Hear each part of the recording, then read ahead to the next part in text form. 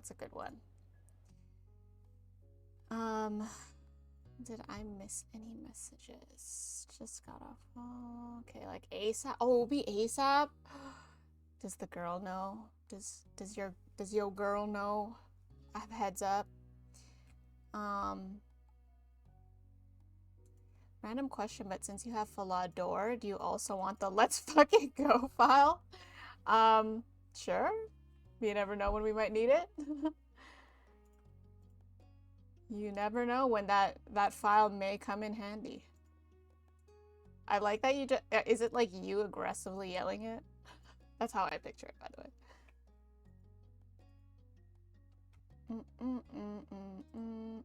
Let's see.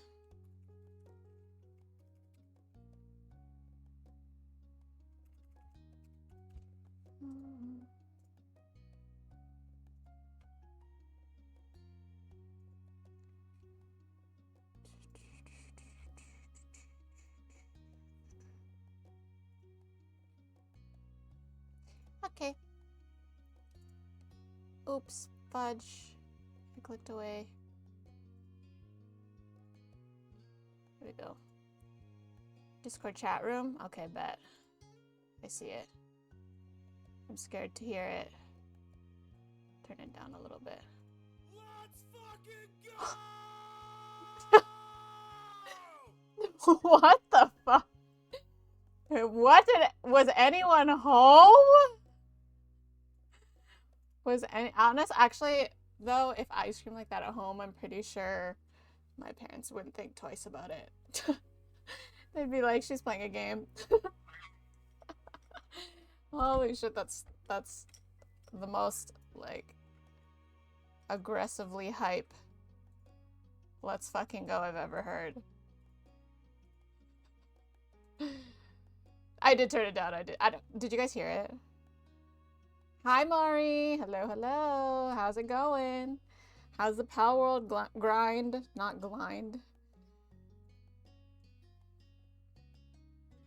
Beautiful serendipity in what I happen to be home alone. Okay, true.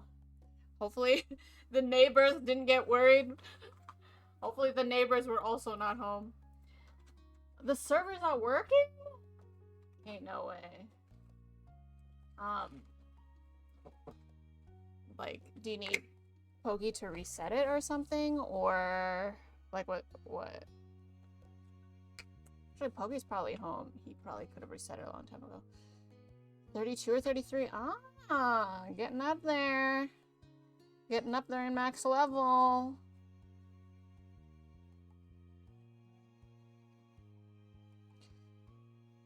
Have you caught any super cool Pokemon? Has anyone caught any legendaries or really rare Pokemon? Or pals, sorry. I'm gonna do these in order. And honestly, these stories are so long. I'm gonna start it now. I'm gonna start it now. I feel like these are gonna take me the entire stream. I got on today, Mari, and it crashed in like 10 minutes. Really? The step 2 start was super long. Hi, Eric. Did I miss saying hi to you? But hello, yeah, it was super long. I was expecting it to be long, but it literally took up most of the stream yesterday. But it was an interesting start, so I don't hate it or anything. But I'm just shocked by how long most of these are. Yeah. I should put the date of the art stream at the bottom. Wait, why did the number of subs change? Because we definitely hit one, like, where the fuck is my mouse? Oh, there we go. You guys ever just lose your mouse? Hello, Kai.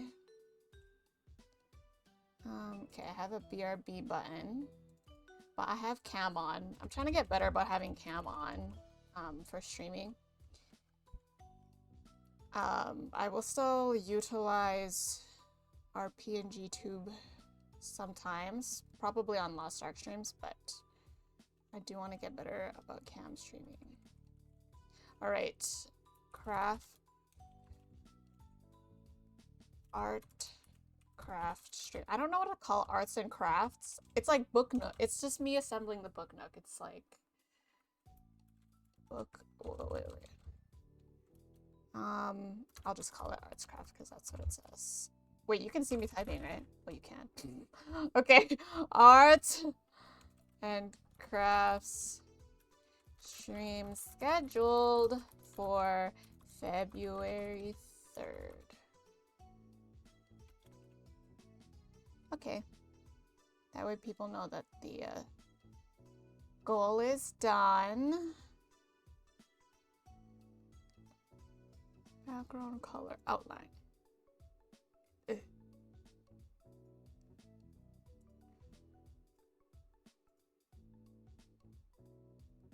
Outline opacity, outline size. Okay. There you go. We level good. Oh, jeez. That shit. That is thick AF. Oh boy. I just got here. I was finishing. How was your dinner? And restarted my computer, so I didn't see the stream start. Ah, yes, I chose for that moment specifically to catch you off guard. Yeah, definitely did that on purpose. Is this?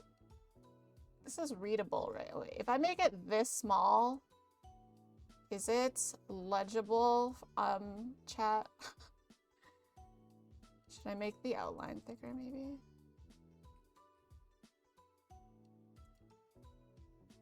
Who is the love interest? The official love. Wait, I spelled February so wrong. WTF. I spelled February. February. Where the fuck? What the? Alright then. The official one is. Oh, this is the thickest outline. Okay. The official. I don't know if I can show you. The official one is our green-haired neighbor, but the truth is, Bryson, that we're actually into his mom and dad. Both, not just one. They are both very attractive, which is good for the guy. Yeah, we're both kids right now. The story is we grew up together. But because it means that he's probably gonna grow up good looking. I need to replace one of them. Oh, I have 3 monitors, of course. I lose my cursor. I don't even think I lost it because of that. I think I'm actually just blind. I only have 2. I do kind of want a 3rd monitor up here. But I'll worry about that whenever I move one day or something.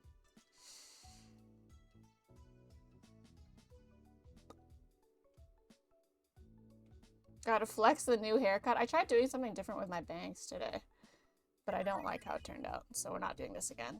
It's extra pokey on the eyes. Thank you so much for the follow. Welcome in. Welcome, welcome.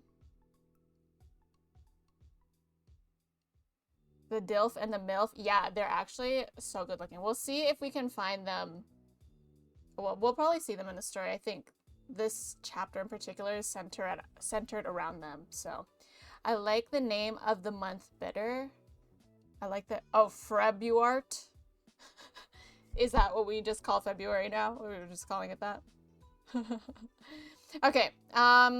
Let's see. So the story we started is called Wave. Not sure what that means. But the family shopping trip had lasted most of the morning. And you still had to unload everything from the trunk before you could go enjoy the afternoon. You cradled another bag in your arms as you headed toward your house. It was one of the heavier bags from the grocery store. Yo, I went grocery shopping today. Loaded with fresh apples, ripe tomatoes, a bunch of carrots, and even half a watermelon. A half? Okay, this is our mom. Okay, the parents in this game are looking good. Okay, the parents in this game are looking good. But this is my mom. I guess there's a few MILFs in here, but yes. Not our love interest mom, who is very good looking. All parents are bad at— yes. Actually, it does make me excited to see what we look like when we're, like, adults their age. That's mommy. That is literally mommy. That is literally what we grew up calling her. But now that we're older, we're too cool to call her mommy, so we call her Ma. Yeah. Why do these parents end in ILF? It's just it's just how it works, Pilates. I don't know how else to explain it. Alright. Ma came out the front door and paused just ahead of you. It's no trouble. Need any help with that, Nikki? I can bring it the rest of the way if you want me to. Yes, please, it would be helpful. Yes, please, it was just too heavy. I think I've got it, is what we're going for. You eagerly agreed with a nod. You didn't say anything. You could finish the job yourself. I've got it. Even if it was large, it wasn't really any problem for you. Ma gave you an encouraging grin and rustled her fingers through your black hair.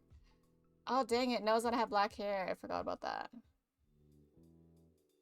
That is Yoruichi from Bleach. True. Mom version. Yoruichi is a mom. Actually true. We do love Yoruichi. Does Yoruichi have yellow eyes?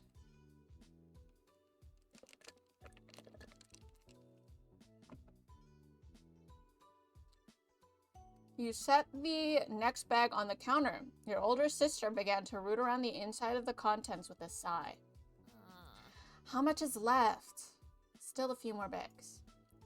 With a huff and a puff, Elizabeth continued putting away the groceries, and you retreated out of the kitchen before you could become the target of her bad mood. We just know we want to avoid. This is our other mom. We call her Mom. She's just Mom. Nikki making up great words today. You know me, man. What was that other word that I made up? A bushel. Well, I didn't make that up. It is a word, but the definition for bushel, I 1000% made up myself. A bushel is a small bush. I believe a bushel, as I learned that day, is that a bushel is a unit of measurement, but it can be a unit of measurement in the form of small bushes. That is the size of 5 bushels. 5 small bushes. That's what I decided. Anyway, whatever it says in the dictionary, it's wrong. Okay. Careful, Nikki. You hadn't been looking where you were going and bumped right into Mom, almost stepping on her toes to boot. Sorry. I can give you a pass this time, but be sure to watch where you're going. If you run into the wrong person, you might get your license revoked. She grinned at the bad joke and not the creepy smile. I feel like everyone else got such really, really good art done, but for some reason, they gave Mom weird art. I don't know. Maybe that was on purpose. I don't know. I do think the artist, whoever the artist was for this, did a great job. KW, did you know what a bushel meant, Bryson? A bushel of new words. Yes, sir. We be making our own vocabulary in here. Wait, I should make a command for bushel now. Bushel. Bushel these nuts. That was such a, like, simple joke that just... What? Hell... Am I getting... Wait a minute. Did this... Wait! Wait! Am I having a deja... Did this not happen yesterday? Hello? Was that an accident? I'm gonna scoot, see you. Colin, thank you so much. I really hope that was not by accident. What the fuck? Wait, did that happen yesterday, right? Or am I making something up? That happened. Did that happen yesterday? What the F word? Thank you so much. For, what the F word? How do we even have that many people in this community? Am I gonna recognize any of these names? Oh, Bryson got one. Let's go. Okay, we recognized a few. There's a lot of names in here, I don't know them. I wonder how it chooses people at that point. I'm reading the names in my head. Oh, Long got one. And Lakitsu, let's go. Saya got one, yay. Bree got one, Colwood. Fuji Water. Oh my god, the names go on forever. WTF. Gifted a bushel of socks. He gifted 100 bushels. That's a big bushel. I do not have a word for a big bush. I do not have a word for that. That's the 100 bushels. Holy shit. He just showed up. Thank you so much, Cullen. I feel like I should just like I feel like I should just schedule the next sub goal that I didn't schedule yet. Like I didn't have a sub goal. Well, I did, but it's like not, it didn't officially start, but I feel like I might as well just do it. I feel like we already got it. WTF, this calls for a let's fucking, that's true. Where is it? Where is it? Let me turn it up a little bit higher. Am I gonna regret that? Probably. Let's fucking go! That should just be my that when someone gives 100, that should just be the alert. Let's fucking go. Oh, I should add that. I should add that to my stream store. Cause yeah, I should add that to my stream store for when I'm playing, because when I do Lost Ark streams, I don't do a good job of reading chat. I can just add it as a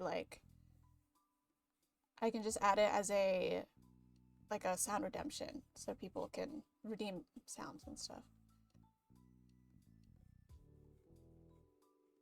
I think we should, I don't know if I have the song anymore. Well, actually it's on YouTube, but also I don't remember what the song was called, but Trap, I know what you're trying to start here, and we are not gonna be here for 10 hours dancing to the same song. We already did that once, we're not doing it again. I know what you're trying to do. I know we already did it once, but we cannot jail ourselves like that again. Bro, when I think back on that stream, I'm like, holy shit, we danced to the same song for 5 hours. I'm pretty sure it was longer than that. Let's fucking go, music starts. Oh, true. That could be a really sick remix. I can find the song for you. Yeah, I know it's on, I think it's on Philatus' channel, right? Oh, that's how we found the song.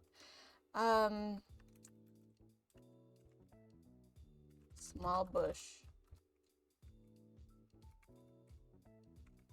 Definition. A small bush. There we go. It's official in the Tome of Azure. Or the Azure Dictionary. In the Trapdex, actually. The Dictionary of Azure is actually called the Trapdex. Which I think we have a... Oh, we don't have a command for Trapdex? That we did. I think Trap just types it manually every time. Holy shit, it's Broxish! I got Ultra Ball that shit. Do I have him?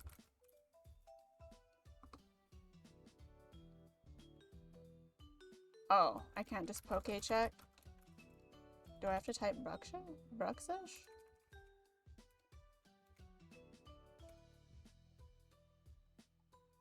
Wait, does poke check not work anymore? What? Poke. Okay, I guess I'll never. Broxish. I don't know. Broxish was not in it before. but I feel like if it was, I would have had it. But holy fuck, it's Bruxish! That's crazy that Cullen would drop 100 bushels and then a Bruxish would spawn. Like, what are the chances of both happening within 10 minutes? What happened in the dance stream was you didn't have anything to stream one day. So I suggested my extended dance song. Oh, I got the Bruxish. Let's go! Let's go! So I suggested my extended dance song video, and then we went dancing for 7 hours. Yes. Yeah, it's ringing bells now. I do remember. I don't even think I have that scene anymore because I switched to OBS since then. But I had a whole dance scene where I had all these GIFs of like random characters dancing. And they all were on beat like perfectly. It was so crazy. Even the ones that weren't dancing. Yes, thank you, Eric. I appreciate.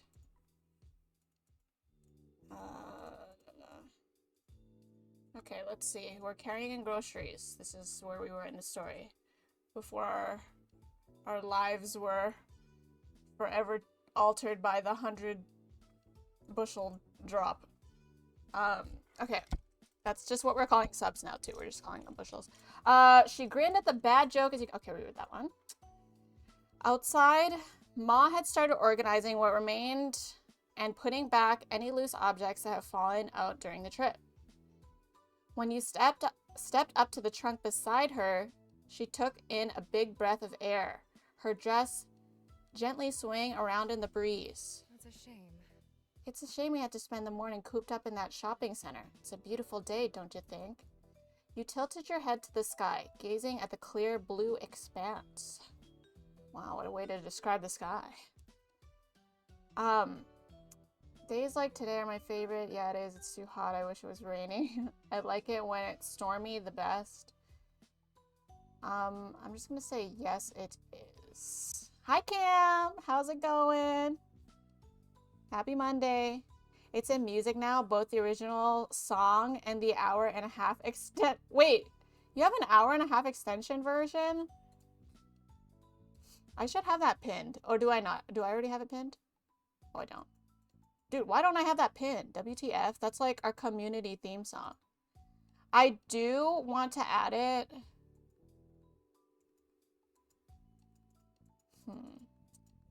Honestly, maybe that should just be that entire song. I wonder if I can set it so that entire song just plays for the 100 subs. Not that that happens. Well, I mean, as of lately, it has been frequent, I guess you could say, but I mean, how often does that happen? That should be the 100 sub, like the entire song. The hour-and-a-half extension? Yeah, but it wasn't long enough. It wasn't long enough. Oh, you posted the original one. Is that the original one?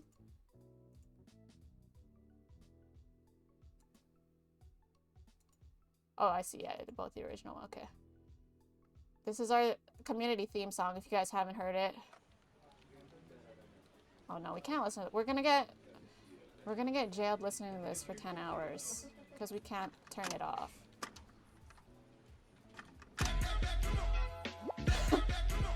We actually can't. I can't. Wait, I want to hear the original actually. They were playing it. They were playing it at a restaurant that I went to. Oh, this is the original. Oops.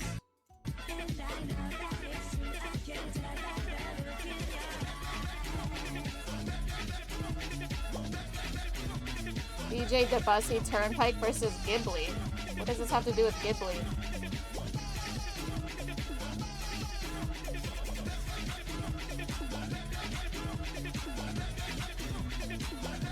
Alright, we have to turn that off before we're jailed for 10 hours. Because it has happened before. I'm not even joking. I'm not even joking that happened before. Hi Tom! Happy Monday! Is your power back yet? It is a very good song. I should just make that the not the extended version, but like just the full song. I should just make that the 100 sub alert. Because I feel like 100 subs deserves to be at least like 3 minutes. I remember when we were jailed from that music. I honestly don't even know what we did during that stream other than dance. I think we actually just danced. Well, I think we found like random GIFs and checked if they all worked with the song, and then they did. And then we couldn't find a single GIF that did not work with the song. Yeah, we just entered a super huge rabbit hole that day. Your power came back. Oh, that's good to hear. That's good to hear. Welcome back to regular society, Tom. One of my favorite moments when I started watching your streams is when that was a redeem, and since it's so loud, oh true, you would yell to be heard on stream, which I thought would be so funny to people near you. Yeah, see, that's what I'm saying is like, I could yell like Philotis did for his Let's Fucking Go, and I'm pretty sure no one would bat an eye. I am pretty sure no one would say anything. We played stuff like Gartic Phone. Oh yeah, that was fun. Did we really? Everyone was on beat. There was not a single not on beat GIF that day. It was a dark, dark world last night. Honestly, Tom, I don't know what I would do. I guess I still have my Switch, your phone, but yeah, that's... I mean, also you don't want to use your phone because then you can't charge it. Yeah. Alright, let me pick this. You closed your eyes and enjoyed the way the sun warmed your face for a few moments before turning back to help Mom with the groceries. ... Oh, hi, Cove. Okay, here's our bae, question mark. He's still bae with a question mark. Even though I am pretty sure we're gonna romance him. You noticed Mom wave over a Cove who had just exited his front door, his surfboard propped under one arm. Let me see, surfboard and wetsuit. Where might you be off to on this beautiful day? Cove flinched at being called to so suddenly. He hadn't realized there were people out here already, but he quickly recovered. Good one, Mrs. Zoldyck. Mrs. Zoldyck. He crossed the pavement to properly say hello to you and your moms. Oh, shit. I thought that was me saying hello, honey. I was like, are we there already? We're calling each other honey. That's just my mom, or ma. He's bae, question mark. Now that's an improvement over step one, bae, question mark, question mark. Yes. Mom, you got a sub, yay! Yes, yes. Welcome to the Church of Azure. She's going to stab us again. Wait, who's gonna stab us again? Who stabbed us the first time? Nani? Yes, welcome in, Long. Bless. I actually think, so I've been saying that I want to make a racing emote. I think the racing emote I'm gonna make is potentially like a bless, or maybe like, but the reason I'm hesitant to do that is because he's just gonna look like an angel because he's a heron. Everyone's gonna confuse him for a Lazinith from Lost Ark or an angel. I mean, he does look like an angel, let's be real. But I was thinking about giving him the little halo and he's just like doing a little bless. I do have the Musashi pray emote, but I feel like that's a different vibe. I've been saying Mom just needs to hold a knife while she's smiling. Are you making Fire Emblem references or are you into that? You are blessed. Spread the word of the Azurites. Yes, yes, Long. Sacrifice the chickens in the name of the Church of Azure. in the name of Church of Azure and in the name of Popeye. The approved... Popeyes, sorry. The approved chicken spot for Azurites. Raisin getting hype. That's actually a funny one to picture. Raisin buried under wedding rings thrown by Nikki. That's also a good one, but wedding rings, like, I'm picturing like him literally on the ground, and then I just draw like these like gold lines covering him. Like that could be super misconstrued into something else. Into something else. Raisin can't enjoy his sandwich. Oh, maybe Raisin like disgust. I feel like that would be a proper Raisin emotion. Him with piercings all along the edges of his wings. I don't know if that's bad for birds. What?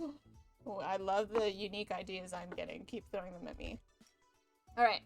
Hello, honey. It's a beautiful day for surfing. I haven't been out on the waves in a long time. I'm jealous. Ma's a surfer? Question mark. Former surfer?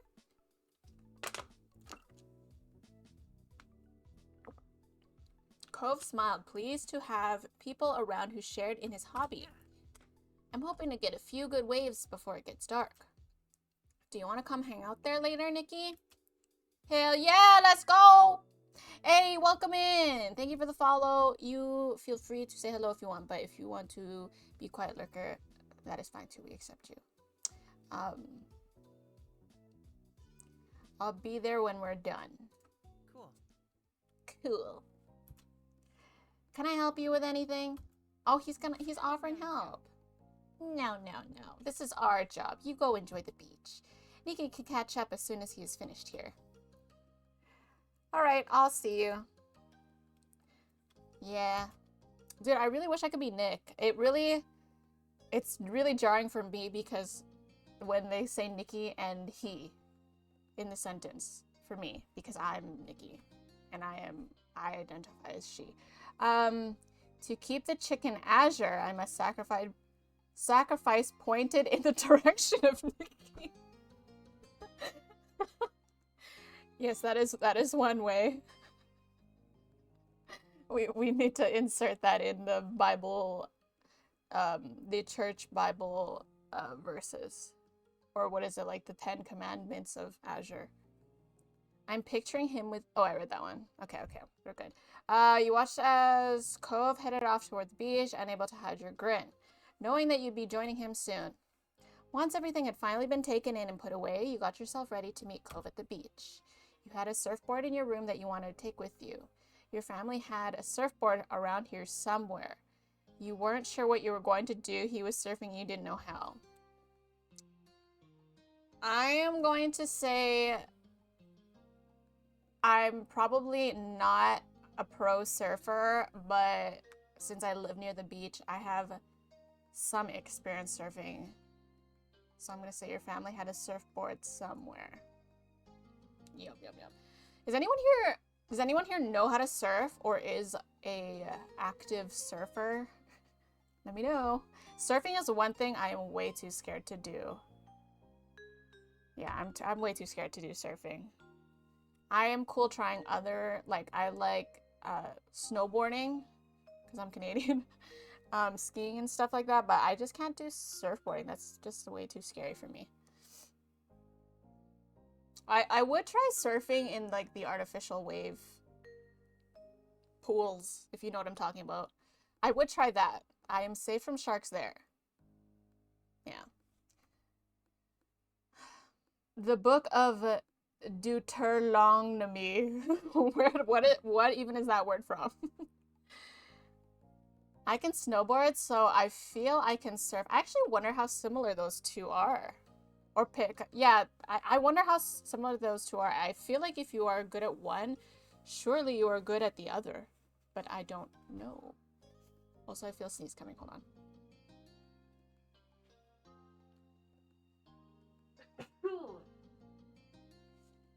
Thank you for your patience.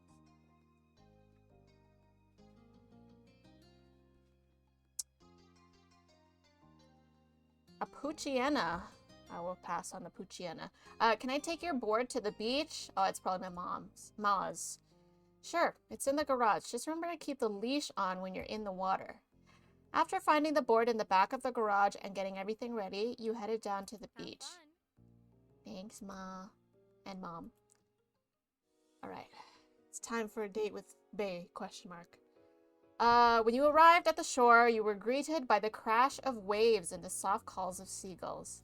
You took in a lungful of the ocean air and felt your olive skin warm in the sun. You noticed a small setup nearby with a towel, some sunscreen, and a bottle of water. It must be Cove's. You spotted Cove himself nearby. He hadn't gone out to sea yet. He was just sitting in the sand at the water's edge, his board propped up beside him. Oh shit, I forgot I had that command.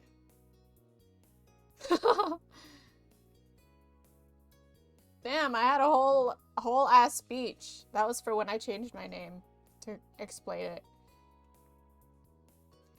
Is one of the first books of the Bible. Oh, okay. Okay, it makes sense now. It makes sense. One of the really important ones, and it kind of sounds like long in the middle. It works perfectly.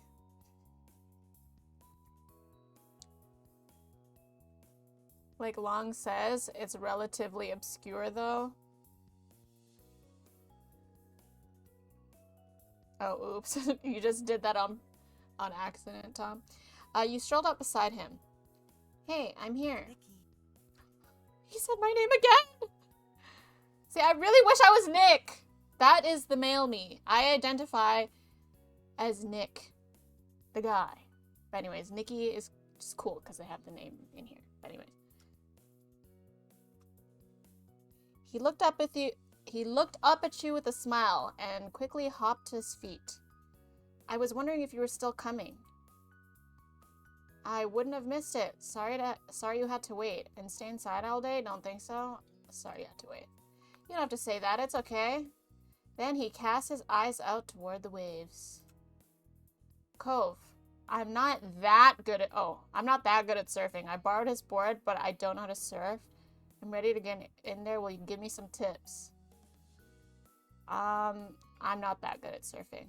You dragged a toe through the sand, feeling silly, but still worried nonetheless. He gave a bent smile. So, we're just gonna have fun, right? Yeah. His words made you feel better, and the two of you headed into the water together. You paddled out into the sea to where the good waves were. The water was cool against your skin. It's nice. Oh, that's a nice shot of him. Dude, he totally looks like he's related to Rhea. He totally looks like he's from Fire Emblem. The fuck?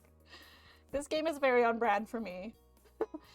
It is the secret forbidden technique of the Long Clan. Can I know more about the Long Clan, please? I'm interested.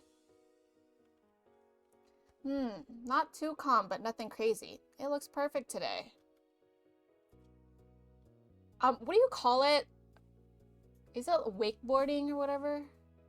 See, I'm not interested in surfboarding, but I would be interested in maybe, actually, I don't know. Wakeboarding? Paddleboarding? Oh, maybe it's paddle. What's that? Is wakeboarding a thing or did I make that up? Did I make up another word today? Wakeboarding? Oh, hell no. No. We're not into this. No. No. Paddleboarding. Paddleboard. Oh, yeah. Paddleboarding. I feel like I would try once in very specific waters. And then I would probably do it for about 10 minutes before I get sick of it. And then want to get off. And just lay on the beach. But yeah. Like, what he's doing right now, how he's just sitting on the surfboard, that seems okay to me. Wakeboarding and paddleboarding are both things, but I don't know what they are. Wakeboarding was like, apparently, it looks like the thing that when they are dragged behind the boat. It's like surfing behind the boat, if you will. I'm not interested in doing that.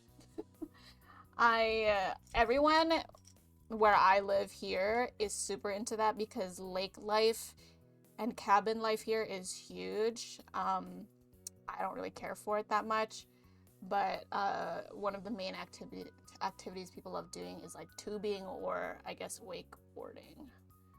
And I am not interested in that at all.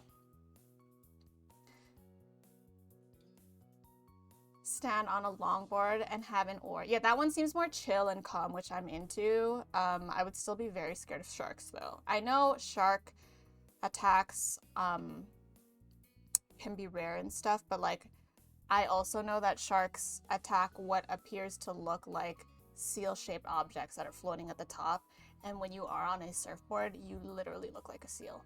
It exists in documents within the Church of Azure. I probably get motion sickness.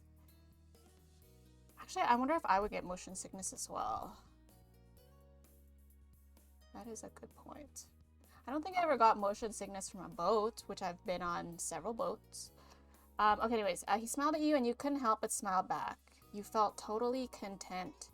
He smiled at you. I just read the same line twice. Okay, until Cove kicked the water a little too hard and it inadvertently splashed you. Hey, sorry. The apology did not come across as especially repentant, as he was practically laughing when he said it. You splashed him back. Yeah, we're doing that. We're frolicking. We're frolicking in the water, guys. You laughed but waited for an opening for revenge. The second he looked away, you kicked back, spraying him. The face. It quickly devolved into a splash war. You had no idea who was winning at the point when the ocean decided to throw its weight around and douse you both with a tall wave. Cove laughed. This is totally Cove's idea of fun. Cove laughed, his smile infectious. You couldn't help but join in. Draw? Nah, I totally won. I'd say you won. Let's just say yeah. You nodded at one another from your boards, bringing the war to a peaceful end. Cove pointed out into the distance. You followed his finger to see some nice-looking waves. Hey, let's get going. What? Do we even surf? You agreed. No doubt there was room for you to do something good. You were ready to have some fun. You started... Oh, okay, we're doing that. Okay, that's what he meant. Okay, got it. You started taking on the waves. Cove tried out a few tricks, and you got into the rhythm of finding just the right waves.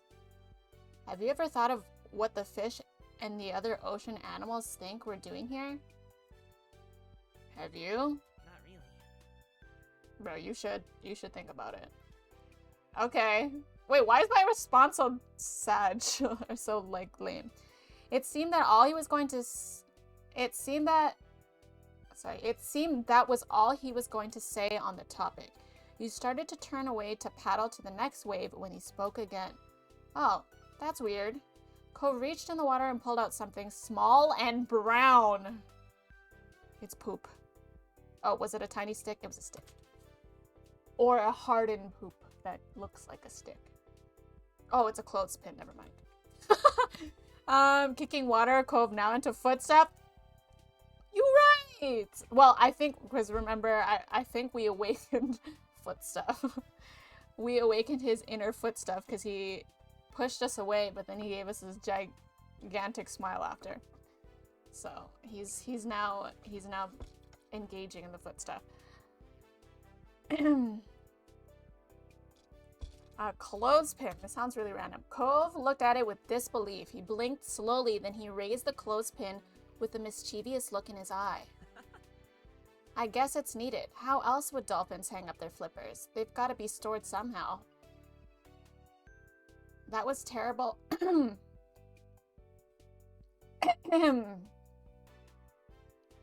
Excuse me. That was terrible on any scale. Please don't. Wait, what did he last?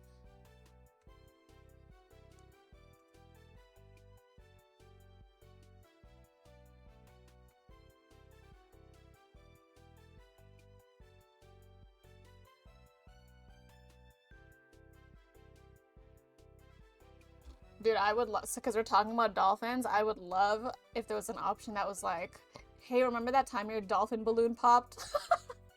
Just bring back the trauma.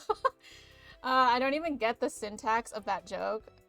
Yeah, it was a very corny joke. Like, what version of flippers are hung up in the first place? That is true, although I've never had flippers, so I don't know. Maybe they do hang them up, and I don't know. I would believe it. That was terrible on any scale. Is that what you would say to him, Eric? Please don't. You're adorable. I'm not sure that even counts as a pun. I actually don't know how to respond to this. Should I just be really flirty and say you're adorable? Like, I like his attempt at joking, but that was a terrible joke. Maybe I'll say I'm not even sure that counts as a pun. I forget what the fuck blue means. I wish there was a little... Well, I don't want to pick options just because they're green, blue, or yellow, though. I do want to just pick them and see what happens. I would not say anything and agonize over doing so later. I don't even think that's an option. You have to say something. Let's see. I'm not even sure that counts as a pun. I'm just gonna say you're adorable. He blushed! We're in. We're in! Okay, Cove reddened and pinched the clothespin open and closed as he looked away from you. You played around for the rest of the afternoon and kept chatting in between the waves. You thought about how you would surf today. You absolutely rocked it. The waves loved you today. You did pretty good. You're definitely improving. You're okay today. Nothing special. You reminded there was a reason why you needed to practice. You're definitely improving. I like that one. A while ago, you never would have been able to ride some of today's wave. You really were learning. If you kept this up,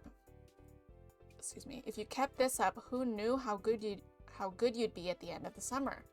Cove gave you a lot of encouragement about your performance. What an afternoon. Oh. The setting sun was visible on the horizon. Every time you would look away, it had sunk a little lower. The beach was darkening, but still pleasantly warm. You knew you should get out of the water before it was completely dark in the sea. You rode one last wave to get back to the beach. There, you picked up your surfboard and gave it a quick once over. Cove followed behind you to the shore. He put his board with his other things and grabbed his towel to start drying off. As he ruffled his hair with a towel, you watched the sun set together. The colors were beautiful in the distance, and the shadows around you deepened. There was no need for words between you two as you both enjoyed the sight for a moment. Cove broke the silence. The waves were good today, I think. Yeah, totally. Perfect for surfing? Perfect for surfing. He nodded mildly. You've gotten so good. You couldn't help but smile at the praise. It meant a lot coming from him. You chatted a little more until the conversation truly died out, and all you heard was the rhythmic sound of waves. Then Cove sighed. The day can't be over. Not yet. He scowled into the distance as if the sun setting the sky was a personal offense. Don't you think it should be longer? Yeah. It felt long enough to me. Only a Shrek could express her feelings. Nah, I feel that. I feel like I wish days were longer. Even though we do be getting tired, I do wish days were longer. Cove stood up straight in defiance of the approaching darkness. I'm not gonna go home yet. I wanna go somewhere. I don't know. Cove was still dripping in salt water, so you weren't sure what the alternative was. Wetsuits were fine for the beach and not much else. It wasn't a good idea for him to lug his surfboard around town either. You'll be real cute in that wetsuit before you go. I need to call it a night. Yeah, I want to do something too. We'll be sure to welcome anywhere soaking. We'll sure be welcome anywhere soaking wet like this. I'll just say I want to do something too. I'm down. I mean, it's a beach town, it sounds like, so I feel like walking around, like, even the shopping area with a wetsuit on is not weird. There are a surprising number of openly flirty options so far this step. I think, yeah, no, I definitely noticed that. For sure that the flirting has ramped up. If I remember, the tutorial said that you decide whether you're going to be romantic with him after step 2, which is this one. And then once you decide, there's like no going back. So I think that's why. I don't know if that's correct though, if my memory is correct. I'm down to do something. Cove nodded with a smile. Then he looked down the shore with wide, shining eyes. There's at least one place that's okay to hang out in. no matter what time it is. The park. You nodded. The park was virtually always empty. Even Elizabeth only went there nowadays if she was looking for you. Right, that used to be her park. She probably doesn't do that no more. How times have changed. She used to be so protective of the place. In fact, the only person there was a chance of running into might be that Jeremy kid again. Oh, God! You brought up the idea to Cove, and he cringed. But I'm still going. The sun is still there, a little. I'm staying out as long as it is. You tagged along. I'm down. Okay, let's go. We're having a moment, guys. Cove took a minute to put his stuff in order. He made sure to get it all, though it didn't take much care to shake the sand off. You dealt with your own things. You stuffed everything together quickly. You took your time to pack your bag. Take time to pack your bag. Actually, everything's probably dirty, so I'd probably just stuff it. I'm done, Cove. He rolled his eyes with a bent smile at the announcement. They like using that bent smile description. Oh no, we're going to run into Bowl Cut again, are we? I sure hope not. I'm trying to figure out what the purpose of that kid's, like, that his character in the game is. Surely he'll show up again. He led the way down the beach to the park. It wasn't far, so it didn't take you long at all. The sun still hadn't completely disappeared just yet when you made your arrival. Cove stuck his surfboard upright in the sand and tossed his towel over the top. By now, the two of you were mostly dry. The summer breeze on your skin kept you pleasantly warm. Cove idly went over to the monkey bars. He grabbed them, feet flat on the ground, and pretended to go across. He had definitely grown in the past few years. You had outgrown the monkey bars. You were way too tall to play on them properly anymore. Damn, how tall these people, these 13-year-olds are probably taller than me at this point. Son of a bitch. 13 is like puberty age, right? I guess it is. I mean, I guess it's implied since we had like growth spurts. But anyways, when he got to a bar in the middle, Cove pulled himself up and through, then sat on top of the bars. I used to do that all the time. That was my favorite place to hang out on the park, was like pulling myself up on the monkey bars and just sitting up there. His legs dangled off the side of the bar as he perched on. You joined him on the monkey bars. You stood nearby. I joined. A very attractive person having a crooked smile is really powerful. We were watching. Oh yeah, how have you been enjoying that? Like, that's your first Singles Inferno experience, right? And the best person had that. Oh, interesting. Who was the best? I am never gonna watch Singles Inferno 3, so you can tell me who the best person was, and I don't care about spoilers. It was my first Singles Inferno experience, and I loved it. Oh, did you guys finish all of it already? That's awesome though that you loved it. Is that your first like Korean reality show experience? Haesun was my favorite. Oh, okay, you both agree. Okay. Oops.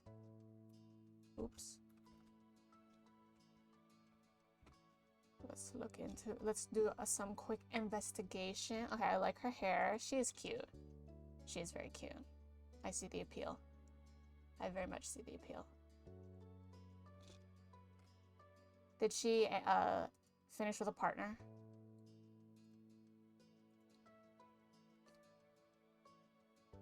Is the best person. It's also not even a spoiler because it's obvious from literally her second scene. Oh, okay. Is that her? Tom has an emote of her? Hey, no way. Tom wastes no time. Her Insta is so cute. I fell in love with her at first sight. Damn. Went to University of Missouri. I thought that was really cool because I have watched Singles Inferno 1, which I hated. And which is why I refuse to watch any more Singles Inferno ever again. But I thought it was really cool because there was a girl that went to school in Toronto. And they had other people who also like went to school in North America, but I thought it was cool.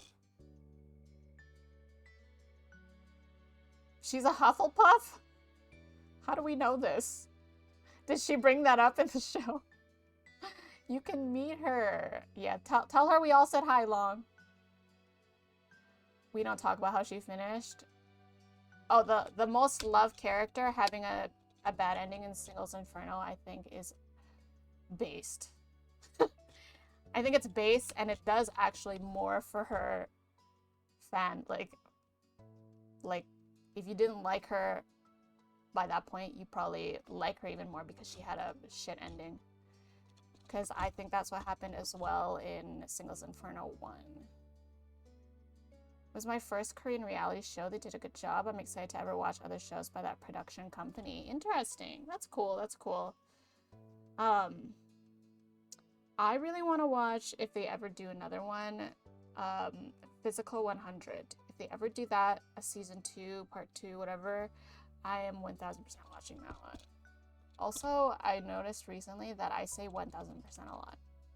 But anyways, that's besides the point. If Physical 100, part 2, season 2, Physical 200, I don't know what the fuck they decide to do next.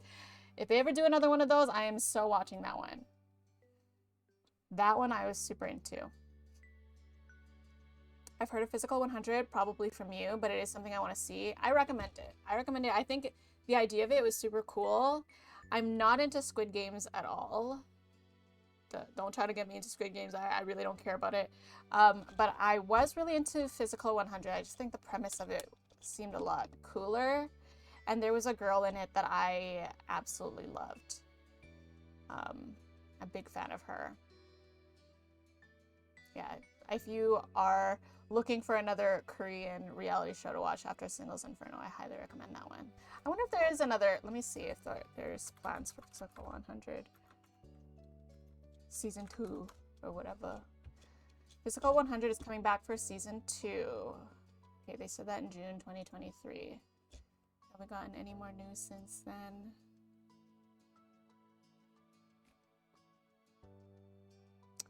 Looks like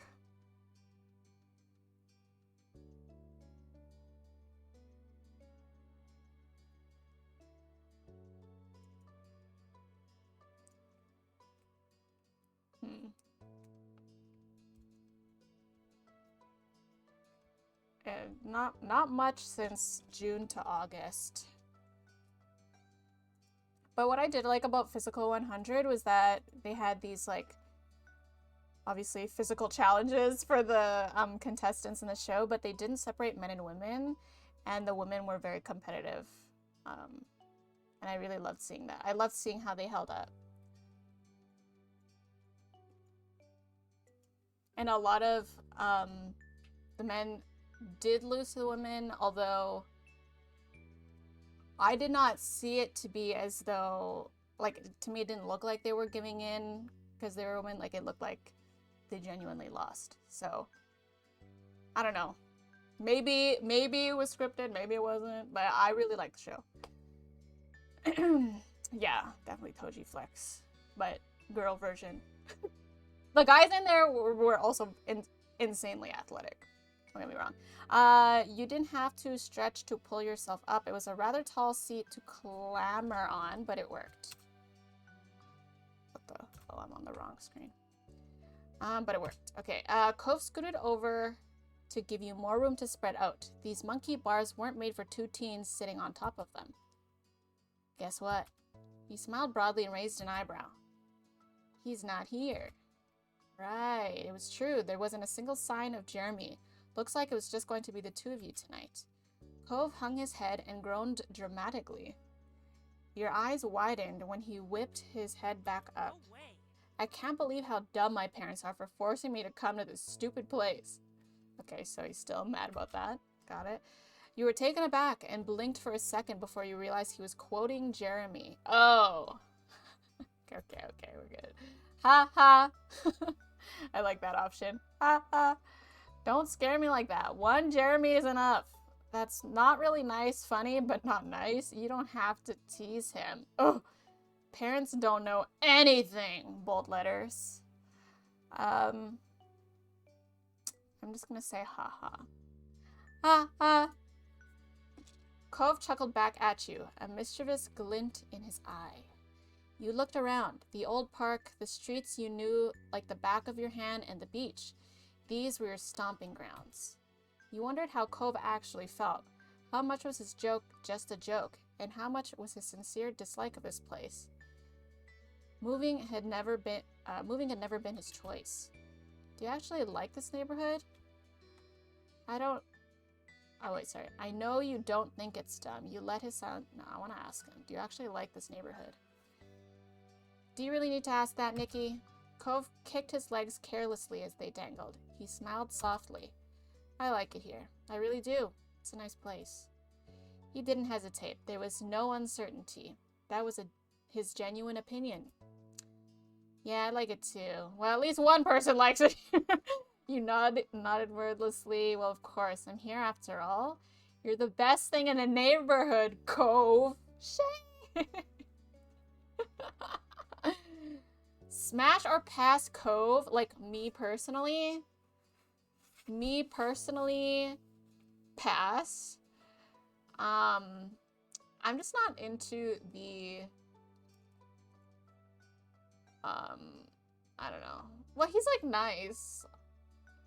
Or at least he's been nice. He's also a kid. We haven't met him as an adult, so we can't be smashing nobody. But Nikki, who is the kid in the game, he is a smash question mark? Because we are thinking about romancing him. It's more on the yes side. How is you're the best thing only a yellow response? That's gotta be like blue-green, hints of crimson. Honestly true. Hints of crimson is very right. What about you, Lancer? Smash or pass? It's kind of weird because like we're like the stories that we grow up together, but we haven't reached the grow up part. We're still kids. Pass? Yeah. I'm just not into... I was gonna say I'm not into the bright green hair or like the turquoise hair, whatever you want to call it, but I do love Lowen. But I don't really love Lowen's look, I guess you could say. I just love Lowen because he's Lowen. So, yeah. I'm just gonna say, yeah, I like it too. I would have wanted to say something along the lines of, well, you didn't always used to love this place. Because he used to hate, like, he was so miserable when he first moved here. That is what I would have said at this point. But it's not an option, so I'm just going to say, I like it too. A contented feeling fell between the two of you. Ooh. Damn, we stayed here forever. It didn't take long for the day to finally draw to a close. The sun was gone and it was dark. You chatted a while longer, but it was definitely winding down. We better get home. I wish days were longer. You chose not to say anything. Silence. You sat in the dark in silence. Cove shifted positions so that his back was on the monkey bars, and he could look up at the stars. That sounds so uncomfortable, but also nice. You wondered how comfortable that could be. Definitely not comfortable. Look at the moon. It's so clear tonight. You glanced up and saw a great gibbous moon. What the fuck is gibbous? That's kind of I feel like that's an ugly word. Sorry if there's anyone who's a fan of the word gibbous. Lowen rides a horse. Cove rides a surfboard. It's starting to add up. Potentially a descendant of Lowen? Question mark? Too bad we can't stay forever. We've already had this talk earlier. We want the days to be longer. Woohoo. We've had this chat. Cove sighed. It was time to go home. He hopped down from the monkey bars with a thump when his feet hit the ground. You clambered down the monkey bars yourself. You lowered yourself more slowly than Cove, and barely made a sound when your feet reached the ground. Cove grabbed his surfboard and threw his towel around his neck. With his water bottle in hand, he was ready. You both began your trek up the road. It was a quiet night, and you didn't run into anyone else. In what felt like no time at all, you had reached your street. As you walked, Cove smiled to himself. Their street is really nice. I would love to live in a street that kind of looks like this. As you walked, Cove smiled to himself. It was a soft expression, and you couldn't help but wonder what put it there. Everything okay? I just remember when we were younger, it used to be such a big deal to come home after dark. You could indeed recall. If you got sandy, your parents would have something to say. If you got wet, your parents would have more to say. And if you came home after dark, well, your mom's and his dad better have said it was okay beforehand. You used to need permission for everything. Wait, they're just free to do whatever now that they're 13? My parents were still strict as fuck when I was 13. That small comment he made exposed just how much freedom you really had this summer. Cove looked up at the sky, a smile still on his face as the two of you walked side by side reminiscing. When you came to your houses, you turned to each other. Thanks for today, Nikki. Bye! It was nice seeing you. This is definitely an interesting experience. Yup, thanks for the awesome day. It was nice seeing you. Okay, why does it... I'm curious why it gives me 2 blue options and 2 yellow options. Maybe one's like super yellow, almost blue. I don't know. I'm just going to say it was nice seeing you. Cove waved and you both turned around to your respective houses.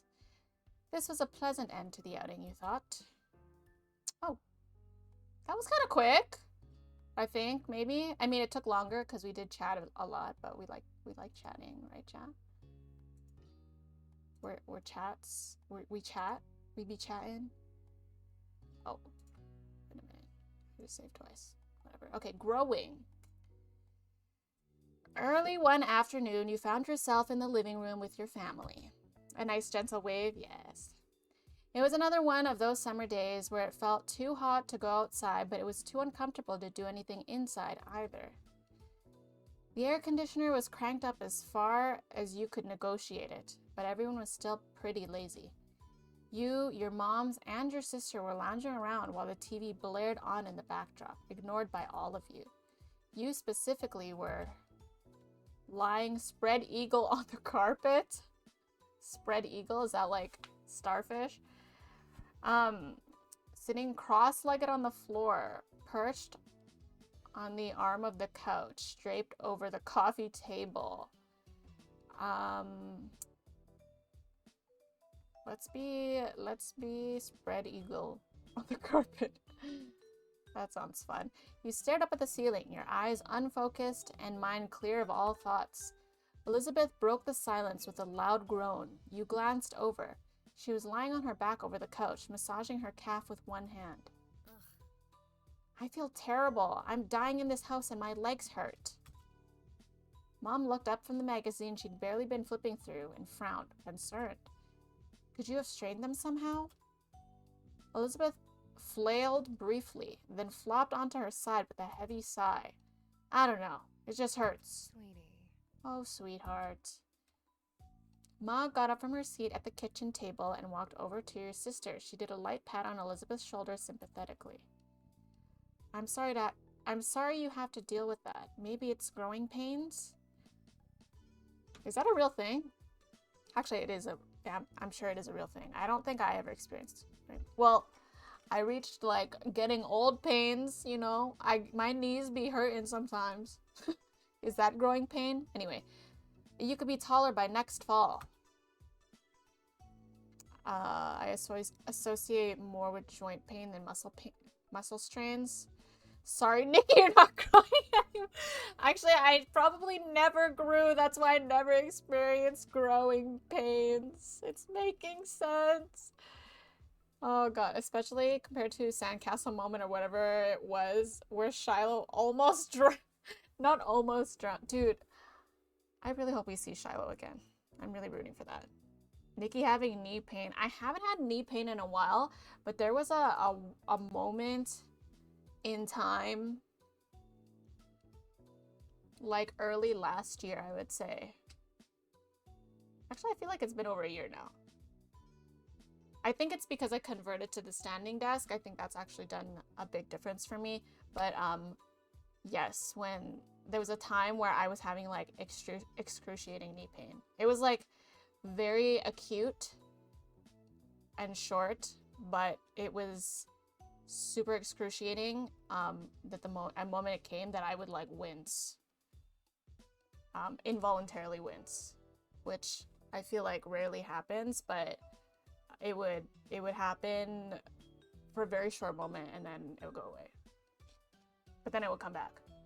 But it's gone now.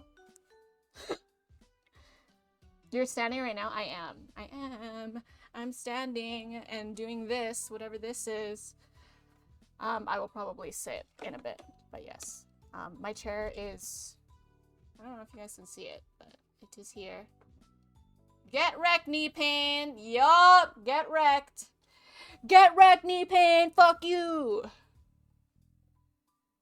Bed looks like half of your height.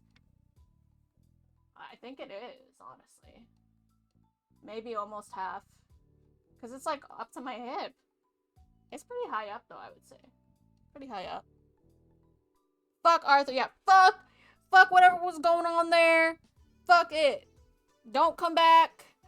We're standing now. And I honestly, standing desk is like game changer. If anyone is, I don't want like a full-time gamer. If anyone is an avid gamer or a regular gamer or someone who just sits at a computer for very long periods of time, get a standing desk. It will save your life. Honestly, I think it would save your life because there's a lot of things that sitting does bad for you. I'm just guessing, but I would guess it was bursitis. It could have been. I never got it checked out. I probably should have. I have a very bad habit of not going to the doctor. Like, I'm one of those people. There's either people who go to the doctor for every little thing or people who will not go to the doctor unless they're dying. I am the person that won't go to the doctor unless they're dying. So yeah. My knee did hurt, but I did not get it checked.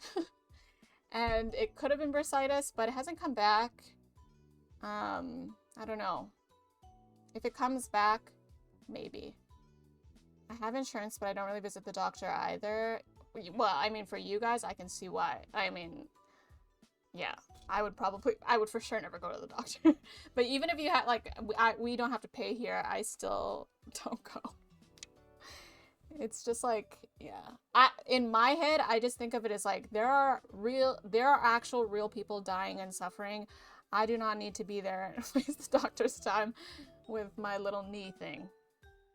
I'll pass on Venus. On Venus insufficient. On Venus? Venice? Wait, what are you talking about?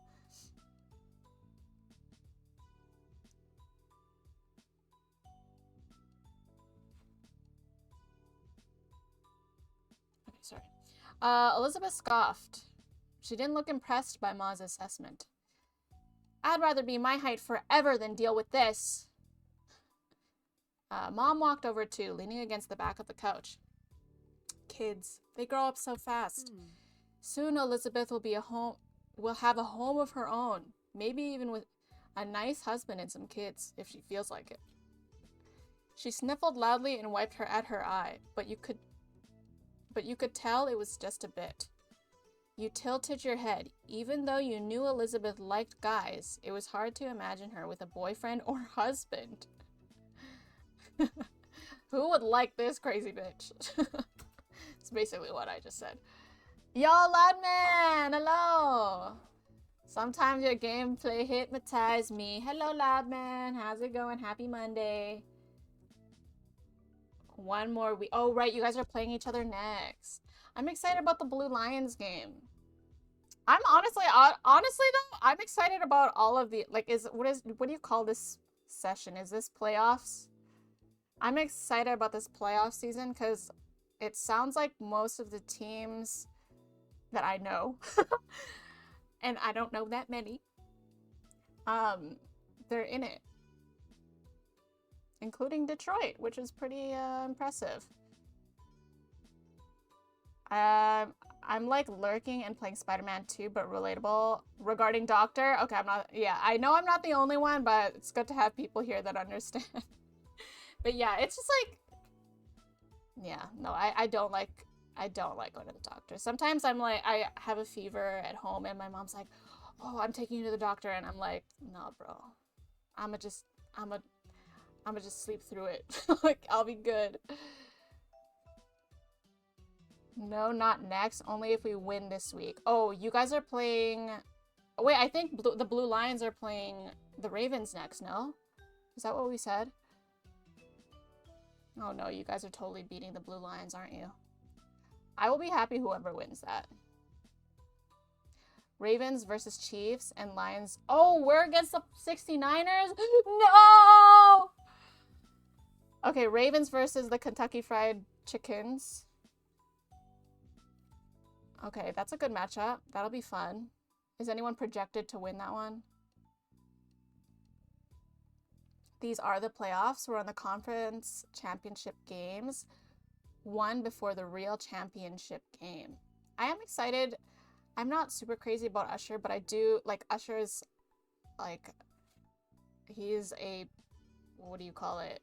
A classic 90s R&B singer, so I did grow up listening to a lot of his music, so it'll be really cool to see what his performances will be like. I'm mostly anticipating whether or not he'll bring guests. I'm really hoping he brings in some people. My guess is I think everyone's predicting Justin Bieber, right? Don't really care for that, but it does make sense for him. I went to the doctor for the first time in like 10 years. 3 weeks ago, but I'm trying to go. That's good. Yeah, no, I do. I also have doctor anxiety. Like, especially for a general checkup, I should go. I should go and get a general checkup done. I haven't in 3 years, I think.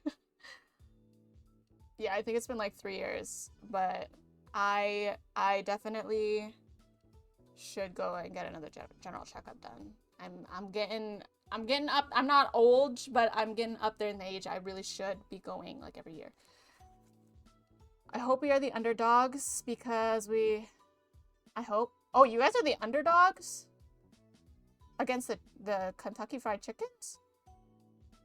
The last 3 years have been predicted by the colors of the Super Bowl logo. So this year will be Ravens and 69ers because the colors were purple and red. What? Is there good, like, is there good backup to that?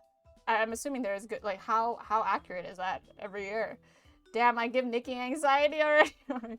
I already have a ton of anxiety with or without you, so don't worry. Don't blame yourself. I don't know if we are, but usually we are underdogs. I see. I don't know, I feel like the Ravens do really well every year. But then again, I haven't seen you guys at a Super Bowl. Wait, who was in the Super Bowl last year? I've also had persistent back pain for the past week, so I may be going back again very soon. Persistent back pain is very debilitating, I would say. So that would probably send me to the doctor as well, because back pain by itself sucks, but the thing about back pain is that it can migrate or like spread if you leave it unattended. So you definitely want to get that fixed. I know that is the same for, I mean, it is the same for any injury really, but like from your back down, so like even my knee, I really should have gotten that checked out because that could go to my ankles or to my back. But my knee thing stopped, so I think I'm okay there. But if it did persist, red is the bottom color, I believe. Oh, sorry. And I believe the bottom color has won all 3 years. Damn, okay. 69ers looking promising. Eagles versus Chiefs. Wait, the Kentucky Fried Chickens made it last year? Wait, did they win? Did they win last year? I remember having this talk, but oh Oh my god, the Kentucky Fried Chickens were the Super Bowl winners. That's crazy. I should have ordered Kentucky Fried Chicken that day. To celebrate.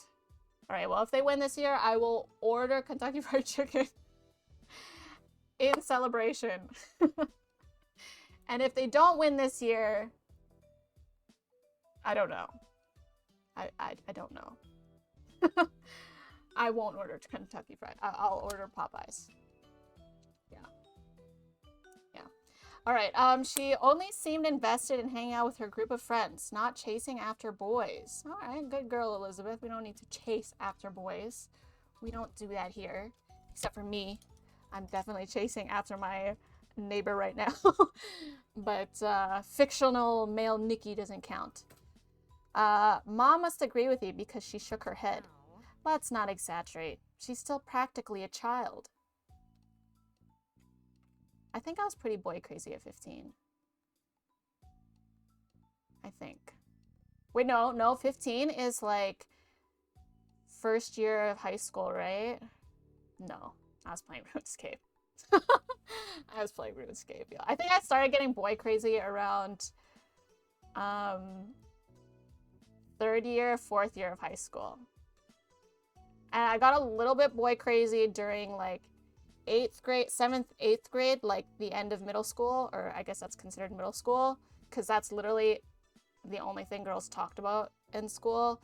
So I conformed.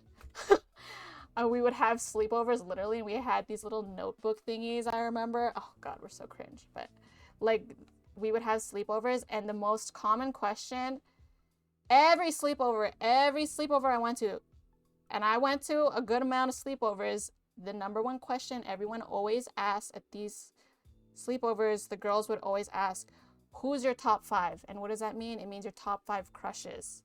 So everyone would be like, my top 5 crushes is this person, this person, this person, this person, this person. And everyone would be like, oh my god, me too, blah, blah, blah. I am so glad I discovered RuneScape in high school.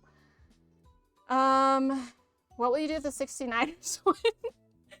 If the 69ers win, I will eat 69 chicken McNuggets. Actually, I don't want to do that. I really don't. Not for my health. But maybe I'll have 69 French fries. That might be doable. American high school, we start at 14, turn 15 first year, 18 fourth year, and graduate. Yeah, I think I got... Did you guys have like your boy crazy, girl crazy phase? Like what age did you have that, if you ever had it? You were certainly not required, but I feel like everyone did go through that phase, right? Or most people. Let's not exaggerate, she's still practically a child. But if you ever do pursue romance, Elizabeth, you can come talk to me about it. Yeah, I would definitely go to Ma about my romantic life. Something tells me I go to her for that and not Mom. I feel like I could go to both, but something tells me Ma would give good advice regarding that. Definitely. We're always willing to lend an ear. Elizabeth's features contorted in disgust. Maybe Elizabeth is asexual. Maybe she's ace. That would be a cool character trait for her. I remember having a big crush on my 6th grade science teacher around age 12. Dang. Do you remember what it was? It was their data. Oh my god, because they were presenting data to you. Oh my god, Eric, it makes sense.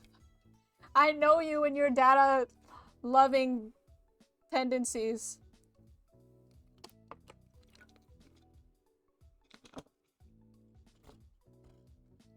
Elizabeth's features contorted in disgust. No way. I am not talking to my mom. Oh, she was disgusted about talking to her moms about it. Mom's jaw dropped and she gasped.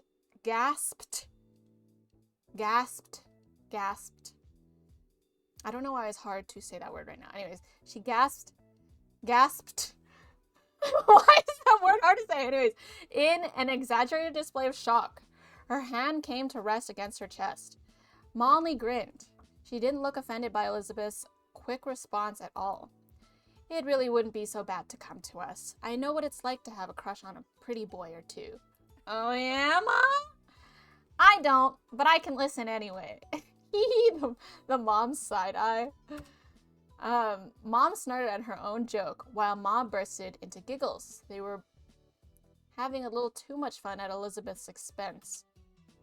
My heart flutters at the thought that these will be my sisters someday. these will be them. As parents.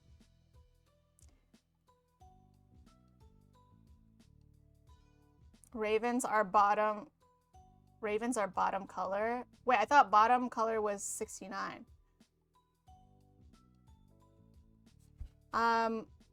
Although she did give a lecture once comparing parts of the flower to the female human genitals, that made a big impression on me, and I don't care about flowers. That lesson resonated with you, huh?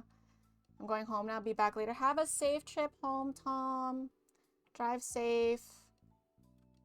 Elizabeth certainly wasn't feeling the amusement because she rolled her eyes and sat up. I'm going to my room. I'd rather melt alone. Thanks. She strode off toward the staircase, taking the steps 2 at a time. Your mom stared after her, then turned to each other with raised eyebrows. It sounds like Elizabeth does have a crush on someone, and she certainly does not want to talk about it with anyone in this room. Whoops. Looks like we scared her off with all that romance talk. Well, oh well, we'll get her next time. You watch them titter with some surprise. Obviously, your moms liked women, but you had no idea that Mom liked guys too. Today was the first time you'd heard her say something like that. My, I always thought you liked ladies. You like guys too? Okay, we're getting some mom and mommy lore. Ma turned to you, happy to bring you into things now that you'd spoken up. She smiled and nodded. That's right. I like both. But I like your mom most out of everyone. She's special. Ma's smile turned all soft in the corners, like it usually did when she looked at her. She pinched Mom's cheek lightly. Mom reached up to cup a hand over Ma's. Okay, now we're just third wheeling. Okay, even when Ma stopped pulling her cheek, their hands remained clasped together. You're fantastic. Thanks, Lonnie. I think most women have charm, but no one can hold a candle to you. Oh, Pamela. Ma beamed and kissed Mom on the cheek she'd been pinching before. But yeah, we are 1000% third wheeling our moms right now. You thought the moment was very sweet. You cringed. Your parents are embarrassing. You laughed. Whatever. I think it's sweet. For real, in-game Nikki needs to vamoose. Yeah, that wasn't even an option, was it? Yeah, it wasn't. You smiled to yourself at the sight. No matter how often your moms expressed their feelings for each other, it was always nice to witness it. I don't know about that, but okay. Ma looked back at you, letting Mom's hand go with a brief squeeze. She settled down next to you, and Mom followed soon after. Are we getting interrogated? You know, I'm also here to listen to you whenever you're ready. That offer isn't just for Elizabeth. Ooh, do we talk about Cove? Do we talk? I did say that I wanted to talk like that. I would feel okay talking to my moms about my crushes because I feel like safe around them. She bumped her shoulder with yours, a reassuring smile in place. There's no rush, of course. You can take all the time you need to figure out what or who you want. it's okay. Don't think you have to stick with whatever you come up with right now either. Life's nice like that. It can change and you can learn. Mom nodded her agreement. The two of us are happy to hear you out, and we may be able to relate better than you think. Still, we won't push the topic.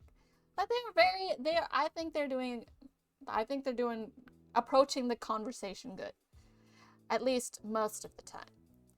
She gave Ma the weakest, scathing look possible while being unable to stop grinning.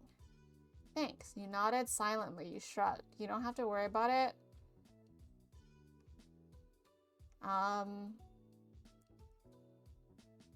Thanks. You nodded silently. No, I'm just gonna say thing. You nodded silently sounds awkward. We'll just say thanks.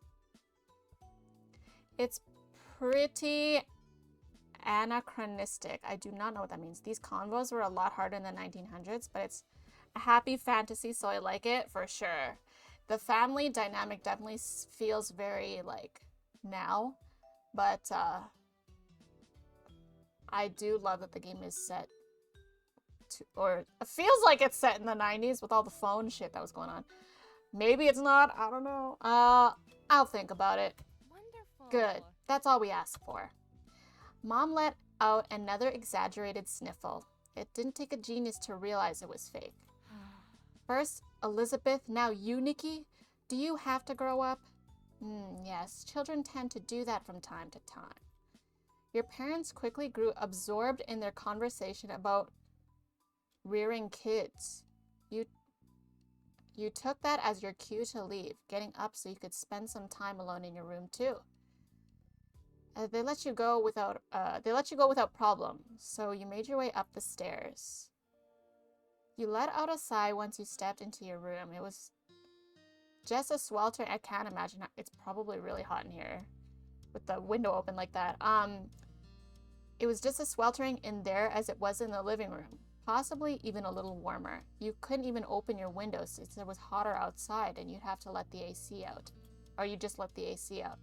You dragged your feet as you crossed the room. You checked your current sweltering condition in the mirror as you passed by it. You thought back to the conversation you'd had downstairs, growing up and all of that. After a moment, you stepped a bit closer to the mirror. You stared into it, then turned away from the surface to look down at yourself. You were definitely growing all right. It was weird thinking about how you were now in comparison to what you'd been when you were younger. When it came to your body, it was getting some muscle. We get to decide. Are we a little chubby, slender, heavy set, scrawny? I'm gonna say slender. God, I am Brad Burns, aren't I? Goddamn. Flex on him, Nikki. Hold on. Oh shoot.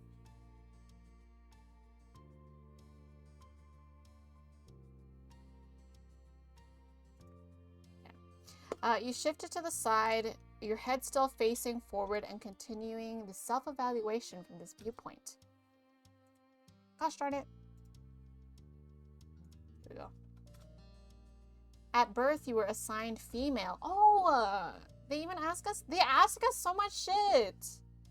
At birth, you were assigned male and you were born intersex and, wow. At birth, I'm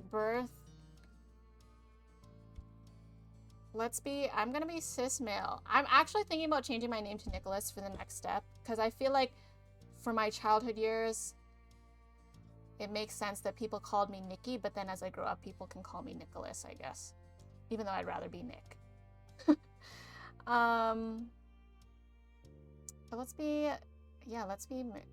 we're a dude. Where's that option? At birth, I was assigned dude. Your chest... Wait, what? What? What about my chest? Your chest was only flat. Your chest was flat, but you thought about it being different.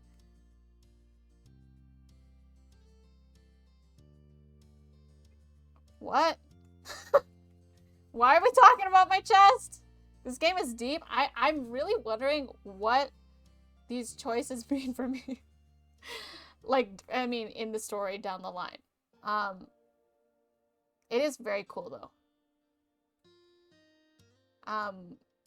But why is my chest coming up? My chest was flat at birth, but you aim to have breasts. Your chest was only flat. Your chest was flat, but you thought about it being different. Oh, okay. It's like, maybe I'm thinking of transitioning. I'm gonna say I'm a dude. I'm a proud dude. I'm just a dude.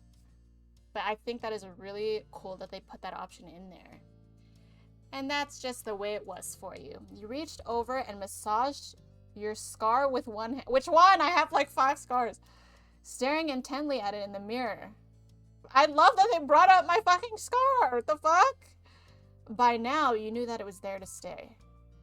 You took a step backwards, finished your impromptu inspection. You locked eyes with your reflection, cocking your head to the side. All things considered, you thought you looked fantastic. You didn't look too bad.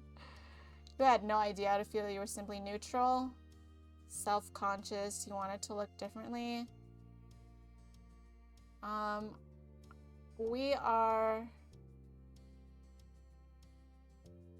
confident, but not super confident. So you didn't look too bad, I think. Still not sure what any of these choices mean, but I love that I have these choices. A slight smile tugged at your mouth. Sure, maybe you wouldn't be a model or anything, but you weren't half bad. You shook your head roughly, putting thoughts of what you were turning into out of your mind. This wasn't the time to focus on such things. You had something to do in this. You had to find something to do in this heat. You shuffled over to your bed, collapsing onto the mattress, your brows scrunched up in thought. Time passed slowly, and to your annoyance, possible ideas about what to do were few and far between. You weren't sure how long it had been, but eventually you heard your mom call from downstairs. Damn. Nikki, there's a call for you. Cove wants to come over. Is that all right? You perked up at the words, sitting up in bed. Excuse me. You yelled back to her immediately. Yeah. I'm surprised I didn't get a choice. You got to your feet and headed downstairs, eager to see your friend. Wink. You needed to go downstairs soon anyway, because your empty stomach told you it was almost time for lunch. Just as you reached the bottom of the stairs, you saw Mom put the phone back on the receiver. She glanced at Ma, leaning her hip against the kitchen counter. Typical. Well, here comes trouble. We better prepare ourselves. Ma clicked her tongue in clear disapproval of Mom's words. He's such a good boy. Cove never wants to cause trouble. He can just be a bit thoughtless and impulsive. I feel like he hasn't been like that since he was 8, personally, but maybe, I don't know. I've only been step 2 for a couple moments. Oh, I know. He's very sweet, but that's what makes it more of a problem. If a stranger or some kid from school was egging Nikki on to behave badly, I think we both agree that he'd do the right thing in the end. But if Cove Holden got into a reckless mood and wanted Nikki to be a part of the ride, can we really be certain of what call he'd make then? Damn! They questioning me? Yeah, I'd probably do some crazy shit for him. Let me live, Mom. Let me live.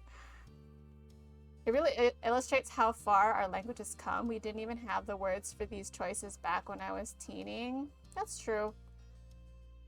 He did just break into your window. That was pretty... Okay, that's true. That was very bold.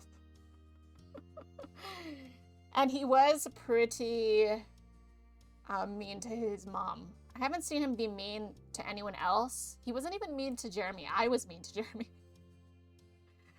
I've actually been the mean one. I've been mean to Elizabeth for reasons. Okay. I've been mean to Jeremy.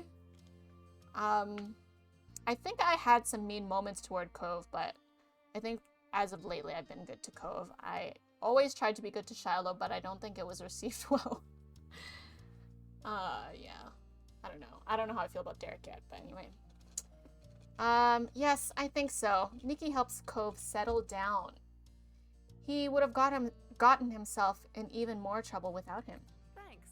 You have a point. Ma just laughed. As she turned away, still snorting, her eyes met yours. She blinked in surprise. Oh, they didn't know I heard all that? She blinked in surprise, then waved at you with an easy grin. Mom looked over, noticing you at the foot of the stairs as well. Oh, I didn't expect you to come down already, Nikki. I just wanted to let you know what was happening. You pretended you didn't overhear their conversation. I don't know what calling her out means, but I don't want to act like I didn't hear it. Like I'm down to talk about it. Well, if I hadn't come now, then I wouldn't have heard everything you said. Pam. Ooh, you got caught, Pam. What? What? You were saying things too. This is true. I didn't say anything. I would have told Nikki directly. Oh, you're unbelievable. I'm gonna have my parents separated over me. You shook your head at your parents, even as you fought a blush when you remembered just what they'd been discussing. All right, you got me. I'm sorry for being gossipy and saying that about your friend. I can be bad too. Let's go. We'll get out of your way now. I didn't mean to like call them out. That I don't think they said anything bad, personally. Mom sighed in mock defeat and made her way down the hall. Ma followed after her with a hushed giggle. Now you were alone in the living room, tasked with waiting for Cove. Thank God he's decided to come over because we were bored as fuck. Apparently we don't play video games. And that was just fine with you. If it hadn't been so hot outside, you would have visited him at his house a long time ago. You took a seat at the kitchen counter and settled in for the wait. As expected, there was a knock on the door a few minutes later. When you got up and answered, your neighbor was standing on the other side. He came in once you stepped aside to let him pass, giving a little wave. You greeted him as you typically did. With a wave, with a low high five. Ooh, we're so cool, low high five. A nudge to the shoulder. A nudge. Oh, that's my computer. God, that scared me. Stop sending me these. I literally click don't stop all notifications. It does it every day anyway. With a noogie. No, you know, we don't do those. We don't do those. With a hug. The nudge feels weird. The hug is... actually the hug, I feel like the hug is fine. That can be completely casual. The wave is weird. It's just like, hi. I don't know. Noogie is definitely weird. So it's either low high five or hug. Low high five is trying too hard to be cool. Fuck it, I'm hugging him. He groaned and wriggled in your arms like a fish out of water. Stop, it's too hot for this. You didn't take pity on him. You knew he was kidding. If he really wanted to get out of a hug, he would have done it already. He groaned. Wait, what kind of groan? Wait a minute.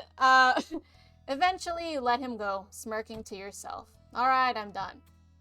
Cove sighed. I feel like whenever I greet my friends, I do hug them, but that might be a girl thing. But fuck it, this is male Nikki. Male Nikki hugs. Do you greet your friends with hugs? Yeah, I don't know. I'm pretty sure I greet my friends with a hug. Cove, I certainly don't wave at them. I think that's weird. Unless it's like, I think I wave at them if I'm saying bye. I think that makes more sense. Anyways, Cove sighed and wiped at his face a bit. You noted the sheen of sweat across his brow. He must be glad to be back in an air-conditioned place, even if he had only had to walk across the street to get there. Is something going on? Why'd you want to come over? I don't want to do anything. Not when it's like this. Wait, isn't a hot day like the perfect time to go to the beach and go surfing? Weren't we just talking about how we wish the day was longer so we could go surfing more? He gestured vaguely to the humid air hanging around. I thought I could at least do nothing with you. That's true. Those are my favorite hangouts, doing nothing with a friend. You thought that was really sweet? How'd you know I was doing nothing? That is a good point. Maybe I had plans. You nodded. That made sense to you. I was thinking the exact same thing. Yeah, how'd you know I was doing nothing? Well, I'm assuming he called to ask. That's my guess.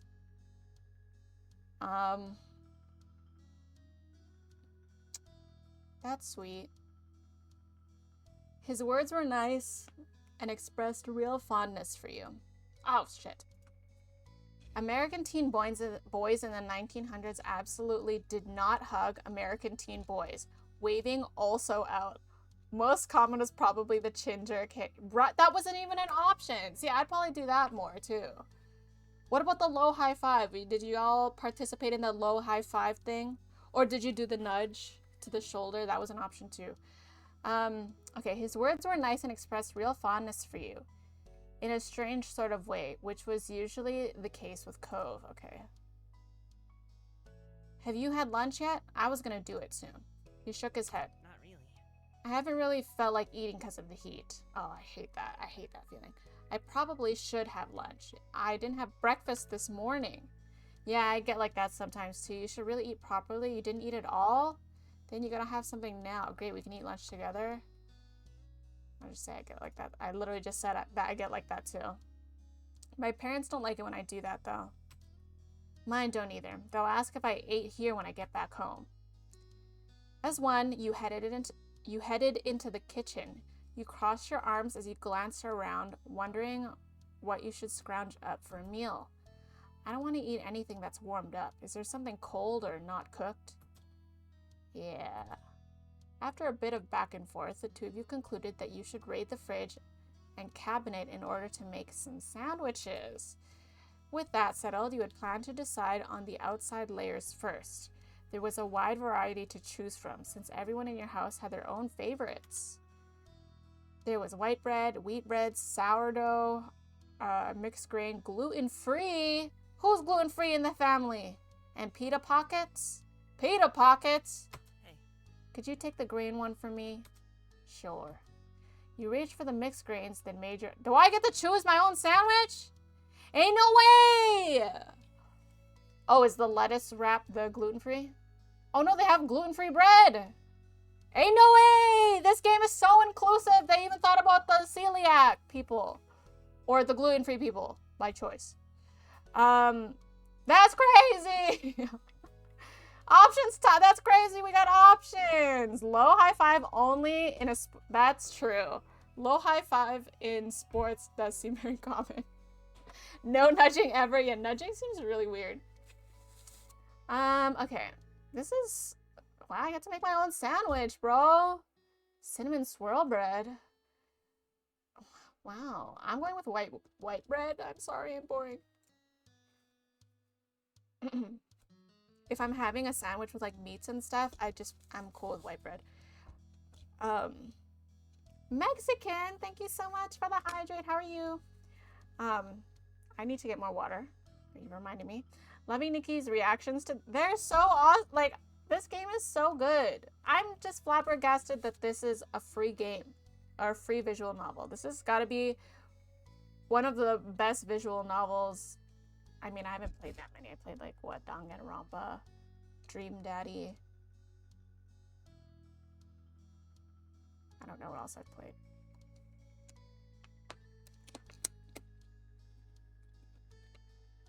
How are you, Mexican? How's your Monday? Oh my god, that emo's so cute. Oh, that's a hype emo? Do I have that one? I'm actually shocked that I didn't get a hype train for... Oh, I do have it! Oh, that's so cute! I'm gonna use this all the time now. You pulled out white bread too. Setting both items onto the counter. Alright, what are we putting in our sandwich, folks? Then you had to decide what the main direction the sandwich would go in. Wait. You had to decide what main direction the sandwich... What does that even mean? You wanted to make a sweeter style of sandwich. Oh, like jam? No, savory. Something savory would make it feel like a real meal. As for specific ingredients, what is choosing my sandwich gonna do for this story? I don't know, but I just love that they're letting me choose what kind of sandwich I'm having. Honestly, even if it does nothing for the story, I enjoy choosing my own sandwich. As for the specific ingredients, what the fuck? I am making a whole... We're playing sandwich making simulator right now. I kind of want a sandwich now. Okay, we are going to have... If we're just having a cold sandwich, I am cool with just ham and cheese, honestly. Let's see what we've got here. We've only got a choice between ham and turkey or tofu for the vegetarians. I've never had hummus in a sandwich before, but I do imagine that it's good. I do love hummus, but I just don't know what kind of sandwich you'd put with hummus. I should try. Anyways, let's go with a ham and cheese. Is Cove a sweet bread or a savory bread? He went with the grain. He went with the grain or whatever. Multi-grain or whatever it was they worded it. Had to stay late at work like 3 hours, but home now eating some Hawaiian food. I understand. Fud. Oh god. Honolulu Chimkin. Oh, I've never had that before. Rice mac and cheese and some pineapple. That sounds amazing. Hold on. What is Honolulu chicken though? I put too many. No. I put Honolulu. Thank you for the follow, by the way. Welcome in. Honolulu chicken. Oh yeah, I've never had this before. I don't think I can get this anywhere here. I could probably try making it.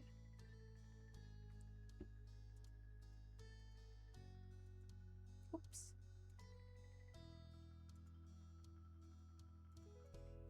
But yeah, sorry you had a longer day at work. I hope, well, hopefully you get to relax the rest of your day and have a normal length shift tomorrow. Are we gonna get a panini press up in the... Is that an option, actually? Maybe that's the next step. We decide if we panini press it. We said we wanted... I think we said we wanted a... We didn't want a warm meal. We wanted something cold because it's a really hot day.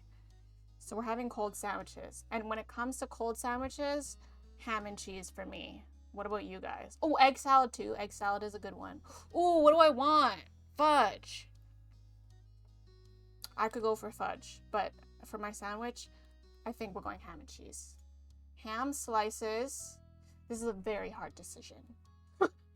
This is a very hard decision. Okay, we're gonna go, I thought, oh, ham. Okay. Oh, we can have avocado? Since when was that there? Oh, can I take back the ham? Wait, what would I put with avocado? It would just be egg. But that is not an option. It's just egg salad. I would not want avocado with egg salad. I guess maybe tofu. I don't know. I would honestly just eat the avocado on the side. Okay, anyways. We are going with ham and cheese. We only have cheddar and pepper jack, mozzarella. I guess I'll go with pepper jack. Wait, I kind of want cheddar. Whatever. Okay. Lettuce. Cucumber. Those will be nice and cold. That will be nice. We don't do tomatoes. We don't do tomatoes. We skip those. Nikki does not eat the tomatoes in her sandwiches. So we don't do those. Kanna eats my tomatoes. Hi, Blade. How are you? No red onion. Also no onion. I am with you there, Blade. We are not doing the onions. No red onions. No onions. Green onion. No, we're not doing that.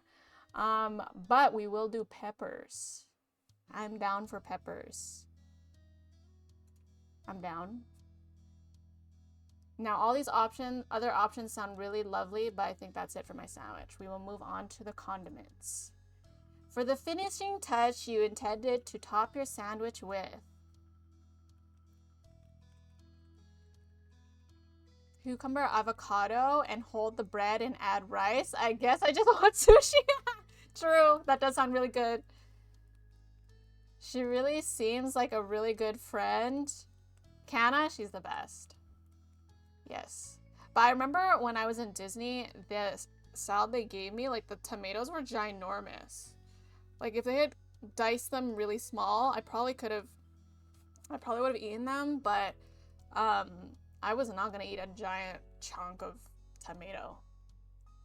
And she happily ate it. Good friend she is. Can you pick every single one? Make this like a 2 foot. I'm pretty sure you can. I'm pretty sure you can. I've converted back to iPhone. Wait, really? What made you convert back? Because I was actually thinking about converting to Samsung. I actually am. Alright, well, now that you've converted to iPhone, welcome. And I will be going to Samsung. So, bye. Hello and goodbye. It was nice meeting you. But what made you switch? Okay, we're gonna go with... Oh, salt and pepper. We don't do mayonnaise. I'm not a mayonnaise enjoyer, but I do love mustard. Extra mustard. Pesto sounds nice, but not in the... Oh, wait. Okay, I regret the pepper jack cheese. I wish I went cheddar. And just had the salt and pepper and maybe a little bit of hot sauce. We can't change it now. We can't change it now. We're in deep. That was everything. You nodded to yourself with a quiet hum, satisfied. The two of you... Wait, did those options have colors? Oh, wait. Wait, they did! So my choices do mean something. What the F word? Just want to try iPhone again, and I had this note for 10 plus. What? You've had the same phone? That's rare, I feel. You hadn't upgraded your phone in 10 years? Or you've just been buying notes? Needed an upgrade? Yes, you did. I really want the Samsung Flip, the one that does this. Do you guys know which one I'm talking about? This is what it looked like. The Samsung Flip. Is Nikki a fan of hot honey? I don't know if I've ever had hot honey, but I would not be opposed to it. I absolutely would try it. Have I ever had hot honey? I don't know. It sounds like something I would like. I love sweet and sour. Or sweet and sour. Sweet, hot and sweet. The Flip is cool. The Flip looks really cool. Nikki, that's a sock puppet? No, it's the Samsung Galaxy Flip. That's what this is. This is sock puppet. This is Samsung Galaxy Flip. And this is Samsung Galaxy... Fuck, what was it called? There's another one that opens like this. There's Flip, and then there's this. Book. I don't know, I just made that. Book. I don't think it's actually called Book. But it opens like this. I'm a pro at hand movements. I should try those, like, hand shadow thingies. Fold! Yes, the Galaxy Fold. That's the one. Blade saying decade made me suddenly realize that, yeah, I've had a cell phone. Wait, why don't you guys upgrade your cell phones? Like, when your contract ends? How long are your contracts? Because for me, it's just natural to upgrade your phone because the contracts, I mean, back even when phones just came out, the longest contract you could get was 5 years, which was very long, and it was very rare that you actually kept that phone for 5 years. But anyways, at the end of your contract, you just, if you upgraded your phone, like, you essentially, I mean, you pay for it, but like, it's just worked into your bill, like your monthly bill. I mean, you guys pay less per month. I understand you do. Like, my phone bill is like, oh my god, what is my phone bill? My phone bills have been like 80, 90, I think. Canadian. Okay, so that will sound a lot higher to you UK and American folk. But that's like pretty normal here. So like if I upgraded my phone in 2 years, when my phone contract ends, if I upgrade my phone to a new iPhone or whatever I choose, my phone bill will not change. It will continue to be around 80 or 90. So it makes no sense for me to just keep the same phone. I can keep the same phone, but it's just like I'm already paying 80, 90. Just get the new phone. I buy the phone up front. I mean, yeah, I guess that is an option. I've just owned a cell phone, but I just don't see a reason to buy a phone up front. Other than like you take off like maybe $20 off your phone bill every month. Hot honey is great. It's normal bee honey. Oh, is it hot as in like temperature hot? I thought you meant spicy. With some kind of chili. Oh, no, it is spicy. Okay. No, I've never had. I would absolutely try that. I love honey and I love chili flakes, so I don't think I've ever had that. Maybe I have, but it is not coming to me. That does seem like something Hawaiian, though. Is that a Hawaiian thing? I've just owned a cell phone. Oh, you've owned a cell phone in general, not the same one. I feel like it was only 7 years since I got my first phone, but it was more like 13. Oh god, how long has it been since I had my first phone? I got my first phone in 8th grade. I was one of the first kids to get a cell phone because my parents were cool and they let me have a cell phone very early. But it was, of course, a pay-as-you-go one. So it wasn't quite like a cell phone of today. My parents let me go to school with those chunky Nokias with the antenna that you pull out. My parents let me go to school with that. And none of my class, I was the only one in the class that had that, and all my classmates thought I was like so cool. They're like, oh my god, she has her own cell phone. And I was like, yeah, look at the antenna. Boop. I just buy phone and do SIM. Yeah. Oh wait, you buy the phone like you buy the phone up front, like you buy the full phone. What is the cost of a full phone? I don't even know anymore.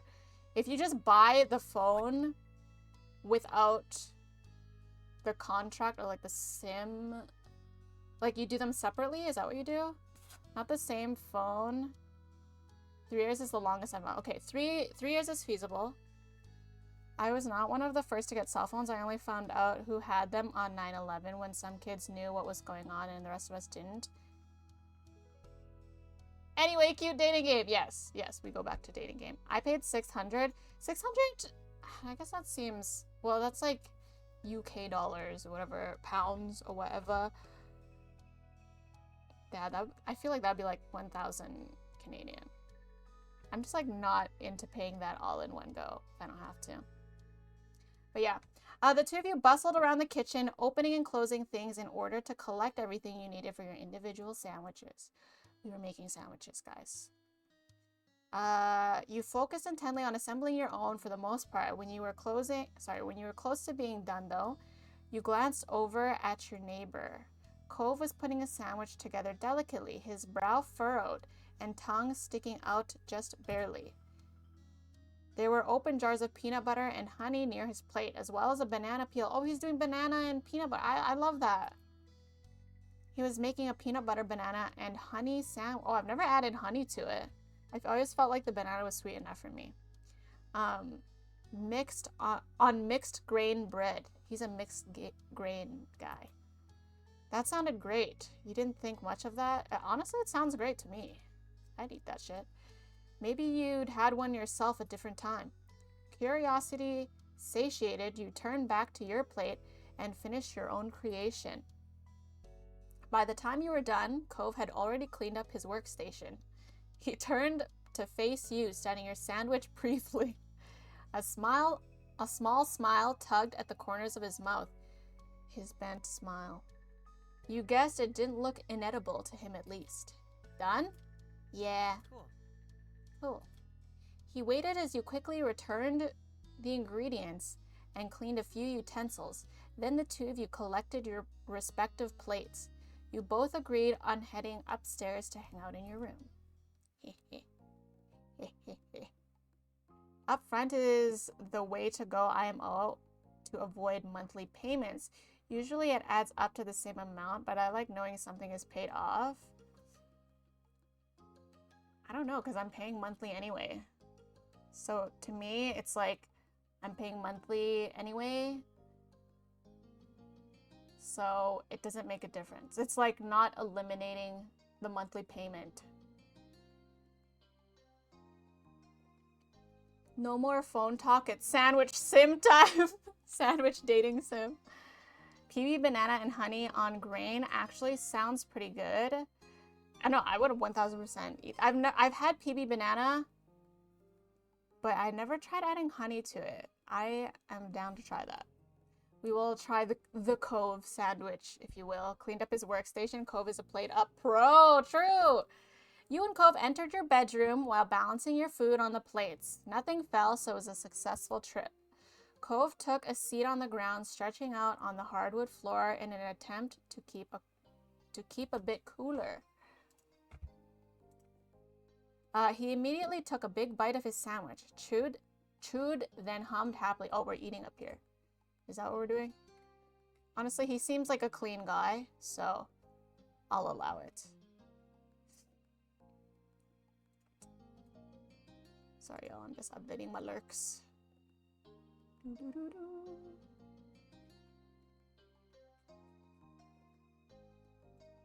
Alright. He immediately took a big bite of his sandwich, chewed, then hummed happily. This sandwich is really good. At least that's something. His face. Why does his face kind of look derpy? It kind of looks cross-eyed. At this point, you sat down and started on your own sandwich. You nodded, but you were enjoying yours too. I'm enjoying. I want this sandwich right now. I'm enjoying this shit. Obviously, you were a pro at making sandwiches. Yes. He leaned back on his hands while chewing and glanced around. His every movement was sluggish. Want to do something? What? It seemed the plan of not doing anything at all had already worn thin, despite his lack of enthusiasm. Like what? Wait, we're eating sandwiches. What's sandwich eating time? He rolled his head back, looking up at the ceiling. What about tic-tac-toe? I know I have video games in here. We do not have to play tic-tac-toe. You laughed at the suggestion, but went along with it. Yeah, neither of you had much energy for something more taxing you. That was a nice idea. I think I would laugh at the suggestion, but go along with it. But is there not a suggesting video games option? You put your plate to the side and pulled out some markers and scrap paper. Scrap paper. I haven't seen scrap paper in a very long time. Good times. Scrap paper. Oh wait, no, I confused scrap paper with construction paper. But I used to always buy those books of construction paper. And I have not seen those in a long time. Why is Cove looking down like that when you looking at wait, looking down like that, what you looking at, Cove? True! Wait, I have an emote for that. A 7TV emote. I don't know if you have 7TV. This is him right now. My fave time for the ultimate tic-tac-toe strategy. Oh boy. Oh, that'd be neat if it actually let me play. As he laid everything on the floor, he scooted back to make more room in front of you. Cove picked up one of the markers with his right hand while keeping a half slice of sandwich in his left. I want to be X's, so you can go first. I think that's fair. Okay, that works for me. I thought X's went first. Anyways. You prepare to note your first move, your marker hovering over the paper. Oh shit, we are playing! Ain't no way! Guys, I'm bad at this game. Do we just claim the middle spot? We claim middle territory? Oh, okay, I guess we are. What the? After the first round, you were about to take another bite of your sandwich when a thought occurred to you. I wonder if anyone turned off the TV downstairs. That's so random. Huh? The TV. It was on earlier, but no one was really watching. Then everyone started leaving the living room. Nikki got ADHD confirmed or what? I know I didn't turn it off. It might still be on downstairs with no one there. Cove smiled crookedly at that. Poor show, playing with no one to enjoy it. Was that? What was it? Oh. You squinted off into the middle distance, trying to recall the show's name. I feel like it was some kind of crime-solving drama. That sounds like something I'd watch. Cove nodded sleepily. His eyes closed, then opened again with some effort. Can you give any specifics? Maybe I can guess it. Wait, are we not trying to close the TV downstairs? Well, you rested your chin on the open palm, groggily, thinking as hard as you could. I remember there was a woman with long blonde hair, I think. She was the one solving crimes, like a detective or something. What is going on? Are we just ditching tic-tac-toe then?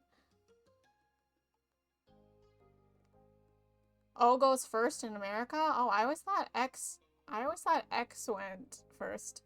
Center square is the best move to start. Okay, yeah, because you get domination of the map. Are we playing tic-tac-toe or what? Stop trying to throw us off, Cove. Yeah, what the fuck is going on here? He is trying to throw us off. Well, actually, I'm the one that initiated this. Center square is definitely a power move. Hell yeah. There were scenes in a police station because someone got arrested. You lapsed into silence, the both of you thoughtful. Then Cove chuckled. It wasn't that funny, but you joined in the laughter anyway. I don't know what that is. Me either. I just saw it. So are we turning the TV off or nah? Okay.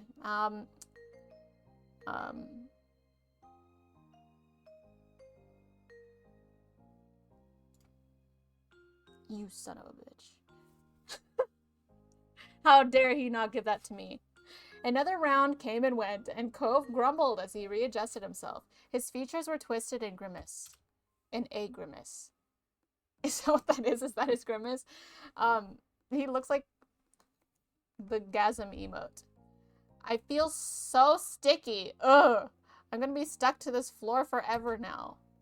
I'll have to charge you rent then. You can be my new... This is weird. You can be my new roomie if you want. Looks like we'll both be stuck here forever then. I'm sticky too. No way, I'll peel you off if I have to. You smiled at his whining. I'm sticky too, bro. We're just both sticky. He groaned and felt so sticky. Sticky after tic-tac-toe. Right, sure, why not? You're right. Sounds normal to me. Even when we're gray and old, we'll still be right here. Yeah, we have to accept our fate. You giggled under your breath at such a bizarre scenario. Cove cracked a smile as well. Then you returned to the game.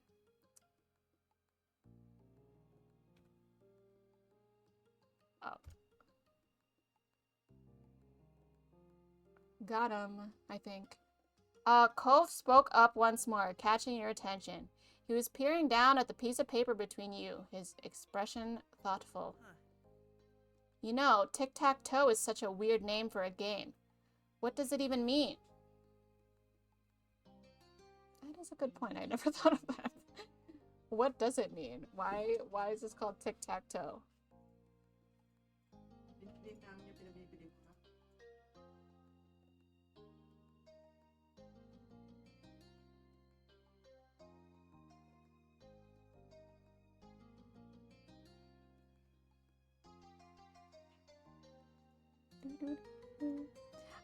You know, tic-tac. Okay, yeah, this is a weird.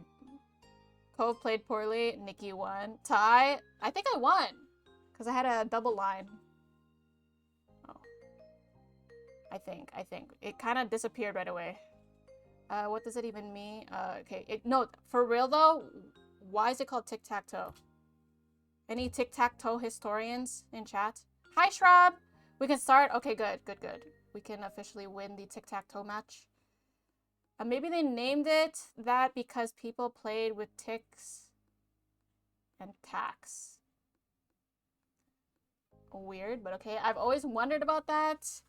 I'll have to look it up later. It's a really old game. No one's sure where the name came from. I'll have to look it up later. Maybe. Genuinely. Maybe I'll do that too. Wow, I got a computer right there, bro! That said, the two of you turned your attention back to the game. Bro, I won! Ayo. Ooh, you won. Were you even trying? Damn! And you roasted him. Not really. Oh, he's gonna act like he wasn't trying. Okay. He smiled at you in an amused way. You somehow weren't surprised by that, despite Cove being the one who suggested the game in the first place. He started to yawn, his hand coming up to cover his mouth. It quickly transitioned into a small laugh. You understood why. Yawning just as he said he was feeling disinterested was kind of a funny coincidence. You laughed along with Cove. Well, you should have taken the challenge more seriously. You're the one who wanted to play in the first place. I'm still the winner and you're the loser. I'm just laugh along. Let's not cause drama here over tic-tac-toe. What a sore loser. Yeah, he's gonna act like he wasn't taking it seriously. I hate people who do that. But we'll forgive him because he's yeah, true, because he's our hot bae, question mark. He groaned and felt so sticky he was sore. He's just everything. Cove just grinned and flopped onto his back, leaving his marker on the floor beside him. You really are so tall now. Cove snickered a bit at the random topic. He propped himself up onto his elbows to meet your gaze. Why are you bringing that up? You shrugged. It made perfect sense to you to bring it up. My moms were talking about me and Elizabeth growing up, getting bigger and stuff. Oh? What kind of stuff? Well, Mom only likes women, and Ma likes women too, but not just women. We gossiping now. Yeah? Since the two of you were engaged in conversation, Cove got back into a sitting position. He brought a knee up and rested his arm atop it. A wistful expression overtook his face. I wonder when I'll know how I feel about that kind of thing. I wonder. You don't know? Cove shook his head. I've heard at some point you're supposed to start liking types of people. Guys or girls or whoever. But I haven't. Nothing's changed. Maybe I have to grow up more. Maybe you just don't like anybody. Or maybe you like all types of people. That's normal too. Cove seemed to appreciate that thought, if the smile that appeared on his lips was any indication. Okay, what about you? Who do you like, they're gonna ask me. He turned his attention to you, looking encouraging. Oh, damn. Okay, you were starting to have physical attraction in a general way. You only seem to feel physical attraction in specific cases and situations. You didn't really have a physical interest in other people. You didn't think you could tell if you had an interest in people physically. These are all very specific answers. I am gonna go with you seem to have physical attraction in specific cases. Yeah. Oh, shoot, we got another option? You were starting to have romantic attraction in a general way. You were only seem to feel romantic attraction in specific cases. Oh, it's the same thing, but romance. Specific. In specific cases and situations equals sitting next to Co's mom. Not the mom. Oh my god. Specifically, when it came to how you felt towards boys. Wink. You found them but specifically when it came to how you felt about boys. Oh my god, it like lets me customize my character completely.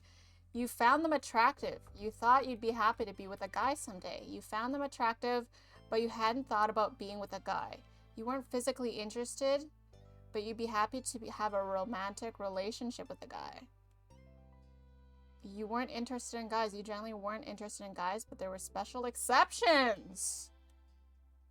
Oh, I kind of like that option. I don't know. But I'm scared that I'm scared. No. Generally not interested. Like maybe. Ooh, this is fun. This is fun to pick.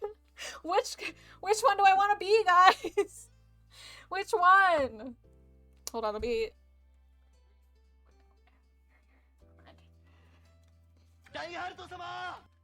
I refuse to let ads make me miss this hot and sweaty talk. Thank you so much. I can't. Thank you so much for the 10 months. Holy crap! Thank you. I'm sorry about the ads. I try not to have them on, but it still like forces them on. And thank you for the follow, person who will not be called out. You may say hello in the chat if you wish, but you don't have to. Okay.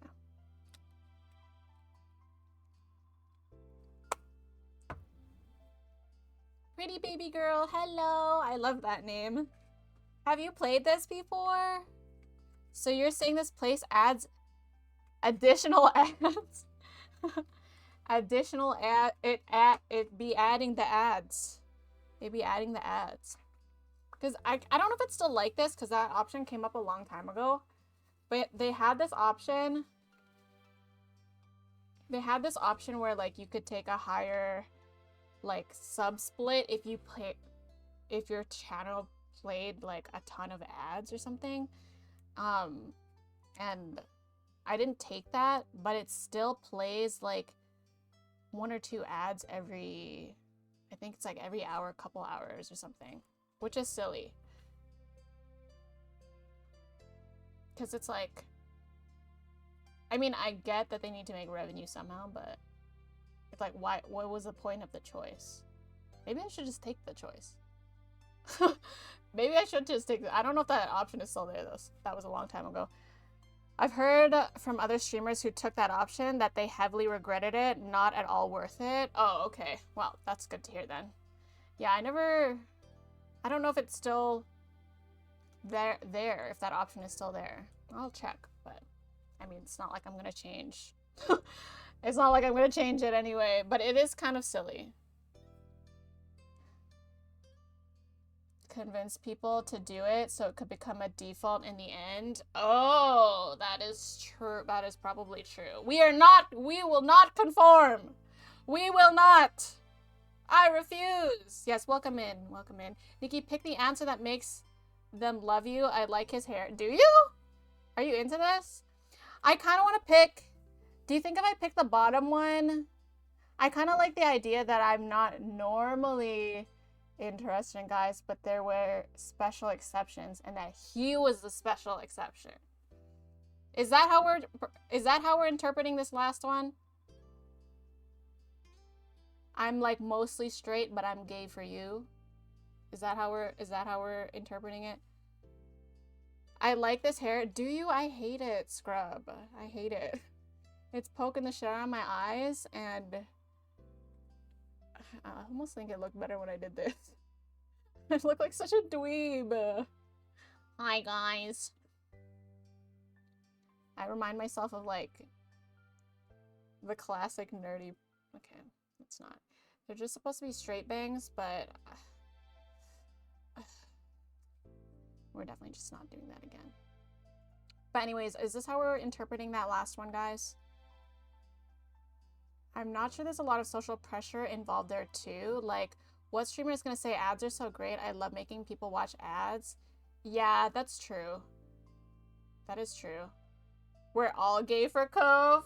Cove is baby boy. I am liking Cove. I did not like him as an 8-year-old, but he has definitely become like grown into a much better person since then. I mean, naturally. Anyways, let's be. Yeah, because I would say I am potentially gay for his dad as well. His dad is also another special exception?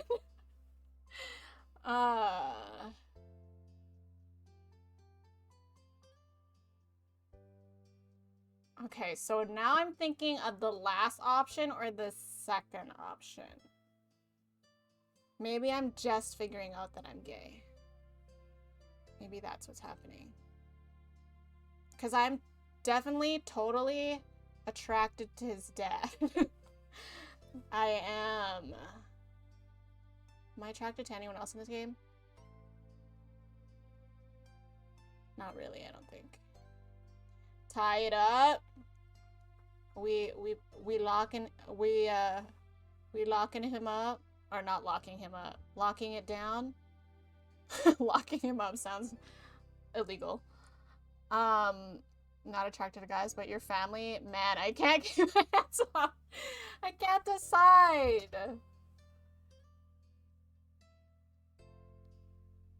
Why is this the hardest decision of the game? Do I want to be like... Oh my god, I don't know. I think...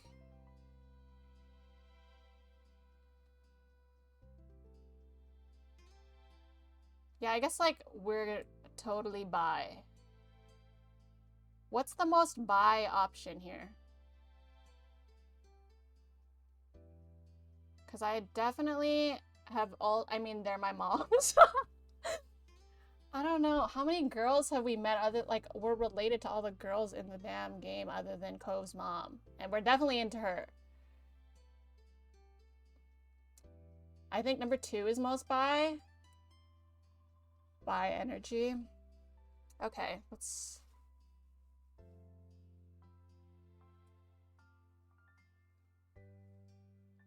Why has this been the hardest decision today? It was between this and the sandwich, but we're gonna go with yeah, we're gonna go with this one. You found them attractive, but you hadn't thought about being with a guy. Okay. I feel like in the end, these two are kind of the same. It's just like the tone in which... I mean, they're both yellow too. Oh my gosh. Okay, anyways. How you felt towards girls? Oh boy, not another one. How do we feel towards girls? Booba. Where's that option? You found them attractive. You thought you'd be happy to be with a girl someday. You found them attractive, but you hadn't thought about being with a girl. You weren't physically interested. I know these are the exact same. I still need to read them. But you'd be happy to have a romantic relationship with a girl. You weren't interested in girls. We're definitely not picking that one. You generally weren't interested in girls, but there were special exceptions.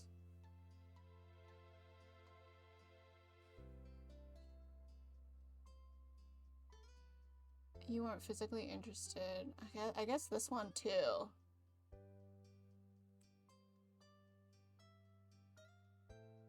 I guess we're just in bisexual confusion right now. Yeah, that sounds about right for a 13-year-old. All right, people who aren't exclusively oh, we get to choose this too? Holy shit. For people who aren't exclusively male or female, goddamn, we get to choose everything.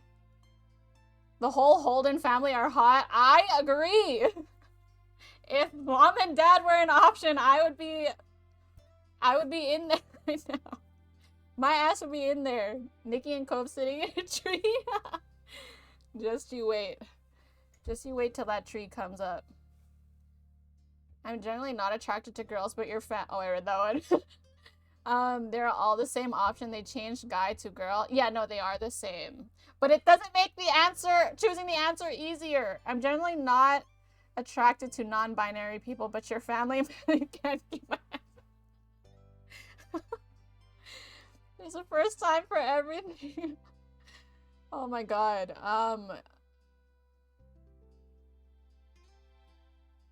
You weren't physically interested. I guess I just picked the same one for everything. We're just in bisexual confusion, I guess. You returned your attention to Cove. He was waiting patiently for your response. You explained how you felt to Cove. Let's talk about... No, we're talking about this. We're talking about this.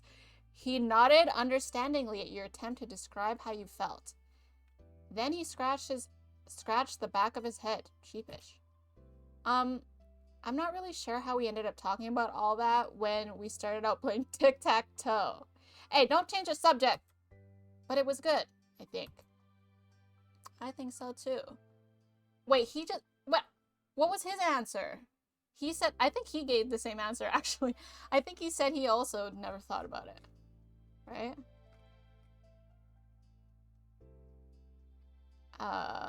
Yeah, he said you were supposed to start liking people. Oh, he doesn't really have feelings for anyone. Oh, maybe he's the last option then. Like, he doesn't normally feel attraction, but only for special exceptions. That would have... I honestly could have picked that one too. Like, because I would say, like, a demisexual option. I think that would be the most... Like, you don't care about male-female like, physical attraction or anything like that. Doesn't... It's just, like... If you vibe with the person, then you are attracted. I think that definitely would have made more sense for me. But anyways, this is good too. I think so too. You shrugged. It was awkward. The conversation had a mind of its own. You just nodded quietly. I think so too. Cove chuckled, a little bashfully. He glanced around, clearly scrambling for something else to say. So, have you seen any movies recently? We're not doing small talk, are we? I'm wheezing. I love this game, man. The choices are so good. Like, there's so many. I'm shocked by the choices. They even let me choose my freaking sandwich. Also, welcome in person. Feel free to say hello if you like, but no pressure. Yeah, actually, I'm really glad you brought it up. The conversation took a lighter turn after that, and it felt like you got closer that afternoon. Finally, the blazing sun began to set. To your relief, the air cooled down a bit as a result. You pulled yourself off the floor, as did Cove, with some minor complaint. You both stretched your arms, groaning, and yawned into your hands. You glanced out your window briefly, taking in the soft reds, pinks, and purples of the late afternoon sky. It sounds like a lovely day, in my opinion. Somehow, you had made it through the scorching hot day in one piece. Cove turned towards you, motioning towards your window with his chin. With his chin. Want to go outside? It might be better out there than it is here now. Sounds good. I could really use some fresh air. The two of you took your time heading downstairs. You stopped briefly to grab a drink of water, then continued on your way. You stepped outside, one after the other, your destination being the familiar hills behind your house. This time of day, it was quiet outside. The flowers blew gently in the wind, petals trembling but stubbornly hanging in there. This is a nice shot. You felt the breeze cool your heated skin, and you relaxed your shoulders. Cove closed his eyes, releasing a deep breath. I really love it out here. I do too, I think, is what I'm going to pick. That's surprising. Your opinion sure has changed. Remember that time? Yo, Cove, remember how we met? Let's not bring the drama. Let's just say I do too. Cove smiled. Tendrils, what a word. Tendrils of his hair danced with the wind. A beat passed, but his gaze didn't stray from your own. His voice was impossibly soft when he spoke up again. Nikki. He said my name again! I'm glad I met you, Nikki. You're really important to me, you know. You blushed at the statement. I feel the same. That's so nice of you to say. You smiled silently. You're being too sweet. You're special to me. Wait.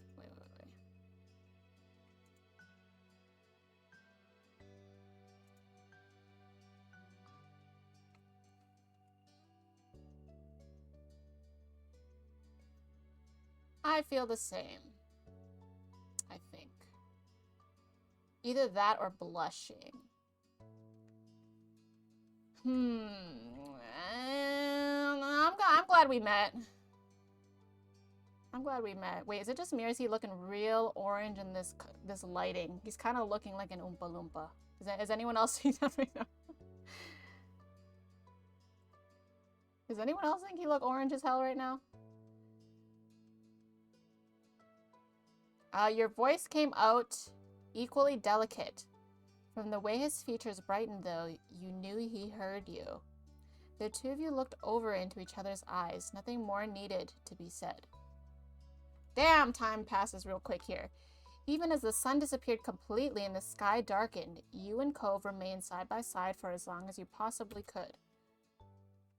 Finally got through that one. That one felt long, but we did get some good chats out of it. All right, family. Oh, let's save. Boop. The green on orange. Yeah, I see it. Yeah, he definitely looked very orange there, but it's fine. We still like him. The sun warmed your skin from its place in the sky, and you closed your eyes, enjoying the mix of heat with the pleasant breeze that drifted past you. You and Lee... Oh, my cousin! Oh my god! It her! You and Lee had spread out a blanket on top of one of the hills behind your house, and had been relaxing there for a while now. Lee had come over earlier in the day, and while a range of activities had been discussed from staying home...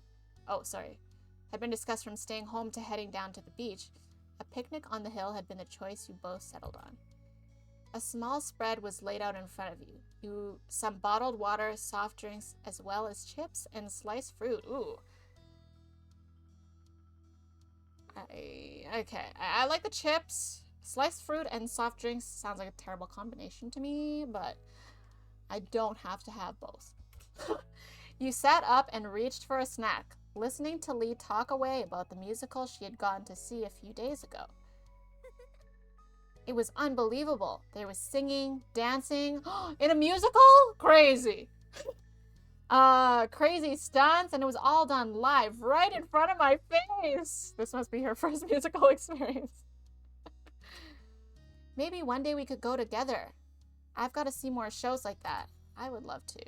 I wish there was more musicals I could watch. Actually, I should go see, I don't know, I should go see if the local high schools are doing productions. That's pretty much all I can watch here, where I live. Don't mind me, I'm just looking it up real quick.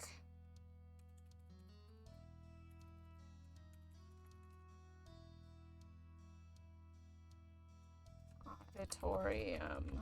I'm just wondering what major productions are lined up.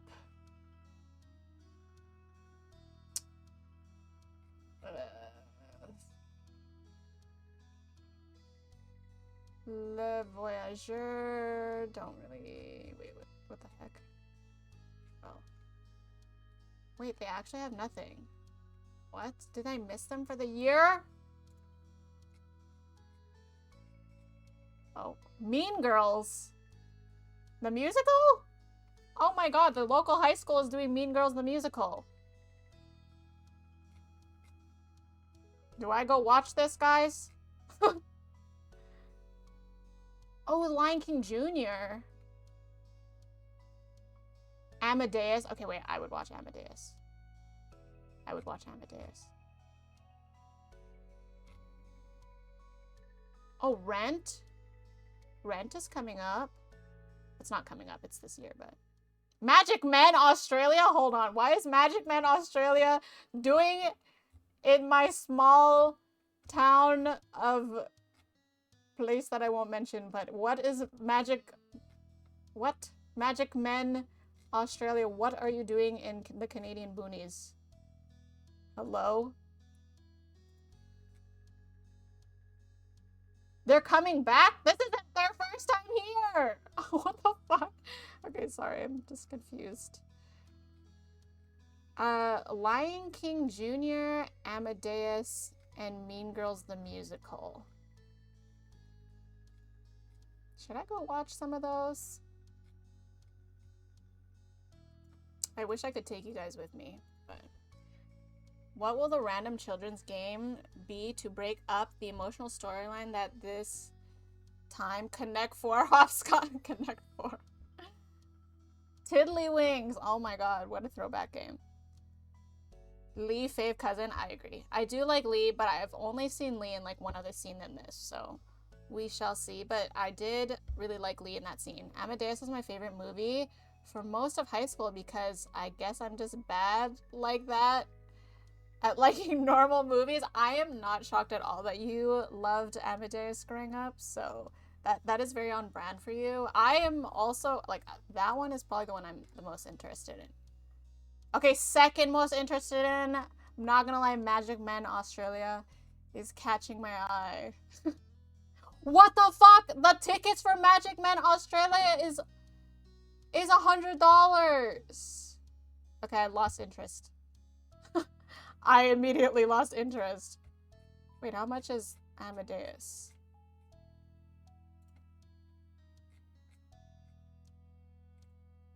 Why is Amadeus $30 and Magic Man Australia is $100? Hello? Make it make sense. Magic Man does tend to grow on people, I guess. I would be interested in seeing that kind of show live. I've never seen one before. But the auditorium that it's playing at is like a classy place. I'm just shocked that they're even there at all. Okay, you smiled at Lee's enthusiasm, knowing how much she enjoyed singing and performing. And she was good at it too. You had gotten the chance to hear her sing a couple of tunes, and you knew she would put a lot of effort into it. You also liked to sing, but you weren't very good. You liked to sing and had a talent of your own. You didn't like to sing, but you had been told you were good at it. You weren't good at singing. You also had a talent of your own. Let's be good at singing. YOLO. I can't deny my Filipino heritage. It was nice. The two of you could share that interest. I wonder if maybe we could put on our own show. Oh, dude. I swear every kid in their friend group had this talk. Think of how fun it would be. We could perform for our parents. Yeah, every kid's done this. And ask our friends and some other people to come and watch too. It'd totally work. Let's do it. I don't know about that. The idea gave you straight stage fright. That does give me stage fright. But wouldn't showing off to everybody be fun? No. The thought of an audience made you feel queasy. Not really. Are you sure? Are you really super sure? You have so many skills you could show off to the masses. I really don't want to. I'd rather do something else. Oh no. Am I in for this musical chapter that Lee's putting me through?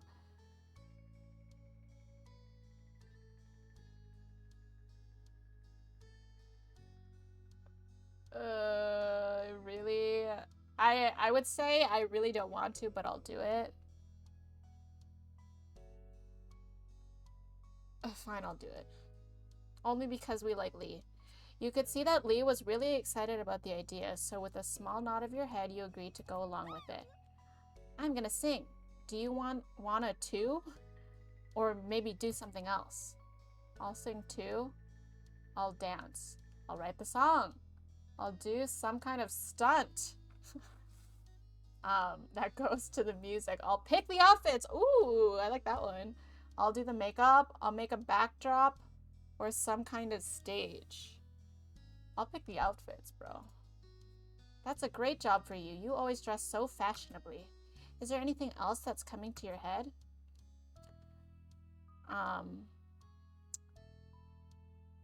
One more thing. I'll sing. I'll be her backup dancer. I think that'll be cute. She can do the singing, and I'll be the backup dancer. Okay, we can pick an upbeat song. That way it'll be easier for you to move. Is there anything else that's coming to your head? That's all. Let's not put any more responsibility on us. Lee fist bump and gave Nikki extremely begrudgingly. Yes, very much. But I do like that they gave me the option to be the outfit chooser. Amadeus is on sale. Salieri. Oh, I read that one. The two of you ran back to your house to grab the supplies you needed, dodging your mom's amused questions before heading back out to the blanket to get started. Lee laid down on the blanket, her MP3 player held above her while she swiped through the songs. She suggested a couple of different tracks, which were fast-paced enough for you to put some moves together. Lee and you discussed the plans in detail, settling on a song first and then practicing out parts for the show. The afternoon passed quickly, the sun dropping lower and lower in the sky, and after having thoroughly worked out how the show was going to go, you decided to take a break. Oh, you know, we could have invited Cove to watch us practice our show. He could tell us if it's bad or if we put he could tell us if it's he could tell us if it's bad before we put on the real thing. That's smart. You guess that would have been okay? I'm glad he didn't see. Smart. I trust Cove. We should ask him to watch us later. Okay. It's too bad Derek isn't in the neighborhood today. I like him. Oh? Yeah, he's a good person. Yeah, Derek seems like a good kid. I really like him too. He's okay. He's kind of boring. I don't really like him. He's a good person, I think. I knew you'd think so. So, exactly how much do... She wants the tea on Derek. She brought Cove up for 2 seconds and now she's having a full-blown conversation about Derek. So, exactly how much do you like him? Or maybe there's someone else that I haven't heard of yet. Lee wriggled her eyebrows at you suggestively and knew exactly what she was implying. Lee, there's no one I like that right... Ooh. My computer, not yours. It's doing the thing again. I don't know how to get rid of it. There's nobody I like that right now. I can't answer that. I have a crush. I don't think we... Do we have a crush yet? I feel like if I do have a crush, I would definitely tell Lee. She's like my best friend. Other than Cove.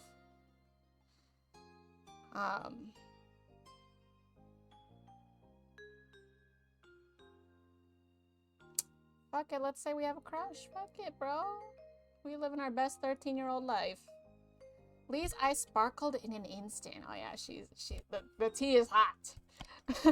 Like she just hit the jackpot. Who is it?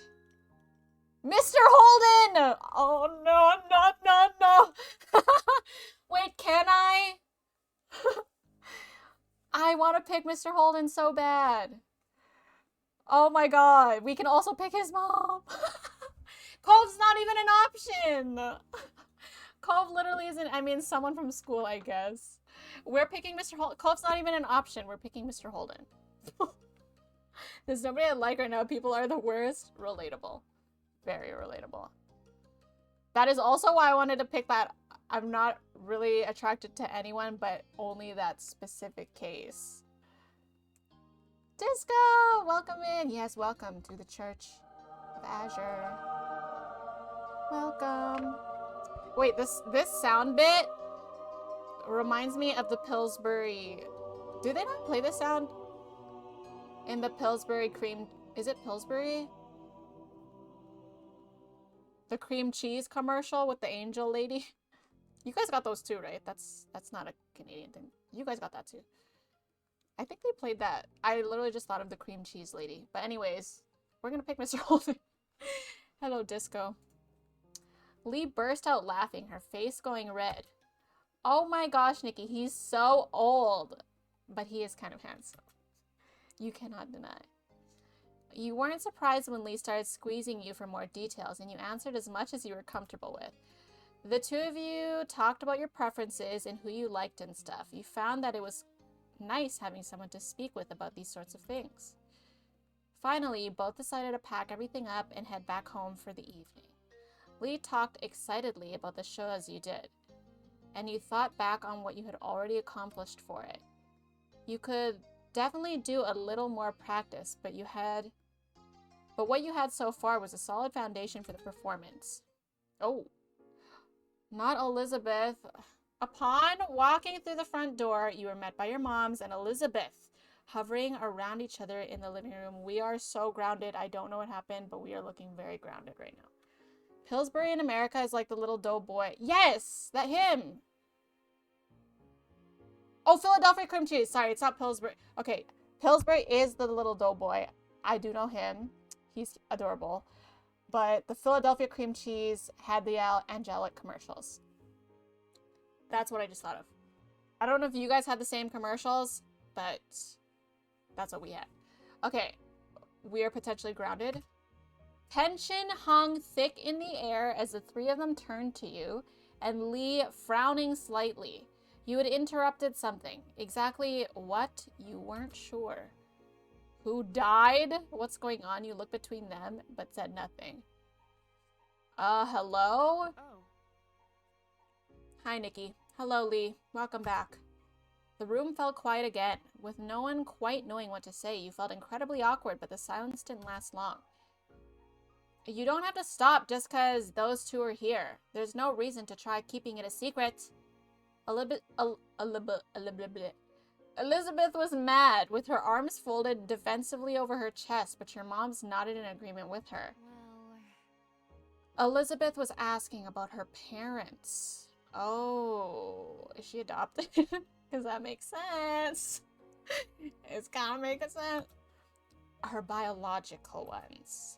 The world spun around you at the news. You couldn't understand. Why was this happening now? When you glanced at Lee, she shuffled her feet uncomfortably, as though she didn't know if she could be there or not anymore. You didn't know either.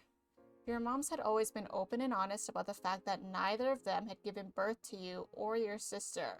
What? But I look just like mommy! You can't tell me! Okay, anyway.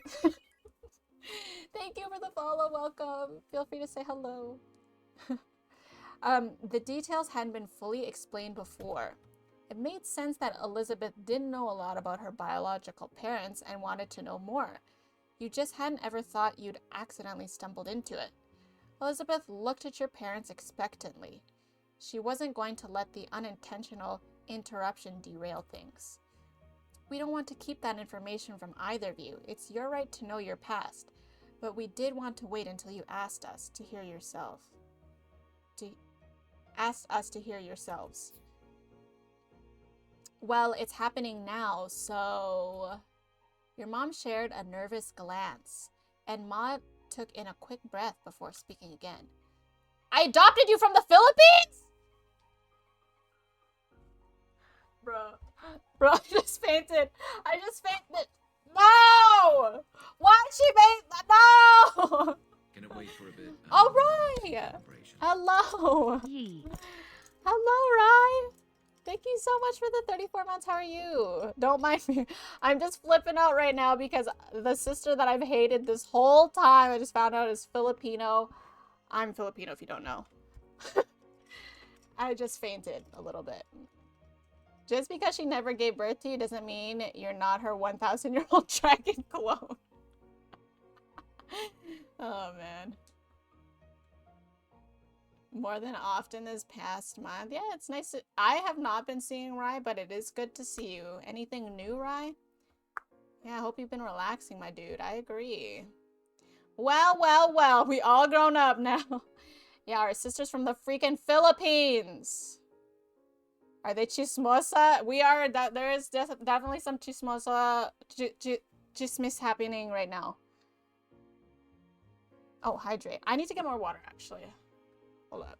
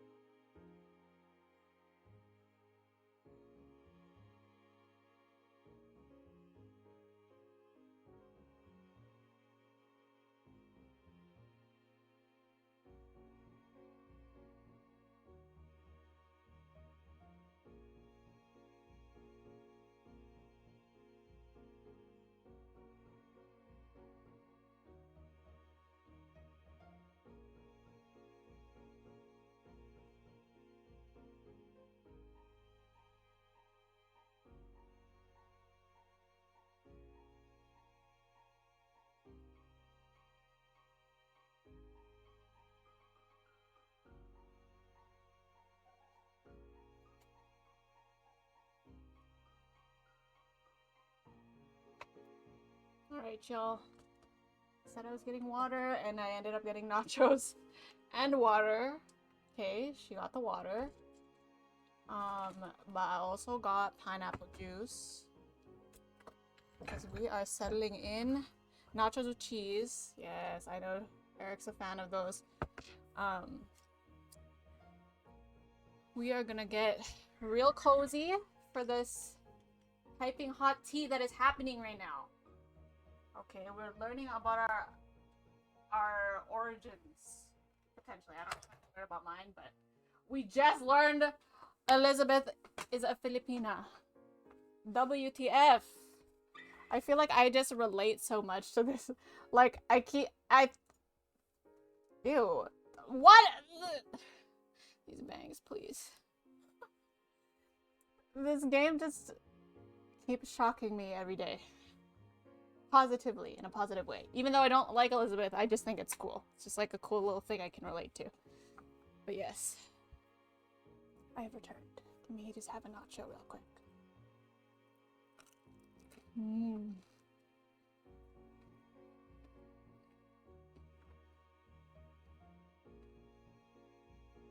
J-Dunk.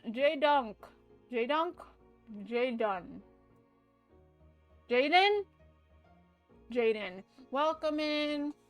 Welcome to the Church of Azure. You look great, Nikki. Thank you. Oh, how did you like Oppenheimer? Was that your first time watching it, Tom? J-Dunk. Funky Dunk. Ooh, I like that. Welcome in, Funky Dunk. Alright. Sister is Filipina. We're still shocked. Holy shit. Wait, did she not know? Wait, she must have known she was Filipina. She's not just finding out she's Filipina, right? I mean, I am, but anyway. Elizabeth dropped her arms, her eyebrows shooting upwards in surprise. Wait, I wasn't born here? Okay, maybe this is news to her. No. You weren't. You could clearly see that your sister was appalled by this information. You struggled even more with what to do or how to react. Am I going to have to pass some tests to even be a citizen? Okay. I like that. That was her first thought.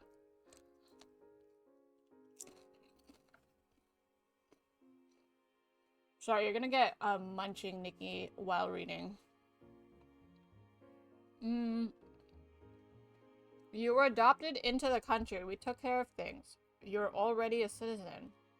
You have nothing to worry about. I followed all the laws when it came to bringing a child into the U.S. Okay, we're in the U.S. I think I'm only just learning this now. I don't think the game ever confirmed that. Maybe it did. I don't know. Nothing can be held against you. Elizabeth thought she was gonna get deported or something. Girl. Okay, Elizabeth sighed, placated with the information, but still far from happy. Who were my parents as people? Why did they put me up for adoption in the first place? Ma softly put her hands over Elizabeth's shoulder, trying to provide some support before she gave her the answer. I'm so sorry. Your parents were reported to have died. They didn't go into details on the specifics of how, but you were an orphan. I wish we had better news for you, Elizabeth. Elizabeth was torn between emotions, her eyes filled with tears as she threw her hands in the air, settling on enraged. I like that she deals with everything in anger. I wonder how did she become that way? But anyways, I feel for her right now. This has got to be some emotion she's going through.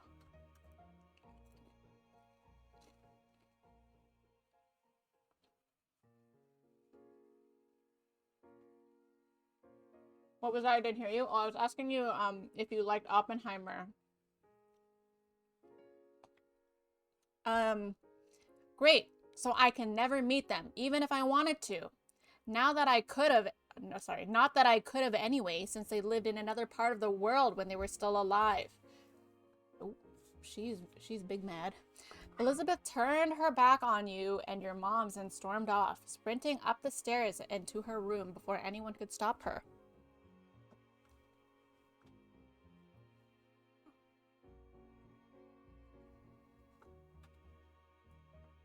Oh, shoot.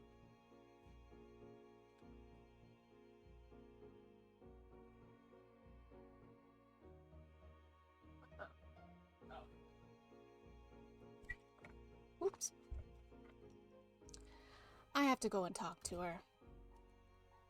Ma immediately started to follow her, but Mom gently held her by the arm and shook her head.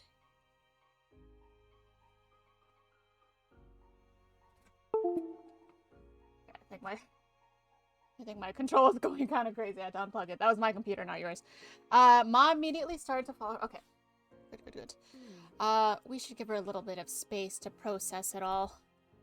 Your ma's head hung low, but she stopped walking. With Elizabeth now gone, not Lee just awkwardly being here for that. The two of them seemed to remember you and Lee were still standing awkwardly off to the side.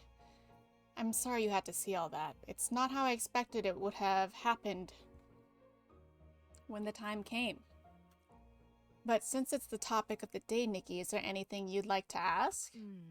You deserve to know, after all. I want to know. Am I Filipino? Lee patted your back and gave you a supportive look. I want to know. Tell me. Your parents both nodded in sync to your reply, ready to talk. I can leave if you want to have things private. I want you to be here. We're besties. I can do that. Lee shifted a little closer. Poor Lee is getting dragged into this, though. She's probably like, man, I was so excited to rehearse the musical or whatever that we were practicing. Lee shifted a little closer to you in support, and you were glad to have her there with you. It made you feel a little stronger somehow. You turned to face your parents again, preparing yourself for what they were about to tell you. Ma was the first to speak, her voice quivering with emotion. You were adopted as a baby, but 2 years after Elizabeth, we used a different organization that time, and you were adopted within the US. Oh. We're sorry to tell you, Nikki. Thank you so much for the follow. Welcome in. We're sorry to tell you, Nikki, your parents had also passed away, and no other family member took you in, if there were any. That's why we wanted to wait until you asked. We didn't want to suddenly drop that in your lap. We wanted you to be prepared. I'm sorry. We're sorry, Nikki. Lee gave you a reassuring squeeze on the arm to show you she was there for you. Aw, we love Lee. Thank you for telling me. I mean, that is sad. I don't know what this feels like. I'm sure it's like a very weird emotion. But I feel like I don't know. Thank you for telling me. Okay, I don't think I'm need to be angry. Definitely. I think that is just a Elizabeth trait. It's not your fault you didn't kill them, right? Yeah. I mean, I have what seems to be 2 really amazing parents in front of me, and that is a blessing, so I feel like overall I would take it that way. You were trying to lighten the mood, but your moms didn't seem any less grim. Thank you for listening, Nikki. If there's anything else you want to know, all you have to do is ask. We'll do our best to answer any questions you have. Are you okay? How are you feeling now? Are you going to be okay? Lee watched you closely, as though judging how exactly she should react to what was going on. I feel fine. But you didn't mean that. You started to cry. You held back the tears, but you weren't fine at all. Anger rose inside you. You said nothing.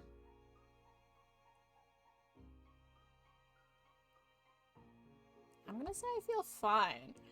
I don't know. I really don't know how I would feel here. I would probably be sad. I would be a little bit sad, I think. But I don't know. I really can't relate. I would cry, I'm sure. Yeah. I guess I would feel very curious. Like, I would want to know more. Like, even though the mom said that they couldn't give me more, they didn't know any more beyond that, I would definitely be one of those kids that would, like, investigate. And I would find out what happened to them or where the rest of my family is. I would be very curious, but I don't think I would be super upset or so. I mean, it depends on what the truth is there.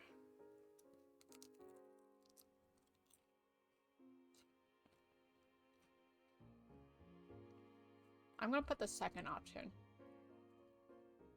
You spoke in the most convincing tone you could. Your moms gave you a sad smile and you weren't so sure they believed you. I'm not sure what the right way to go, like, if you are adopted parents, I'm not really sure what. I mean, I don't know what the right way to go about revealing this information to your children is. I mean, I think they handled it well. It's just unfortunate how Lee was here and then it was kind of forced on me and now I'm thinking about it when I wasn't thinking about it or whatever. But it's fine. No one seemed to have any words for that. You went up to your room. You needed to stay here with your moms. You wanted to get out of the house? You wanted to see Elizabeth. Oh, maybe I should go see Elizabeth. I do want to stay with my moms, though. I feel like I'm kind of a mama's boy. No other way but through. Yeah. I think overall it went okay.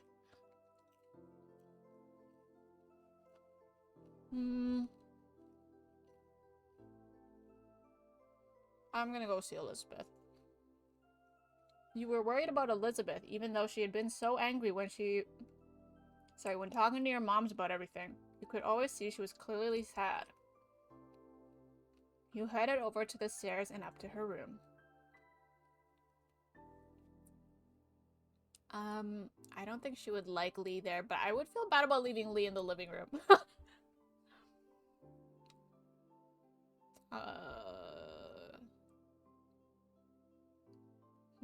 This is, do I take Lee with me? Solo mission? It is, like, kind of personal, but, like, what? Do I just leave her in the living room? My mom's just awkwardly entertaining her? That sounds so, like, awful for her. I mean, all of this has got to have been awful for her. She had to listen to all of that.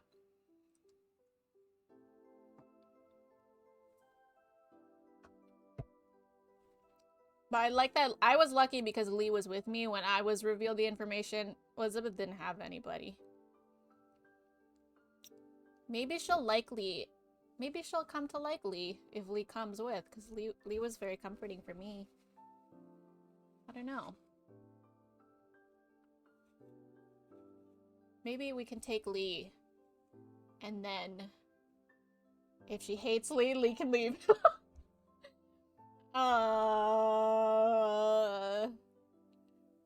Yeah, because Lee was very comforting for me, so maybe I can share my comfort person. I don't know.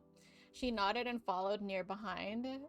Wow, look at Lee is just a down-ass friend. She's like, yo, whatever, this is some drama-ass shit, but I'll just do whatever you tell me. Shout out to Lee. Let's see what happens. This drama is real, right?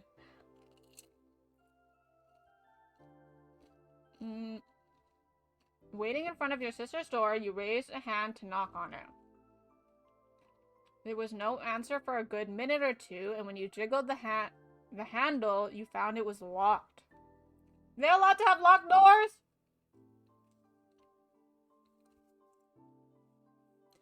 Raising your hand again, you knocked louder this time, thinking she must have her headphones on and she couldn't hear you.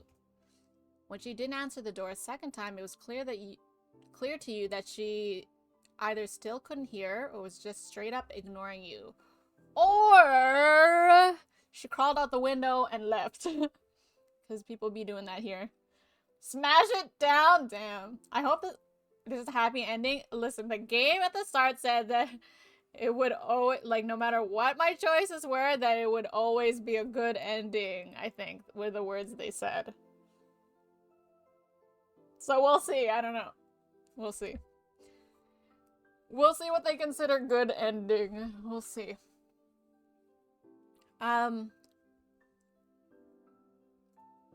It hurt to be shut out, especially right now. You went up to your room, you wanted to get out of the house. I guess get out of the house. I'd go hang out with Lee. I'm gonna go out, just for a little while. I'll be back before it's really late. Your mom's nodded in understanding, trusting you to make the best call for yourself. Lee's footsteps echoed from behind, and you knew she was following you. Can you stay, Lee? I want to go by myself. What? You knew she was following me. Oh, okay. Encourage her. Yeah. Come. Can you come with me? You know I can't. Like, imagine I tell her I want to go by myself. Like, why just ditch her here? That's fucked. Who is Lee? Lee is my cousin and my best friend. Other than Cove. Cove is the potential Bay neighbor. But yes, Lee is our non-potential Bay cousin best friend. And also Ariel lookalike impressionist. Yes. Correct. Hopefully no Doki Doki action. No! Oh god. Oh god, no. She gave you a smile and walked with you to the door. Without knowing where you really wanted to go, you began to walk down the street, quietly dragging your feet. Lee's footsteps echoed on the pavement behind you as she caught up, falling into step behind you. You turned and kept walking, unsure of what else to do.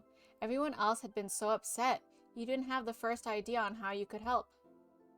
Eventually, you found yourself at the beach, your feet sinking into the soft sand while you looked out over the ocean.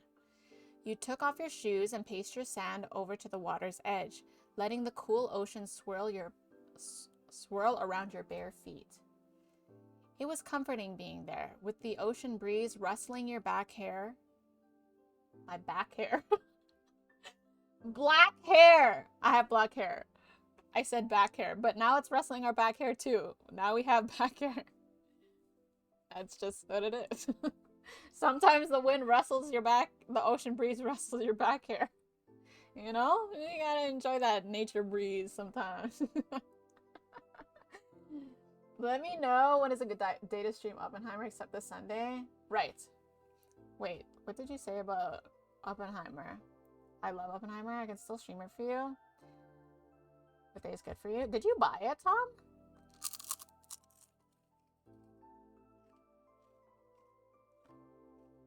Was that your first time watching it, Tom? I must have missed a part. Yeah, this is, we've only met Lee once before this, so this is her first scene since that one. So she hasn't been around that much. But we do love her.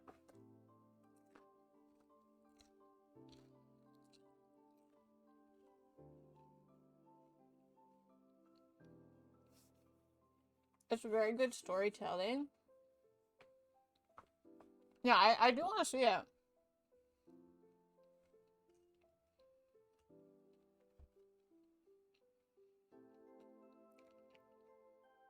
Alright, the ocean breeze is rustling our back hair and our black hair, and the smell of salty water filling your nostrils. Whoops.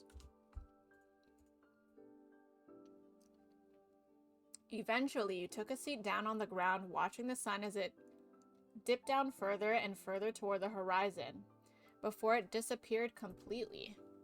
Your cousin stalwartly kept you company without trying to force you into speaking.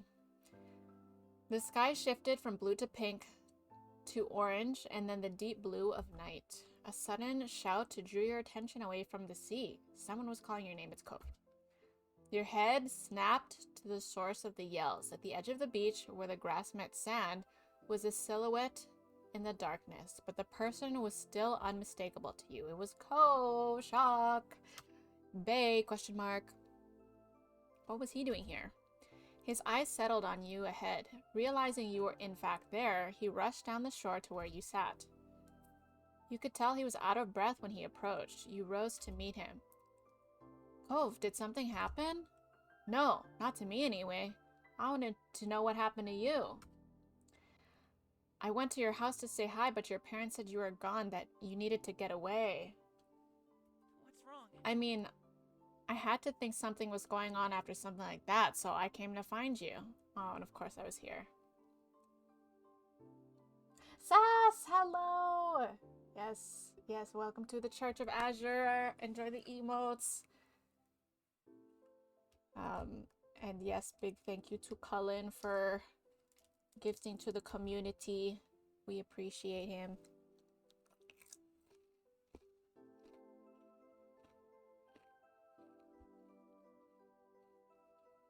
Cove has been in the gym. Yeah, he's very athletic. Hi, Neon. Happy Monday.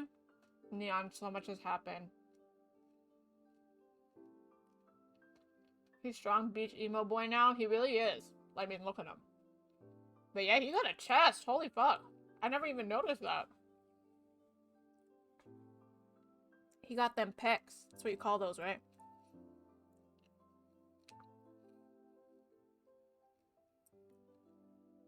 I mean, I had to think something was going on after something like that. So I already read it. Lee. Oh, this is my first time seeing Lee and Cove in the same scene. Lee gave him a smile, but put a supportive hand on your shoulder as you now had to try explaining this to someone. There's a lot going on right now.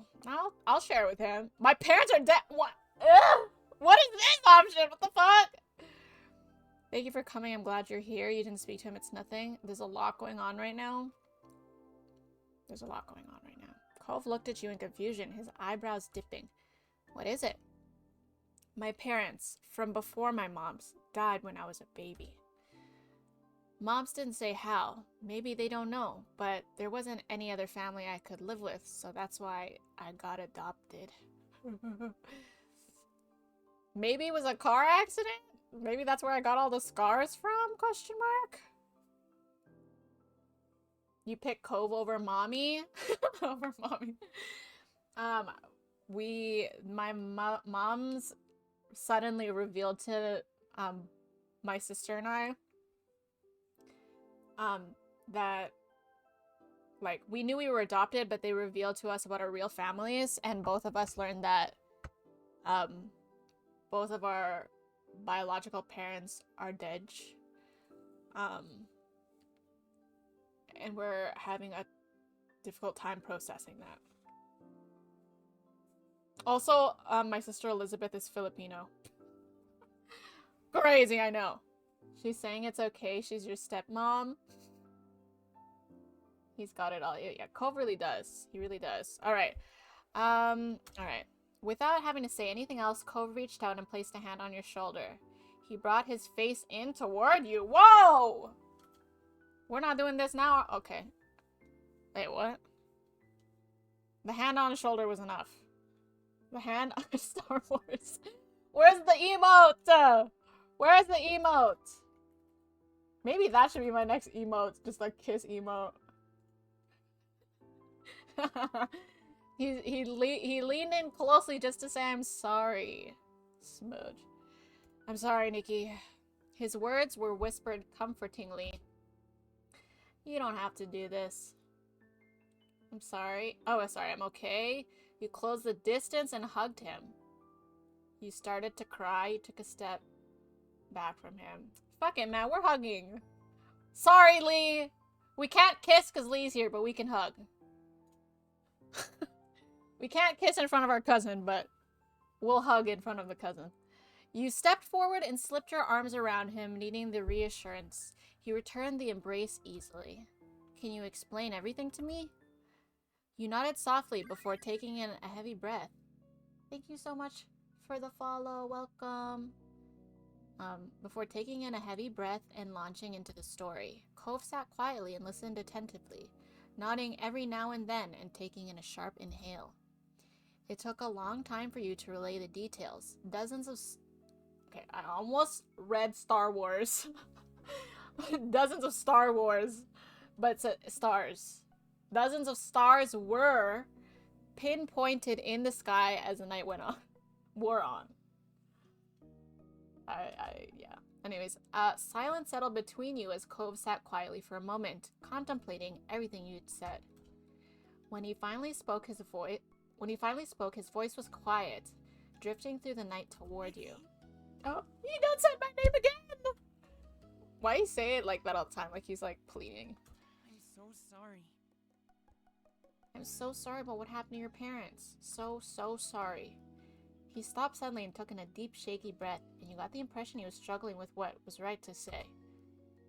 I'm sad I'll never get to know them. I feel bad that I don't feel worse about it. I'm just so mad. You shrugged your shoulders. Yeah, I feel like this is... I feel like this. I never knew them at all. They're strangers, even if they did have me. Yo, chill with my name, bro. Chill with my name. Alright, anyways. Nikki, you're not doing anything wrong. You know that, right? I think you can be as sad as you want for as long as you need. Or you can feel okay about it whenever you want to. Or whenever you want to, comma. He sighed and ran a hand through his hair as he looked out over the ocean. It's okay. I guess what I'm trying to say is whatever you feel about it is how you feel about it. You don't have to force yourself to feel different or to be different. Thank you, Cove. You cried sadly. Honestly, the more we would talk about this, I probably would just start crying. Fuck it, let's just cry. You cried in relief. His words made a lot of sense. You knew that despite everything you were going through, you would be okay. Even as the tears slowly rolled down your face, that thought comforted you. Cove smiled at you a little and you could tell he was trying to be comforting. Your moms definitely don't. It doesn't matter if you're not blood related. You're definitely family. I can see that, and I hope you can too. You felt the reassurance in his eyes. Your cousin tried not to interrupt your explanation or Cove's response to it. When the opportunity arose, she made it clear she shared the same sentiment. Oh, Elizabeth! Yo, mabuhay! Mabuhay, Elizabeth! Damn, okay. Anyways, the sudden voice of your sister behind you made you jump. You saw her standing a little way away. Oh, not the sad fist bumps. This is a cute story, though. I am very very invested in this story.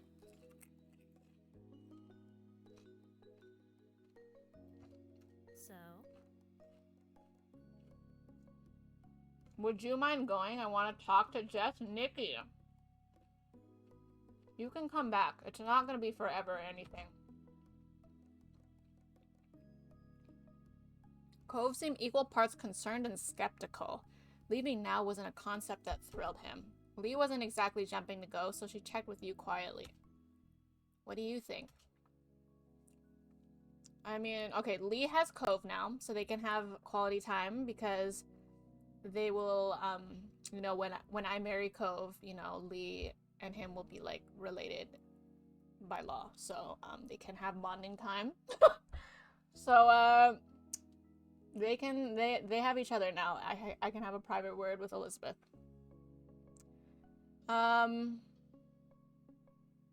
Wait, what's the difference with these two?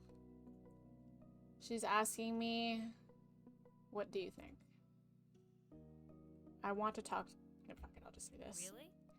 Oh, then we're on the same page. She made a little move-along gesture with her hands, and it was settled. You waited until the two of you were alone before fixing her with an inquisitive look.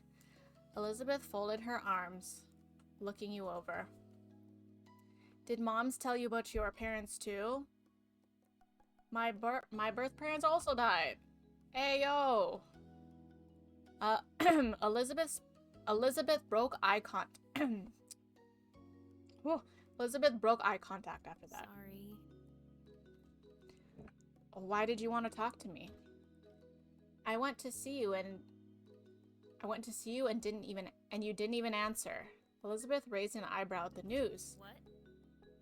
I didn't hear anything. Shutting everything out with loud music was very typical of your sister. You didn't feel much less confused, though. Why did you stop doing that then? She shook her head as though the answer should be obvious. I was worried about you. I was the one who brought it up, but I made you deal with whatever was left when I was gone. She sighed, glancing upward for a moment before settling on you once more. I wanted to ask you what happened without everyone breathing down your necks. Oh, okay. Listen, Elizabeth and I may not get along on the everyday things, but at the end of the day, she's my sister. And I think that we definitely should be there for each other.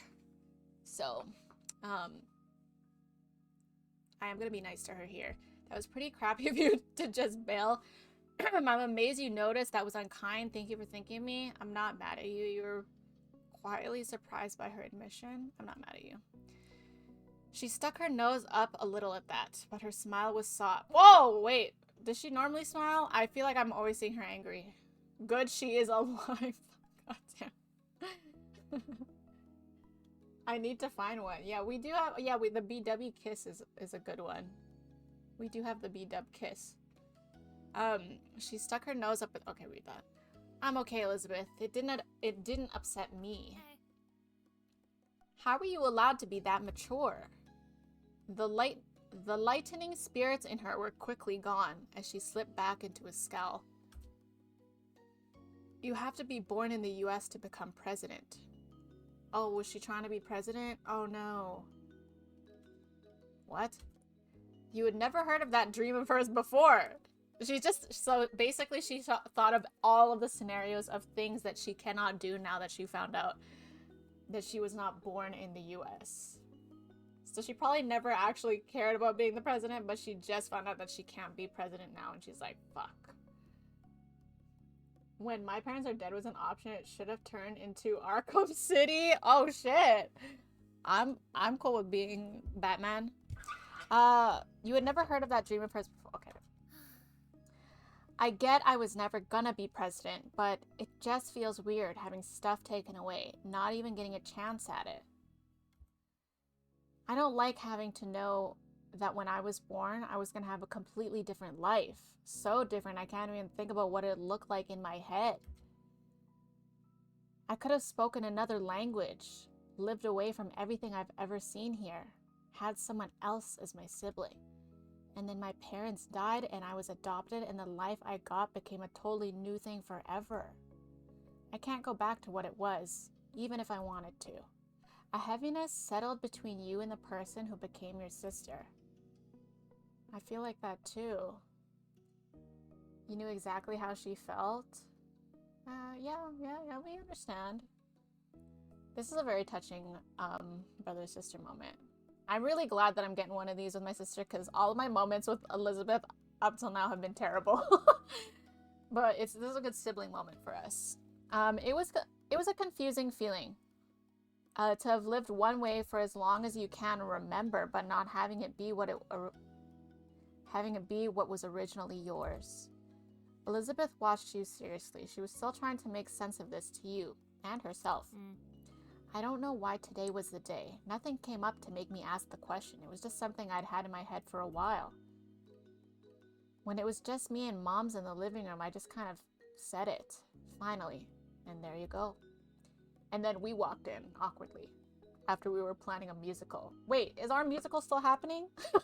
Anyways, she shifted from one foot to another, relaxing her stance just a bit. She also spoke more gently. Learning about them and what happened doesn't change how I feel about our family, Nikki. She smirked, fixing you with sharp eyes. I'd already figured a long time ago that moms weren't our biological parents. That wasn't news. Technically, one of them could have been related to you. I mean, that is right. Surely she knew that though, right? I'm gonna just let her keep talking. I'm gonna just let her keep talking, but yes. Yes, we'll just let her keep talking. Nothing about the family I was born in would have made me decide that this wasn't my family anymore. Oops, wrong button. If you had hoped to be free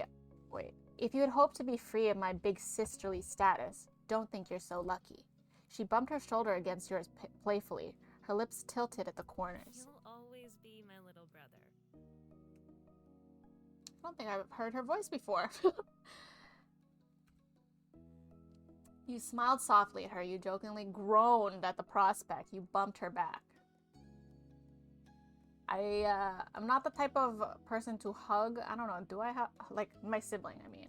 Actually, I would hug I feel like our sibling relationship, we're like not touchers. Even though male Nikki in this game has definitely been a toucher, I feel like my relationship with her, we're like not a touchy type of siblings. So I'm gonna just smile back. You'll always be my family too. I think I'm really lucky you took in the moment. I do think I'm really lucky. Chuckling, she seemed pleased with how the conversation had gone in the end. Ready to head back home? It's been a long day. You gave her a nod. Come on. Come on, you three, let's go. You walked home together in a comfortable silence down the well-worn street. The familiarity of it all felt nice. When you stepped through the door, you found your moms quietly sitting together at the kitchen table. Their heads snapped up and they got to their feet to meet you, Ma giving you a careful smile. We're so glad to see you. Hi! I'm sorry for walking away before everything's alright. You said nothing.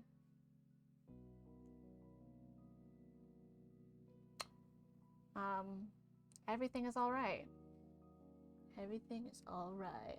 I feel like that's like the final line in some like teen Disney show. They'd just be like, everything is alright.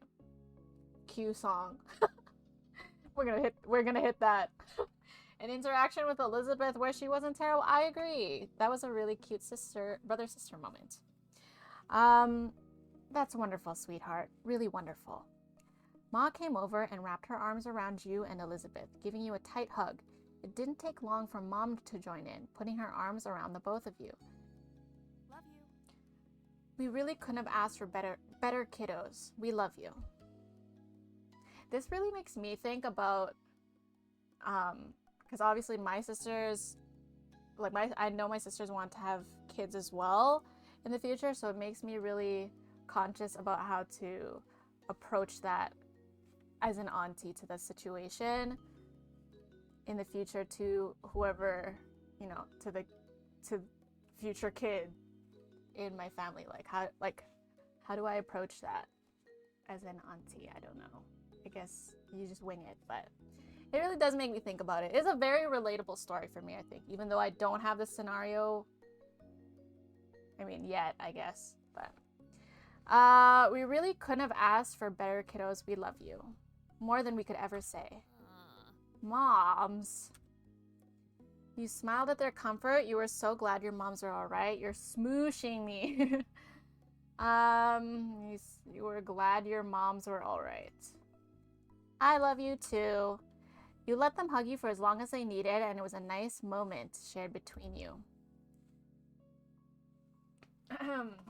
Is Ma the one on the left? Ma is the one on the left, correct. Ma on the left, Mom on... Yes, Eric is correct. Yes. Thank you for the lurk, Neon. They pulled back eventually and grinned at the two of you. And you knew then that that you all had each other, and you always would. Well now, since we're all here, how about we do something together as a family? That sounds like an excellent idea. We should have some fun before the night's over. Totally! I love the sound of that. Lee is excited. Lee is like, finally, get some fucking happiness and sunshine in here, bro. I got whisked away in this depression for no reason. And Cove too. Yeah, okay. Why not? You hid the smile that threatened to tilt your lips, knowing that Elizabeth must have been in good mood if she hadn't even teased Cove for being part of it. And no matter what she could have said about it, you wanted him to be there. The two of you had practically grown up together over the past 5 years. Who's got a suggestion? It could be something we can do here in the house with everyone in the same room. You suddenly remembered the show you and Lee had been working on earlier. Oh no, we're gonna do the fucking the fucking musical. Oh no. This is a good time, probably. But now we're gonna make everyone cringe now. Maybe we can do our show. You were bummed you never got to do it. Or maybe we can do our show. We're all Lee right now. We are. We are. Oh. A show?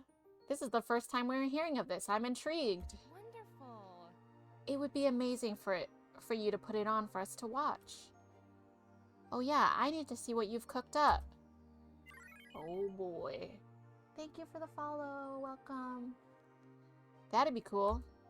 You smiled at Lee, who we didn't even get to practice the shit. You smiled at Lee, who returned the gesture while bouncing on her heels in excitement. Take some seats and we'll get everything together. Your moms collected the chairs around the dining table and set them in a row in the living room, where there was enough space for the show. While they did that, you and Lee quickly gathered supplies you needed and rehashed the plan one last time. You listened to the song you had chosen one last time. You also took a moment to cycle through the dance moves you had planned. Finally, you changed into the outfits you had picked out. When the two of you returned to the living room, everyone was sitting and chatting amongst themselves while they waited. The group quieted down when you and Lee stood in front of them on your makeshift stage. Lee was buzzing quietly with excitement beside you. You felt nervous.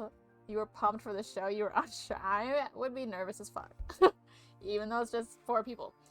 No matter how small that audience was, it was still all eyes on you. Okay, so welcome to our show. We only came up with it today, but we promise it'll be good. Ooh, that's quite the promise, girl.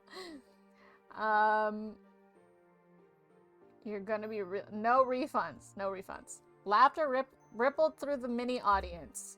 Then you nodded at Lee that you were ready to begin. Lee took in a deep breath, waiting the few beats it took to get into the song, and started singing. The dance moves you had practiced went perfectly with the tempo of the song. Your outfits gave a special element to the performance. When the performance was over, Lee took your hand in hers, and the two of you bowed deeply together. Everyone gave you a round of applause and cheered for an encore. When you straightened yourself up, you were happy to see that even Elizabeth was clapping for you. Bravo, bravo. Good job. You are so talented. Okay, Mom. Your family rose from their seats and came over to congratulate you more directly. You were beaming from ear to ear. Cove was the first one to approach, stepping up to you and Lee with a smile on his face. Nice. Nice job. Thank you. You're a really great dancer, Nikki. It was cool. Thanks. It's pretty good, huh? You blushed and said nothing. Luckily, we had a crowd who was easily I'm going to say thanks. Lee is really pretty, I agree. I love Lee. I do. Welcome. Hey, were you the one that picked the clothes? Yeah, that was me.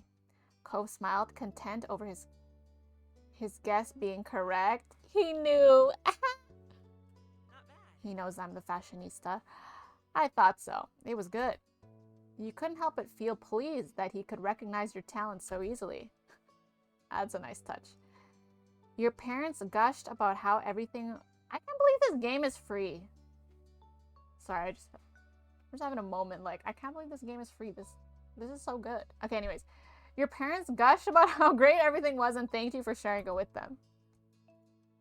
Elizabeth was complimentary in her own way, although she did describe the show as cute, which you knew she meant as kind of kiddie. Gosh. You laughed it off, however, and were just happy that everyone had a nice time. In the moment, you couldn't have been more pleased to be part of the family you had.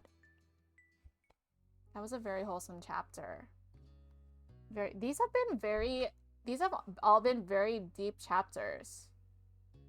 I'm getting a little bit worried about what's going on. I'm a little bit worried about what step 3 is going to be looking like. These have all been very lovely. It's a huge amount of content. I know! And there's so much extra content that you could pay for.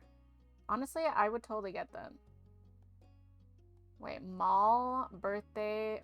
Okay, those two sound fun. Summer work. Summer work also sounds fun. Escapade and soiree. I love me a soiree. But we poor, so we're just gonna have regular dinner.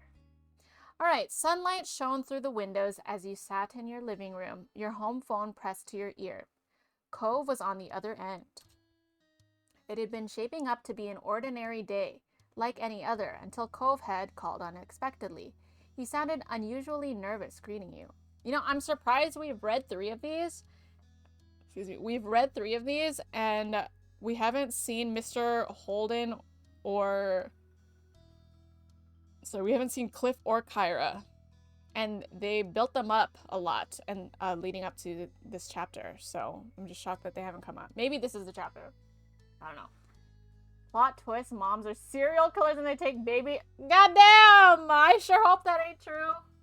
What are you saying? Yeah, what are you saying, Trap? Mr. and Mrs. Holden are occupied and this is a family friend. Yeah, maybe they're rekindling things. Yeah. I would ship that for them. I would totally ship that for them.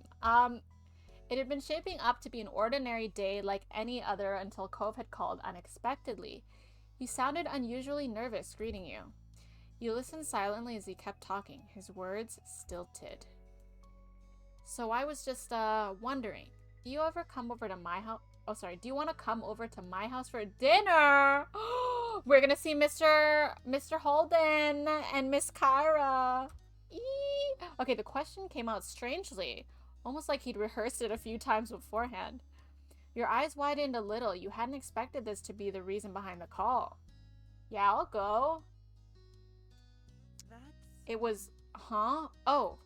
It seemed that Cove still had more to say, and you just interrupted him. Oops. Cool. Well, he stumbled for a bit, trying to gather his thoughts again. My mom and dad, they really want you to be there. If your parents don't have a problem with it, they asked me to ask you. You took a moment to think. Dinner at home would be quiet and uneventful today. If you really wanted to, you could go to Cove's instead. Cove spoke up again, breaking your thought train. His voice was softer than before. Also, I want you to be there too. Can you come over, I mean? Yeah, I can come. I'll have to ask my moms and get back to you. No, I can't make it. Why am I the only one invited? Or did you mean the whole family? That is a good question. Is that a bit threatening if I ask him that? I do kind of want to know what he says. Oh, these are both blue. It's either yeah, I can come or why am I the only one invited? They're both blue. I'm gonna pick this one. The decision wouldn't be up to you if you wanted your entire family to attend. You'd have to ask your moms if they could make it in, make time in that case. Mom and Dad only mentioned you. This whole dinner thing is their idea. You pursed your lips, contemplating your answer. Alright, I'll go. Thanks, Nikki. I'll let them know when I can. He sounded noticeably relieved by your response. Was you coming over for a dinner today that serious? He spoke to you for a little while longer to explain what time to come over and other details, then hung up. And that was that. For now, anyway. Soon enough, the sun dipped out of the sky and evening came. It was time for you to head to Cove's house. After letting Elizabeth know you were leaving, she didn't look away from the TV, just grunted. You made the small journey across the street. You knocked a couple of times on the heavy door to your condo. As you waited for an answer, you found yourself contemplating being a guest while both of Cove's parents were there. It was exciting. You were apprehensive. This made you curious. You didn't think it would be especially interesting. You couldn't... I'm excited! Are you kidding me? I haven't seen Cliff and Kyra all stream. You had thought today was going to be boring, but it turned out to be much more interesting. You didn't get too much time with your thoughts, though. The door opened soon enough. Cove's mom, Kyra, stood in the frame, smiling warmly at you. There she is. Hey, Nikki. Welcome. Please, come in. Ooh, I like the interior. Okay. I like it. She opened the door wider and moved to make... Is this our first time in here? What the fuck? Okay, you stepped inside, allowing her to shut it behind you. Thanks so much for coming over. I know it was kind of last second. Thank you for having me. Of course. Just make yourself at home. It's not my home, but I've been given permission to say that. Hey, Nikki. Welcome to our humble abode. Hello, Mr. Cliff. Hello. You jerked your head toward the sound of Mr. Holden's voice. He waved at you briefly from the kitchen, with his back turned and a large spoon in hand. Hope you're hungry because I'm whipping up some... And he cooks! How do we romance him? How? How do we get this DLC? True to his word. You heard something sizzling on the stove. You closed your eyes and inhaled. It smelled spicy and savory. Hot green-haired mommy wears... Oh, Philotis has seen her. He actually perfectly showed up when I met her the first time. Which was way too much of a coincidence, if you ask me.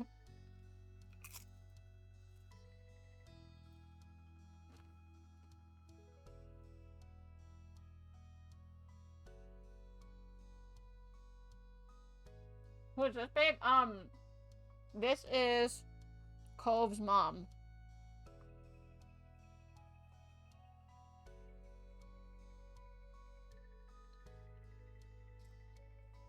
No wonder Lowen, aka Cove, loves Rebecca's cooking so much. Reminds him of home. Yes. Our mommy and daddy are on the screen again.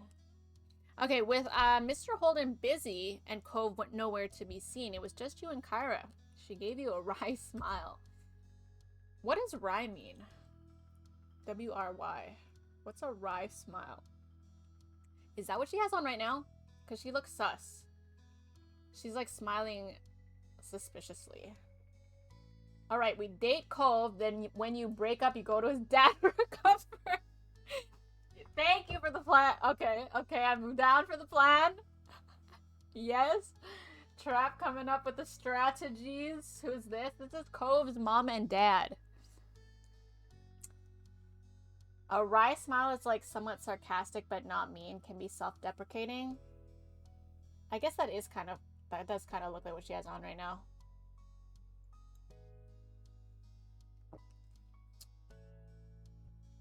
He sure is. While I've been barred from cooking the entire time, I'm staying. Wait, she's barred from cooking. I'm staying here. Can you believe that?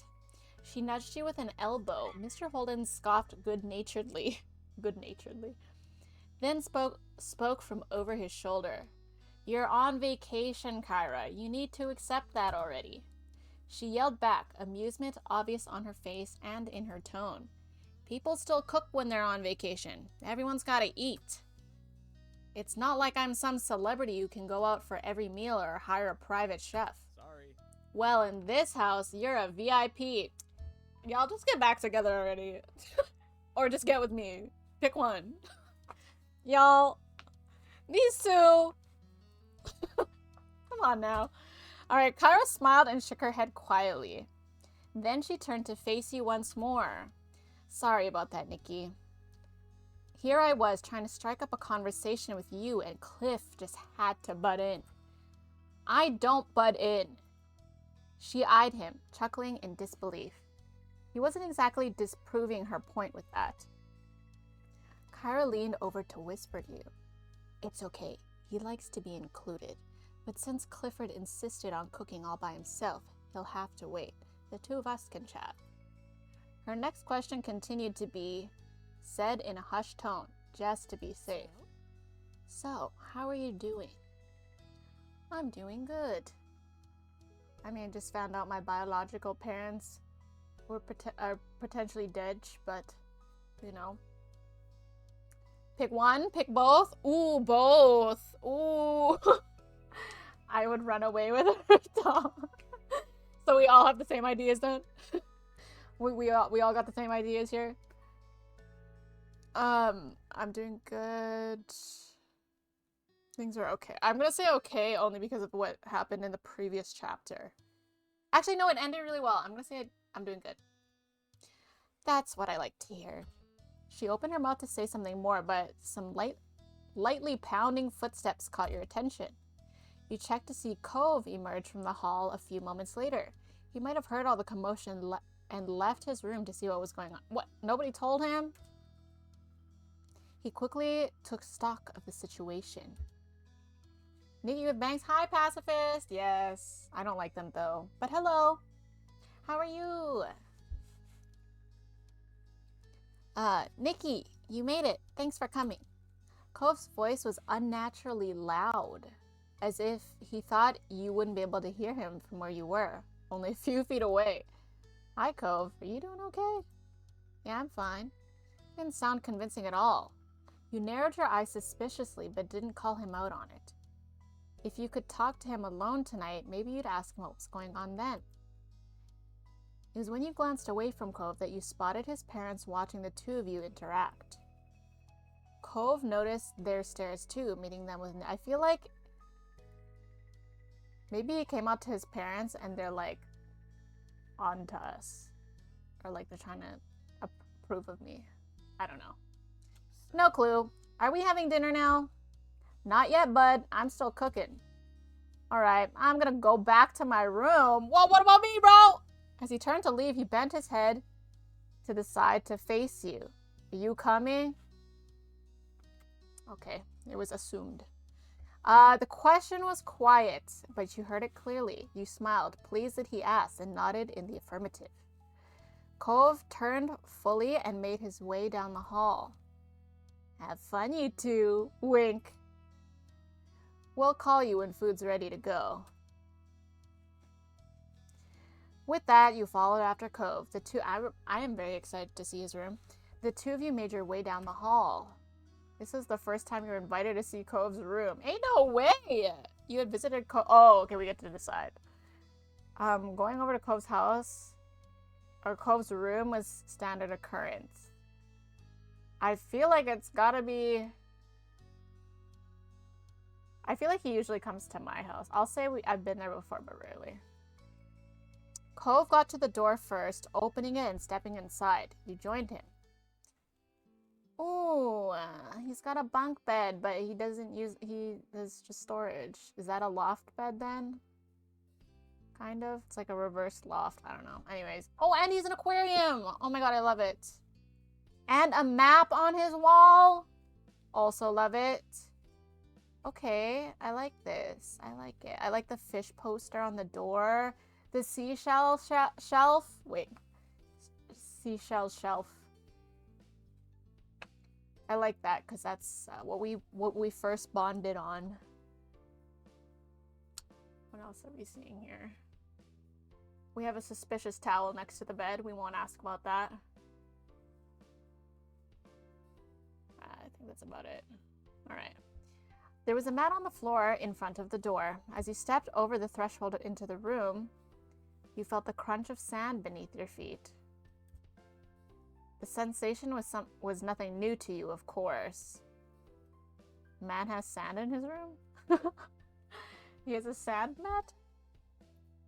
Cove constantly came back to his room covered in sand, not bothering to clean himself off at the front door, and got it all over his personal space. Damn it, Cove. That's just how he was. A little bit of a mess. I mean, everything else looks mostly clean.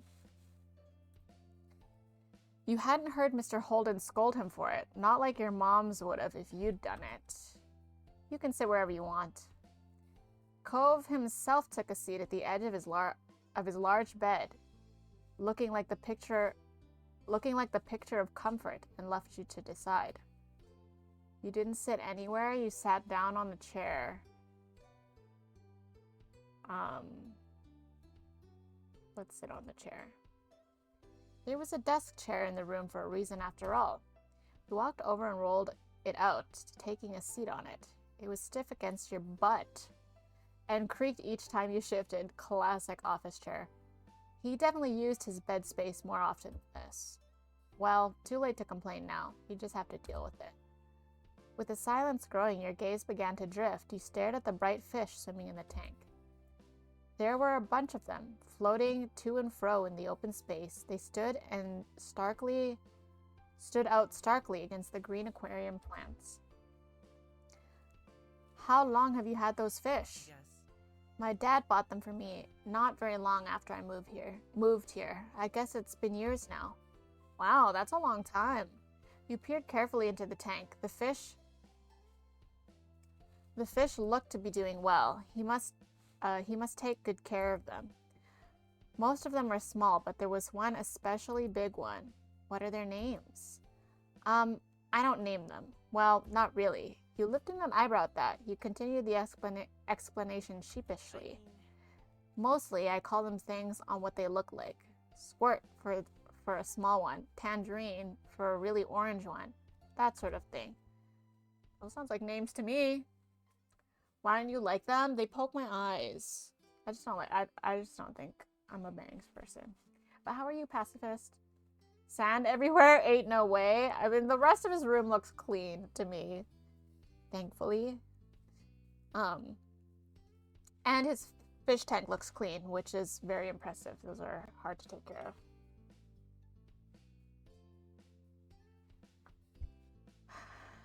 He pretty young daddy. Damn. Are you into that, Tom? I've had a lot of fish. I'm not that good at coming up with names. You found that funny? You found that surprising? You found that relatable? You found that funny. Who knew that was a weakness of his? It was an entertaining revelation. Oh, a couple of them have other type names. He pointed to a small orange-ish red fish. It was minding its own business away from the others. My dad named her Dreamcatcher. And that other one's Mark. Mom came up with that one. Who's Mark? Cove smiled to himself, his eyes reflecting the glow from the tank. You let other people name your fish? Yeah, it's nice. Then he turned to you, tilting his head to the side. There was a considering look on his face. Do you want to name one? Hell yeah, I do! His smile grew a little at your enthusiasm. Cool. There's a few who don't have names right now, the newer ones. You can pick which one you want to name.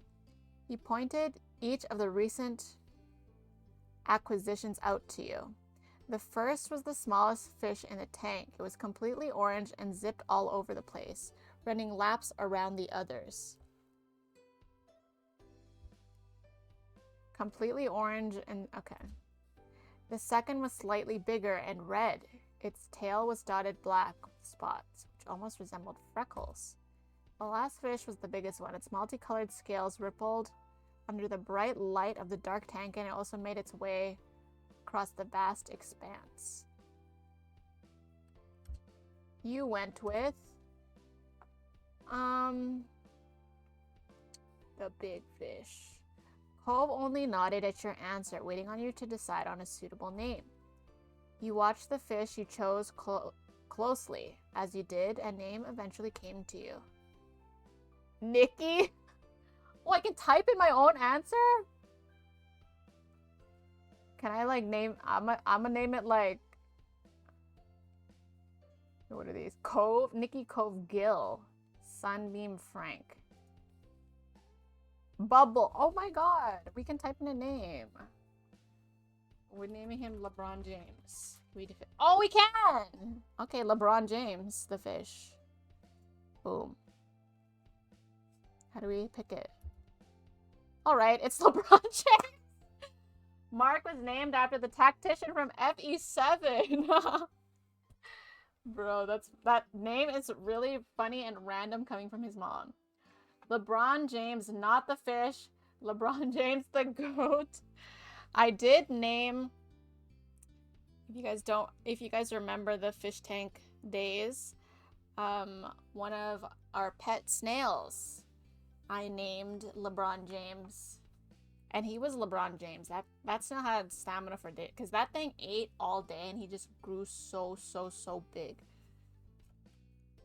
But yes, anyways, it's LeBron James. With that, his attention moved from you to the tank.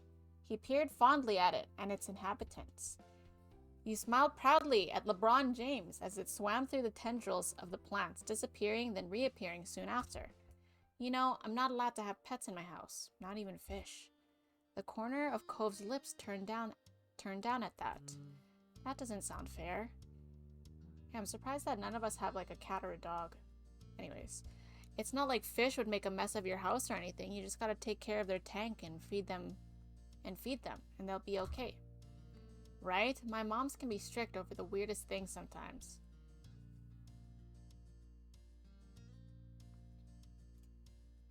They trust Elizabeth and me to go around the neighborhood alone, but they won't let us have a pet? It doesn't make sense. Maybe when you're even older they'll let you, question mark? I don't know, they seem pretty against it. Your current conversation brought to mind a memory from years ago. You launched into it without any warning, earning you a brief confused look from Cove. One time, Elizabeth, came back from playing at the beach and shut herself in her room.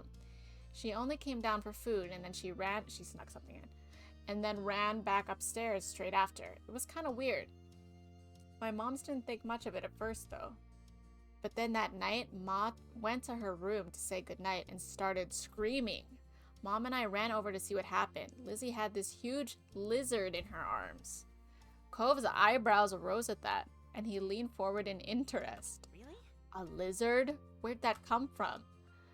Elizabeth said she saw it half buried in the sand and didn't know what it was. Then she pulled it out and got the answer, so she brought it home. She hid the lizard in her room for most of the day because she wanted to keep it. Mom and Ma were not happy. They were worried about putting it out during night, but she was going to have to let it go in the morning. Wow, that's kind of them to think about that. Lizzie was really upset. She did bring it back to the beach eventually, but she wouldn't talk to anyone for days. When she did get over it, it was almost like it never happened. You laughed. Thinking back to that time, Elizabeth had always been stubborn, but when she was younger, she forgot grudges quickly. Now it wasn't so easy. Cove had been quiet for most of the story, apart from the reveal of the lizard. He had a thoughtful look on his face. I can't even imagine what it'd be like to have a sibling. You gave a serious thought to his statement. Before you told him, it's fun, there's ups and downs, you're lucky to be an only child. It's a nice idea in general, but my sister's Elizabeth. Ooh, I'm gonna say that one. I don't know how to... It's a nice idea in general, but my sister's Elizabeth. Maybe if I had someone else as my sibling, I'd like having one more. Cove pursed his lips at the words, considering them quietly for a while. That's interesting. I think your family is cool. He didn't have much else to say, though while on the topic of your family, you considered your relationship with your moms too. They were absolutely the best. You got along with your moms, you thought your moms were okay, you found your moms... They were the best. You couldn't even consider having another opinion. You couldn't have better parents. Well, say what you want about them, but at least your mom's never tried to pay someone to be your friend. Oh, got him! The thought prompted you to look over at Cove. You probably still didn't know that happened. You doubted that Mr. Holden mentioned it, and you never had. You wondered if you should tell him. It was a long time ago, but you're keeping a secret from Cove. Ooh, do we tell him? As far as we know! Oh man, not right before dinner with his dad. I do want to tell him. I don't know if another opportunity is going to come up. I would probably say it after dinner when I'm about to go home. You know? Do you think telling him before dinner is a bad idea? I do want to tell him, but I just don't think... I don't know. I don't know if I'm going to get another option to tell him again later. I'm sure I will, honestly, but... Because I feel like I'm only halfway in this game. There will always be an excuse to keep lying. Timing ain't right, in my opinion. But yeah, the opportunity. Yeah, I think it's mostly down to whether or not I'm going to get another chance to tell him later. But actually, if I don't tell him now, he could also just find out during dinner, and that would just be awkward. So maybe I will just tell him now. Telling him what? About his dad attempting to pay me to be his friend when he was a kid? He might laugh at it now. He seems a lot more lighthearted now, so that is a possibility. I don't think he would, though. I'm pretty sure he would still get pissed at it. He's gonna cry, yeah. The Cove we know. I mean, there is a chance that it could come up during dinner. Like, I would want him to find out... I wouldn't want him to find out suddenly, like, another way, I don't know, from... Like, not from me, I guess. So I think I should tell him. You didn't tell him it was a bad time? Oh no, it even says it's a bad time. It is a bad time. I mean, it's never a good time. It shouldn't even matter at this point. Yeah, that's true. We've been engaging in foot stuff, so does it really matter at this point? We've been engaging in foot stuff without the $20.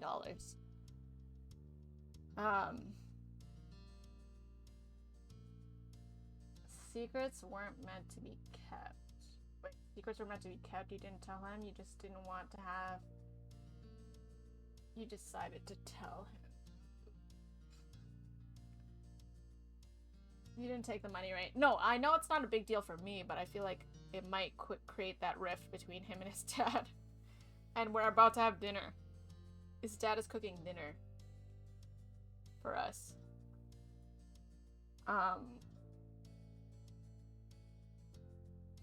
But my worry is that if I don't tell him now, it could, like, come up during dinner, and that would be more shocking. But then if I tell him now, I could also ruin dinner.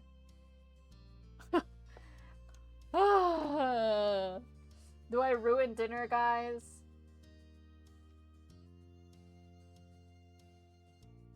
I mean, Dad was just trying to be a good dad. He was, but he went about it in a very, very weird way.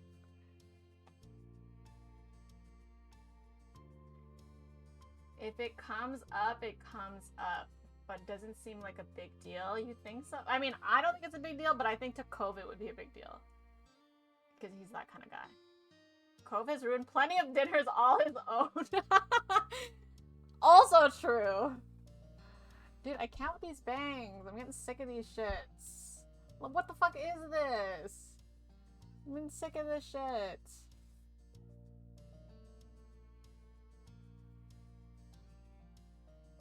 Oh no, I'm revealing my lack of eyebrows. I was relying on my bangs to cover them. No matter what I do, they're just ugly! I'm so never doing this again. We are so not doing this again.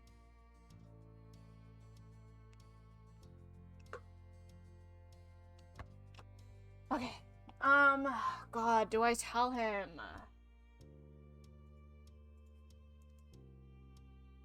Split up their family, then run off with the mom? Ooh!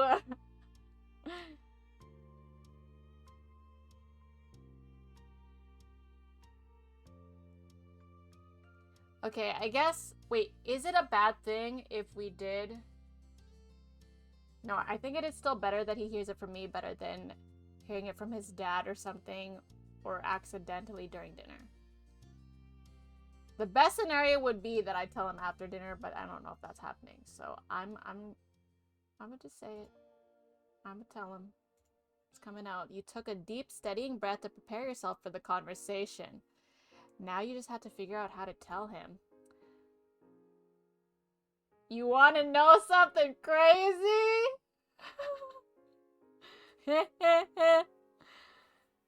Oh no. Can I go back and change? Can I go back and change my answer? Well, I actually wonder if I can. I don't think I can, but I want to see if I... Fudge, I can't. We're in deep.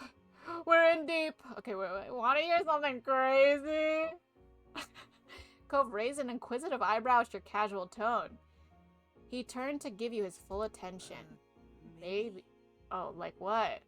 You stared into his bright ocean eyes. Oh, I can still chicken out. Ah!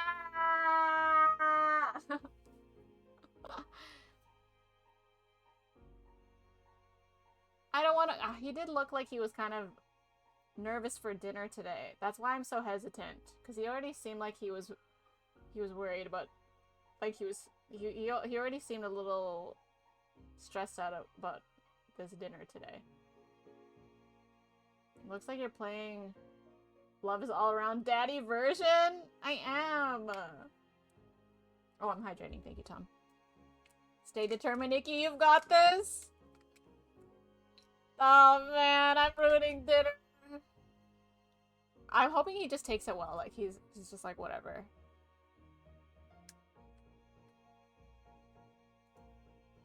Basically, back when you moved here, the first time I met your dad, he offered me money to be friends with you. $20. It was pretty ridiculous. Basically. Hi, Joe! Happy Monday. How's it going? Oh. You laughed lightly at the memory of it, though it trailed off oddly when you realized Cove wasn't laughing with you. Cove sat still. Uncharacteristically, there was an unreadable expression on his face. His eyes seemed to look through you, and he didn't know what to do next. Then, without saying a word, Cove stood up from his bed, and in a single motion, he bolted right out of the room. Oh no, I've ruined the family dinner! I take it back! I was just joking! For a moment, you didn't move a muscle. You were in shock. This was... Oh no. Your senses quickly came back. You shot out into the hall after him. Yeah, I knew he wasn't going to take it well. God, can you do this after dinner, please? There was no response to your call. You could see Cove down the way. He had already sprinted back to the living room. His arm... I can't believe he didn't even ask any questions. He's such a big baby. He's 13! He is a baby! He's literally a baby. His arms were stuck at his sides and with hands tightly balled into fists. He might not have been facing you, but you didn't need to see his face to know how he felt. Cove was furious. His parents were nearly finished setting the table. They greeted him, none the wiser of what was to happen. Huh? Hey, what's up? Oh, when did you start running in the house? Oh god. Oh god. But Mr. Holden is looking so good too. He's never gonna let me over the house anymore. Oh, maybe this decision actually ruins my, maybe not ruins, but like it decreases my relationship with his parents. Or my future parent-in-laws, if you will. Or I mean, if I'm trying to wipe up that Mr. Holden, it's definitely gonna ruin my shots with him. Are you that famished? Gonna watch Solo Leveling. Enjoy. Thank you for the lurk, Joe.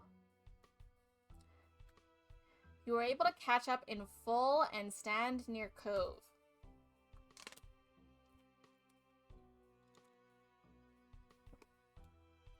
The parents' words didn't even register in his ears. Their child was wholly focused on another matter. I wish he'd talked to me more about it before he just ran it, like, bolted out here.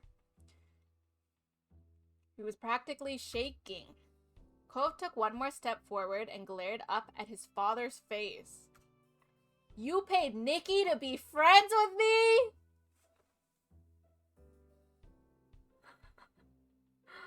Oh no, what have I done? I regret everything. I regret everything. I didn't think he was gonna do this. I thought we didn't take the money. We didn't. But he just ran out. He didn't even let me finish. Mr. Holden froze. Look at Kyra. She's like, he did what? Kyra's like, what the fuck did he do this time? Mr. Holden froze. He looked like a helpless deer caught in the headlights. Seriously? Clifford, are you... Oh my god, what if this ruined their chances of getting back together? Oh, I regret everything! Okay, Clifford, are you serious? He whipped his head toward Kyra, his eyes wide and blinking rapidly. It was only one time. Cliff, please. You big red dog. Nikki the homewrecker. I didn't mean that. This is not what I intended. Oh no. It was only one time, he says. The admission elicited an aghast expression from his ex-wife. Mr. Holden raised his hands up to gesture defensively. It seemed like a good idea when it happened. She covered her eyes with one hand. It was clear that her patience was frayed. I hate how this turned out. But she was not so shocked anymore. Mr. Holden bowed his head, rubbing the back of his neck guiltily. The fact that she accepted this as something he'd do so easily seemed to be the most crushing part. Cove just stood there, fuming silently during their little aside. His eyebrows furrowed pain. I like how Cliff's mom wasn't like, what is going on? Like, what? She was just like, she just believed everything that Cove just said. But anyways, which the game just said that, but like that's just funny. His eyebrows furrowed painfully and his eyes trembled. You felt bad for Mr. Holden. I felt bad for Kyrie, felt bad for yourself. I do feel bad for myself. I feel very bad for myself. You felt bad for everybody. You thought this was uncomfortable. How do I pick all of these? How do I pick all of them? How do I pick all of these? Oh, God. This is uncomfortable. Yeah. Yeah. God, I regret telling him. I regret telling him. I wish I could go back and change it. Oh, I should have saved. Excuse me, I should have saved. Well, I did save before I started this, I guess.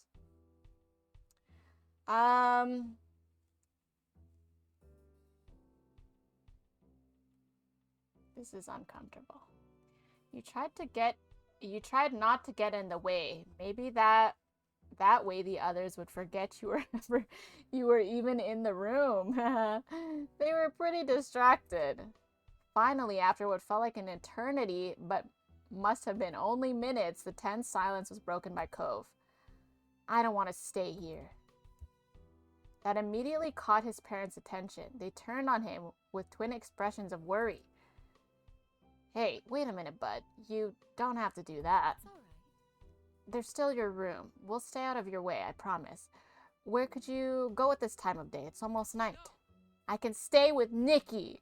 Oh, God, don't mention me. I'm not in the room, Cove. I'm not here. I'm not here, Cove. He stormed out of the house without waiting for another response. You jumped. No, I ruined dinner. I was so excited for dinner. No, I should have chickened out. Oh, God. I regret everything. He stormed out of the house without waiting for another response. He jumped as the door slammed behind him.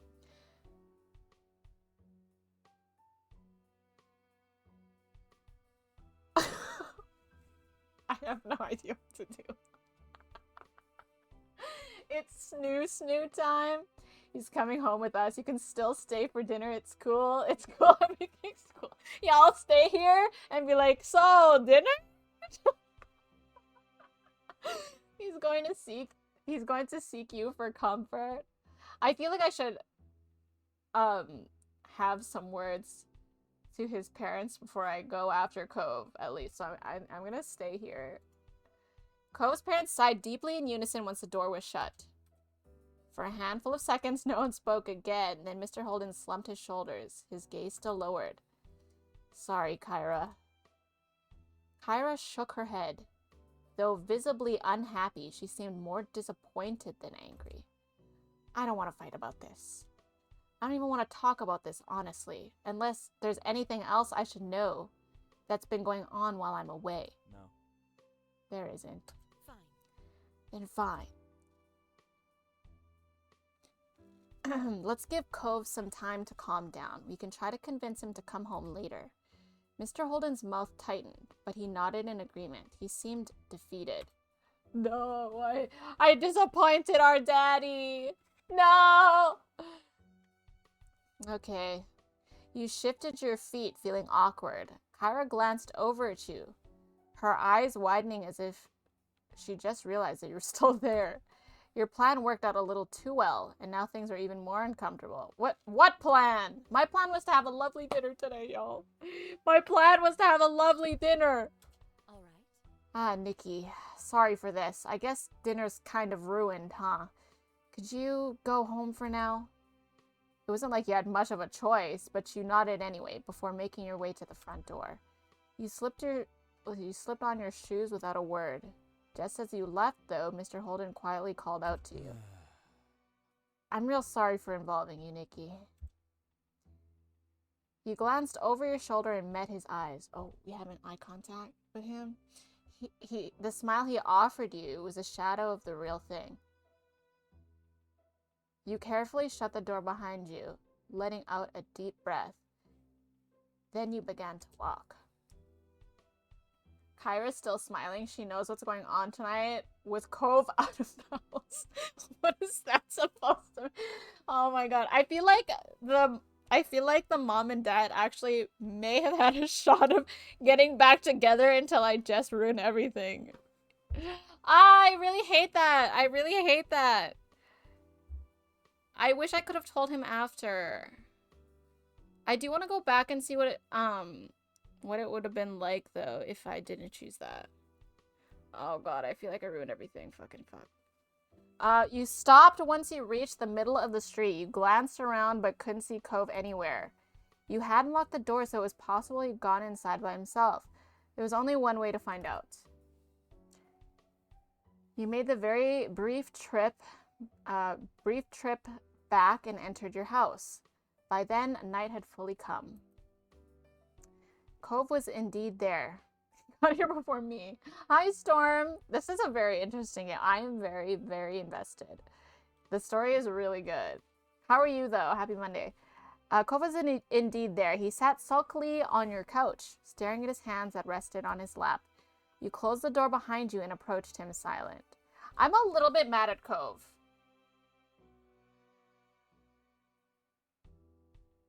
I mean, he is allowed to be mad because of what happened, but I'm a bit mad that he, like, didn't talk to me. Like, I told him that in confidence, and he just stormed out and didn't even give me a chance to, like, de-escalate the situation. He just, like, went in. So I'm a bit mad at him, actually. You closed the door behind you and approached him silent. You didn't even get to ponder what to do. He got up and walked a few paces away from you. The two of you stood tensely together in the middle of your living room. The night really has gone as you imagined it would. At least Elizabeth wasn't around. Your moms were out. Oh, that's kind of nice. You had no idea who would have explained the situation to them, and you were sure Cove wouldn't have been up for that. He watched you from a distance. His expression wasn't hostile, but was not exactly welcoming either. Are you okay?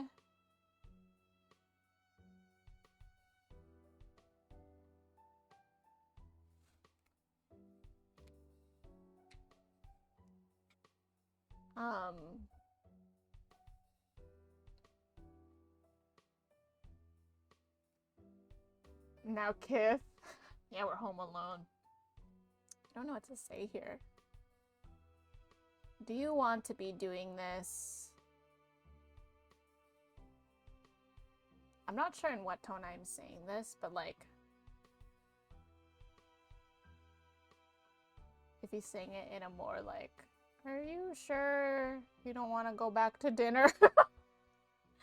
That dinner was kind of smelling nice. I don't want to say sorry, because he did have to know. Did not expect him to just run out the damn room. I'm gonna say this. Cove shifted so his back was to you. Then he crossed his arms over his chest. Are you mad at me? Oh my god, we're having our first fight. To your surprise, he actually responded. What? No. It's okay. I wish I'd known before, but I guess there's never really a good time to bring up something like that. You're not the one who did anything. His tone was clipped and insulting, though it was now fully clear that none of the negativity was toward you. And we're actually friends, aren't we? Besides, it's not like it worked. We only really became friends way later. It doesn't matter if you took it or not. You nodded your head furiously at that. If there was one thing you didn't want this revelation to do, it was to weaken your relationship. Of course we're friends. Maybe more. Cove seemed to appreciate your reassurance. The furrow in his brow eased a little. Yeah, we are. I'm definitely not mad at you. I should thank you for not letting him get to you, and for telling me it happened. My dad never would have. He's always like that. He just does things. He doesn't ask or tell me about it or anything. Oh. Oh, we're getting the trauma dump. That was a mature response. Did not expect that from him. Yeah, no, true. Not after the way he just acted. Cove threw his arms out, his features twisted in frustration. There already was the thing with my mom coming to stay with us for the summer out of nowhere, and that was supposed to be a surprise I'd find out about. Who knows what other things he's done that I've never heard of? Does he even know how to think about what someone else might actually want? He paused to take a panting breath, scowling. Continued to listen quietly. I'm sorry you had to deal with all that. That's terrible. It could be worse. Your dad's only trying... I'm gonna try to help Mr. Holden, okay? He is trying to make you happy. I see the intent behind it. His eyes narrowed. He giving me the eyes. You're right. The worst part is, I know he doesn't do stuff for himself. He does things because he wants to make other people happy. Oh. Cove blinked rapidly. And you notice tears. Oh no, don't do it. No, he's crying, guys. No. Don't do it, Cove. Cove blinked rapidly. And you notice the tears were gathering in his eyes. When he spoke again, his voice was heavy with emotion. There he goes again. He's doing it. Oh no. Cove's crying again, y'all. But he just makes everything worse, and he's really sorry, and it's like it's your fault for not being happy that he's at least trying. So he does see the pure intention behind his death. Like, it's just annoying for him, I guess. I don't know. And what if all his plans and always being so pushy did change things? What things? Cove finally met your gaze, his bottom lip trembling. You realized then that he was referring to you and him. What if what he did made you stay away from me before we even got to know each other? Oh god, the tears are really coming down now. He's the T-eyes. He's the T-eyes. He's this. That's literally him right now. Bro, okay. The tears are streaming down his freaking face. His voice cracked as he forced himself to speak through the tears that began to fall in earnest. He did everything he could to say it, but the words were barely a whisper. Whoops. Say what? Nikki. Oh, stop saying my name like that. Okay, you were the best thing about coming here. Me? Me? Little old me? Cove was honestly terrified over the idea that there was a chance the two of you might not have what you do. He stepped forward and rested a hand on his shoulder. You hugged him, you smiled reassuringly, you wiped his tears. I stepped forward? I thought we were sitting. I guess we're just standing here, I don't know. But anyways, I thought we were sitting. I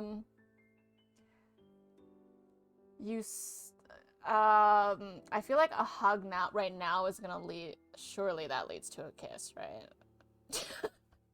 I don't know, but we're gonna smile back. You weren't sure if you'd been able to get your feelings across, but you wanted to try. I'm really glad we got to be friends. Please don't cry. Step on him! Goddamn, Neon! Oh, right, we have been engaging in foot stuff. Wipe those tears away. Don't worry about it. You didn't need to say anything. I wouldn't have let your dad or anyone else. I mean, it's hard to say that. I could have prevented that, but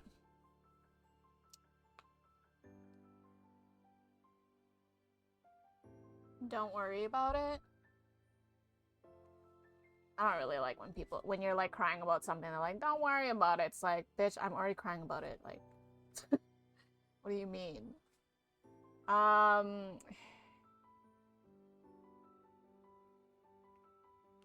wouldn't have let anything your dad or anything else did mess things up. I'm gonna say I'm glad we got to be friends, but also whatever. His features crumpled at your words. You couldn't tell exactly what his expression was, but it seemed a mix between relief and sorrow. I think I did just miss an opportunity to kiss him. Anyways, he sniffled. Me too. You remained like that just for a little while. Then he scrubbed his eyes with the back of one hand. His gaze turned away from you, growing distant. He's like that with my mom too. So that's why they divorced, huh? The anger he had begun to release bubbled. Wait, the anger he had begun to release bubbled back to the surface. Dad wants to make people happy, but he doesn't. The words landed scathingly hard. You were certain it'd crush Mr. Holden. That is actually true. Oh, this is all so fucking sad, y'all. I don't want this no more. I miss when we were about to have a nice and happy, wholesome dinner. You'd never known much about his parents' relationship, but you thought you understood it a bit better now. I'm really sorry. You don't actually mean what you're saying. Do you hate your dad? I actually do want to ask him that. I'm here for you. You felt bad that things were so hard for Cove and his dad. I do feel that as well. Do you hate your dad? I want to ask him that. I genuinely don't know. I'm gonna ask. Cove just looked at the ground. As the two of you were stifled by the quiet, a thought came to your mind, abrupt and sudden. What about your fish? What? What about LeBron James? This seems like a good time to bring up LeBron. I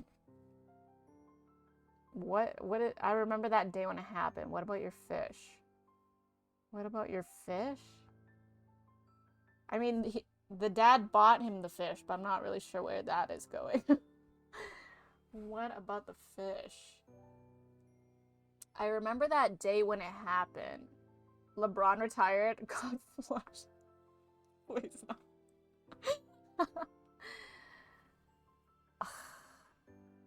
I mean, we're talking about it. Might as well talk about it more. Finally, given the details, since he didn't ask me about any details, you ran to the hills behind the house. Mr. Holden waited for you to come back while my mom's checked the park for you. That was when I met you for the first time, and then he talked to me about you. Cove lifted his eyes enough to see you. His head remained low. I remember too. When we first moved to Sunset Bird, I felt like I lost my whole life. Maybe that's why he wanted to help you start a life here so much. His eyebrows scrunched up. He seemed on the verge of tears once more. Bro was always like that, though. Anyways, it was obvious Cove didn't want to think about his dad that way, but it was also hard not to right now. He must be conflicted over where to go from here. Your dad still needs you to stop being so forceful, though. Your dad still needs... Oh, sorry. Not needs you. Your dad still needs to stop being so forceful. You might feel better than you do if you tried to make up with your dad. Ooh, I like that. I like the encouragement of them, like, reconciling. You really need to learn how to communicate. Oh, you guys really need to. I'll be on your side no matter what you do about your dad. You might feel better. Yeah. Cove frowned thoughtfully. He didn't say anything, but you had a feeling he was taking what you said into consideration. I'm going back home? Dinner's back on? Question mark. I was so excited to have Cliff's cooking, you know? His face was... Oh, I got an achievement. I got an achievement. The ruined dinner achievement. His face was set in determination. There was no way you could tell him to do anything else, even if you wanted to, so you only nodded. I'm sorry. Thanks, Nikki. I'm sorry about all this. Can I come with you? Honestly, I'm gonna offer. Yeah? Why wouldn't you? Oh, yeah. Why wouldn't you go? You smiled lightly. Just checking. Cove nodded and head outside. Oh, we're going back! We're going back! You followed behind him. Hopefully dinner's still there? Question mark. Looks like dinner's back on the menu, boys. Hell yeah! Let's fucking go! Once again, the two of you made your way across the street towards his house. He didn't pause at the door. He just opened it wide and went in. Well, don't do that. You might walk in on some, bro. You gotta knock, man. Cove's parents were sitting at the table, their heads bowed and silence between them. They snapped over at the sound of the door, relieved to see Cove return. Mr. Holden stood up so suddenly his chair squealed across the floor. Cove? Cove! Kyra got out of her chair as well, but less dramatically. How are you feeling, baby? I wanted to talk to you. Oh boy. Oh boy. His parents looked over him, their features soft. Cove instead snuck a glance at you. The tea is getting very hot. You were glad you could be here for him. You suddenly felt like you shouldn't be there. I'm glad to be here for him. You stared back solidly. I'm mostly here because I'm here for the tea. I want to see how this talk goes.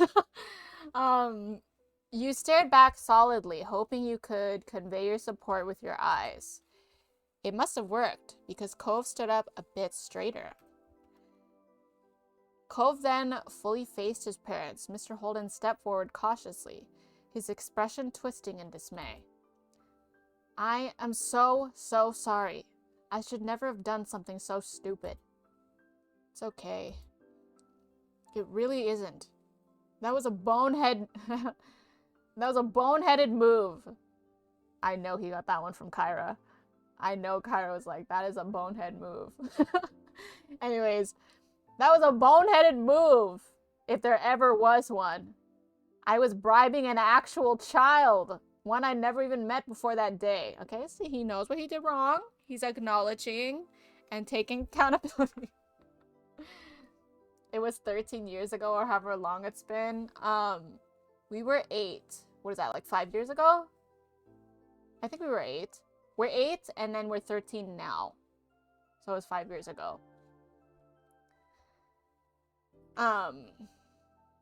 But Cove is a very sensitive boy, so I'm not surprised at all that he was very offended by this. However long it's been, yeah. Alright. Cove almost cracked a smile, though he quickly regained his composure. Then, it isn't, but I want things to be okay anyway. I'm sorry. Cove, I'm sorry. Kyra placed a hand on Mr. Holden's shoulder. Your dad doesn't believe there's something wrong with you, or that you can't make your own friends. He can explain. I know why Dad did it. He wanted me to be happy. That's all. He didn't think it'd be like this. It was an accident. Kyra sighed heavily. A sad smile appeared on her lips. You're very grown up, Cove.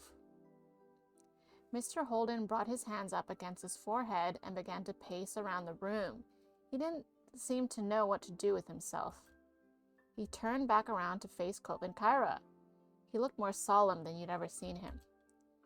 I'm not going to do it again. I haven't done it again. Haven't tried to bribe more people, or haven't continued to step over a line without registering it. Damn. She went in. Both. He let out a heavy breath before shrinking down a little. It was impressive because he was pretty tall. I don't know, but I don't think so. Cove's throat bobbed as he swallowed quickly. He looked like he was trying to gather all his courage. When he spoke up, his voice was small but firm. Oh, you invited Mom here. His dad's eyes widened. Uh-oh, got him again. Uh, Cove was ready to have a talk he had put off before.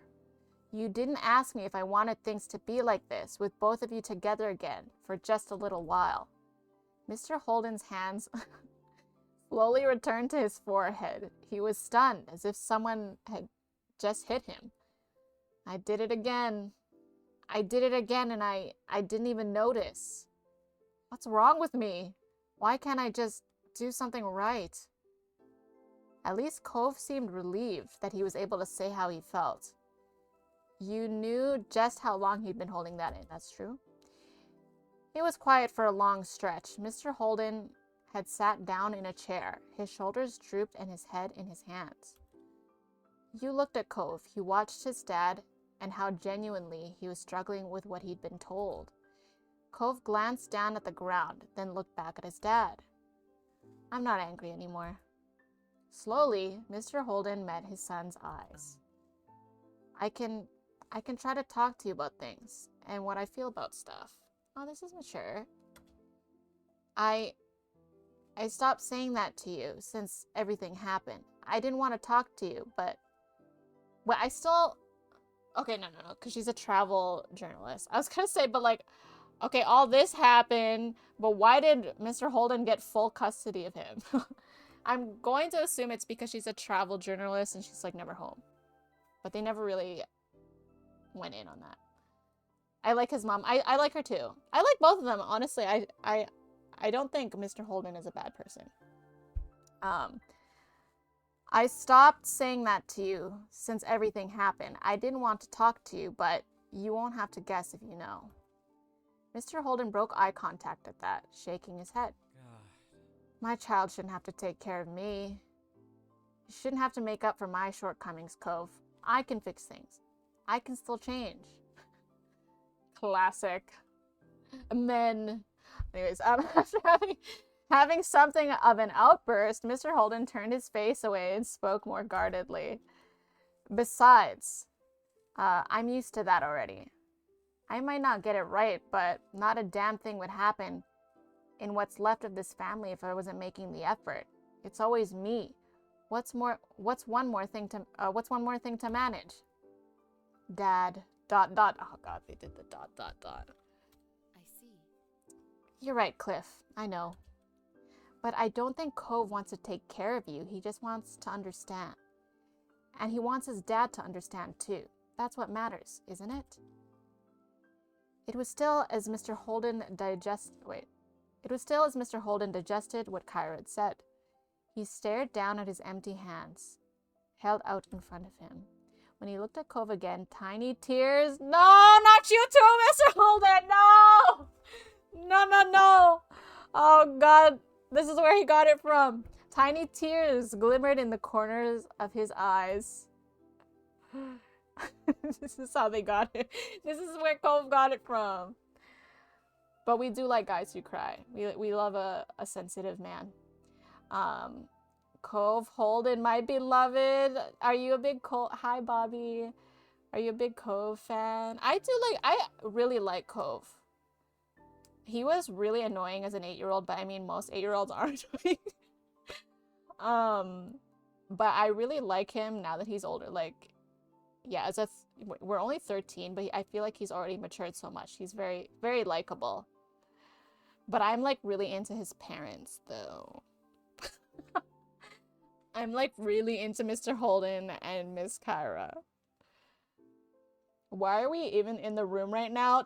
To be honest, we should not be in the room, but I invited myself because I really wanted to hear the tea. And I wanted the dinner. I was hoping we would get the dinner. That is correct. We're here to collect. So you're a boys who cry stan. Yes, I mean, we should all be a boys who cry stan. Like, it's totally fine to cry, you know? So, you know, we like that, Mr. Holden. Go, let those tears stream. Let those tears go. Kyra's the only one here not crying. It's all about you, girl, on your 16th birthday. Dude, I can't wait for the next step. I can't believe I'm only on step 2. Step 2 has been very, very engaging and very, I'm so, and like, I'm so invested. Like, I am balls deep into the story and I cannot not see how this ends. Anyways, he got up and crossed the room to his son. Cove didn't move or look away as he approached. Mr. Holden set his hands on Cove's shoulders, the touch firm. He furrowed his brows. Bud, oh right, I forgot when he called him Bucko. That shit was funny. Anyways, Bud, you and I are going to talk about every single thought that ever pops into our heads. We like that. We like communication. Yes. Okay, for the rest of your life. Yes. Yes. Thank you for the follow. Welcome. I love this game so much, but it gets very long. Dude, I know. I mean, I'm not mad at it being long, but I looked up on how long to beat for a short game. I was looking for a short game to play, and it said 8.5 hours. And bro, I'm like fucking, I would think I'm like 16 hours in on this shit now. But I'm actually really happy that it's long, and honestly, I'm thinking about, well, no, I am gonna get the DLC. I don't think I'm gonna get all the DLC. I am definitely gonna get the wedding DLC. For sure, and then depending on how everything else goes, I might get the other ones. You like halfway done? I mean, I don't even think I'm halfway done because I'm not even done step 2, Tom. There's apparently 4 steps, and I'm in step 2, but I'm not done step 2. On its own, almost made me pull an all-nighter when I first played it. I am like, the story is really good. I don't know, like, I'm sure there's a lot of lurkers in here, which I really appreciate you guys. Thank you so much. We love you, lurkers. But if anyone is actually like listening or paying attention to the story, it is like, the tea is hot. Like, the story is good. I am very, very interested. Like, everything, every aspect of it. Like, where is Shiloh? What is the future of Cove's mom and dad and family dynamic? What is gonna happen with Elizabeth? Is she gonna look into her past? What about me? Am I gonna look into my biological parents? Like, what is going on here? But mostly, where is Shiloh? Like, I miss you, Shiloh. Please come back. But anyways, that's besides the point. Let's continue reading the chapter. He shook Cove forward and back a bit. Well, let's not do that. Tears slipped down Cove's cheeks, but he was smiling. What? No, I don't want that. Mr. Holden began to smile too. It trembled at the corners, but it was genuine. Especially for a free game, this is a lot of... It is! I'm just like... I mean, I can get a visual novel being free, but it's like free, but like there's just the game, it's a visual novel. Usually you're reading a lot, which I am, but the game is also very engaging. Like, it actually let me play tic-tac-toe. It actually let me build my sandwich. And even if those things didn't mean anything in the end, it's just like a visual novel with some engagement. So I'm not just like clicking and reading the whole time. It's very good. This is honestly probably the best visual novel I've ever played in my life. But I do need to play more visual novels. But I don't know if other visual novels can get close to this right now. I'll gladly throw even more money at this game. I truly think it deserves it. It really does. Wait, do you know, Bobby, is this game originally English, or do you know who made this game, or about who made this game? Excited for the sequel. Is there going to be a sequel? Stop. Is there going to be? I will for sure play that. I'm not even done this game and I already know. Alright, I'm afraid it's the only way. Kyra chuckled, even as she blinked away her own tears. Mr. Holden turned towards her. You better not be thinking you can get away from this, Kyra. The same is gonna apply to you. You can't! He let go of Cove with one hand while he placed his other arm around Cove's shoulders. Then he faced Kyra. Absolutely. Oh, yes, I can. Yo, what about me, man? Am I invited to this? He continued to talk as he walked in her direction, bringing Cove along with him. Oh, this is a tender. Oh, I love it. Did I do this? Did I do this? Did I do that? Family group hug, crying in-game, Nikki waiting for the appetizers. I just really hope we get that dinner that we were talking about. Like, none of us have eaten. Not a direct sequel, but another game like it. Oh my god. In a mountain, like, oh, I was just saying how I really, really want, like, I would love to live in a mountain town. Oh my god. If that actually happens, I will go crazy. I will pay money for that. That's insane. Oh my god. I hope that does happen. You keep waiting for the tacos? Yeah, for real. Wait, is that Totodile? Is that Totodile? Oh my god, I think it is. Oh, it is! I love that. Okay, anyways. Then, father and son were standing in front of her. Mr. Holden put his arm around her. Now he had both of them in his arms. It's a very cute picture. I don't know. Even if they're not together, like, they have a very cute family dynamic. But I am low-key rooting for them to get back together. Low-key. And if they don't, then maybe I can get with them. Alright, anyways. Cove's dad. If you think the ideas that I actually go with are bad, you two are going to be amazed by the thoughts I decide against all on my own. What is that supposed to mean? Kyra jokingly cringed at the concept. Cove smiled tearfully up at his parents. Thanks, Dad. I'm so glad. Thank you, son. But hey, you know what I'm thinking now? Dinner? Dinner? Cove, wiping his face with the back of his hand, shook his head. God, no. You're an God, no. You're an incomprehensible maniac. Mr. Holden laughed, not disputing her words. I'm thinking we should eat the dinner! Let's go! Oh my god, they do have happy endings. I painstakingly made. It's salvageable. Just gotta heat it back up. Kyra sighed in exaggerated relief. That we can manage, right, Cove? Yeah. Great. We're making progress already. Well... Though I don't even know how I'm going to start making this up to Nikki.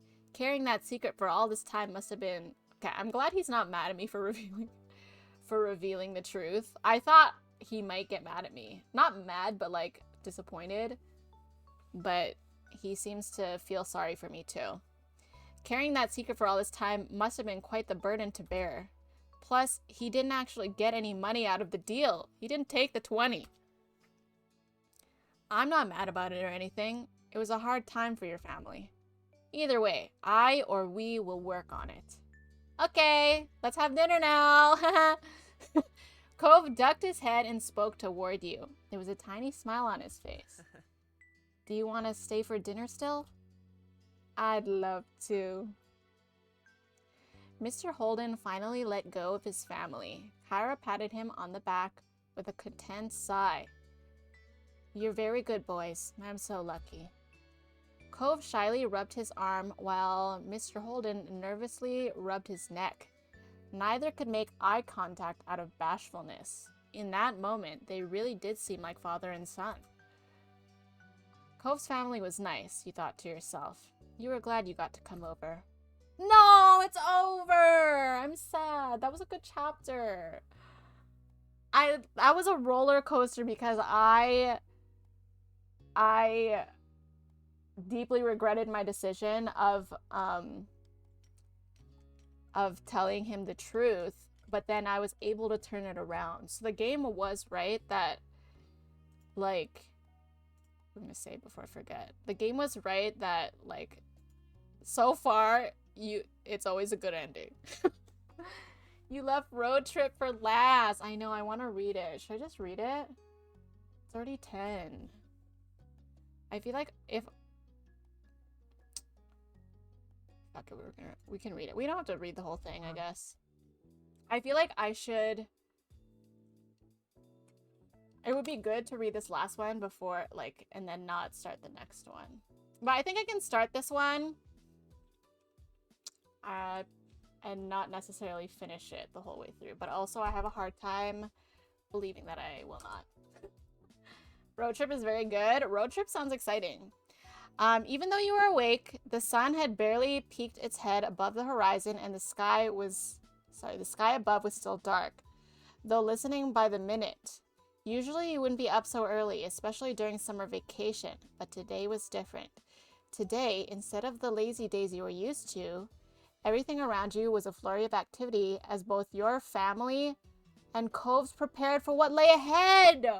We're going on a double family road trip. Oh my god, I'm so excited. Oh my god, I was so annoyed getting up early on summer vacation to go on a... Really? I always loved it. I mean, I was annoyed to get up early, but I was always excited to go on the road trip. I love road trips as a kid. I mean, I still like them now, but I haven't gone on one in a hot minute. Because parked in the street just outside your house was a massive RV camper. So big you couldn't see Cove's house behind it. His parents had rented the RV for a few days to take him on a short road trip to see the Redwood National Park. Is that a real national park? Is this a real place, by the way? I can't remember what the place is called. It's like Bird something. But is Redwood National Park a real place? Barnacle? Where's the safe word? Wait, do I have a safe word pin? It is now Barnacles. Oh, Barnacles with an S. Sunset Bird is fictional, but it's located in California. Oh, fictionally located in California. Okay. Redwood Forest. Wait, is that a real place? That sounds like a video game location. There are redwood parks in California. I've been to... Oh my god. Oh, Hyuni! Oh my goodness. Hyuni has been playing Danganronpa. I was hoping I was gonna get to see some of your stream today. Thank you so much for the raid. Hello and welcome, Hyuni Buns. Welcome to the church. We are also playing a visual novel. Yeah, Hyuni's playing Danganronpa 2, right? The first stream today. Have you met everyone? I don't know how far you got. Do you have any favorites yet? I know it's very early, but is anyone like stuck out to you? Hi True Tank, hi Fox. Hi Evie. Hello, hello. I'm still getting through introductions. You like, oh, wait, is that, I don't know if you know all their ultimates yet. I don't want to say too much. Is that, I'm just gonna look her up. I'm trying to remember which one that is. You know all their ultimates already, right?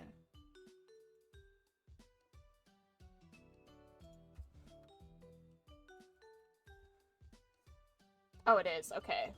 Interesting. What do you like about her? So she's there. Okay, so you do. I know half of their ultimates. Oh, okay. I believe my favorite's name...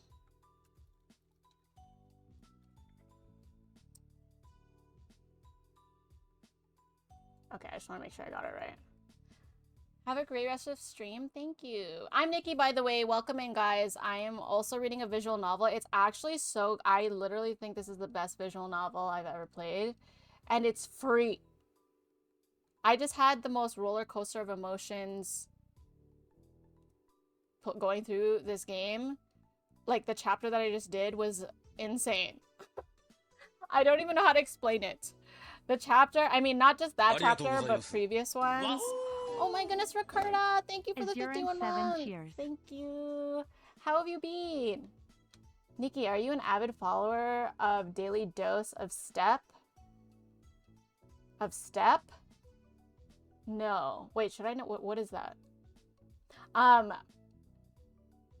My favorite...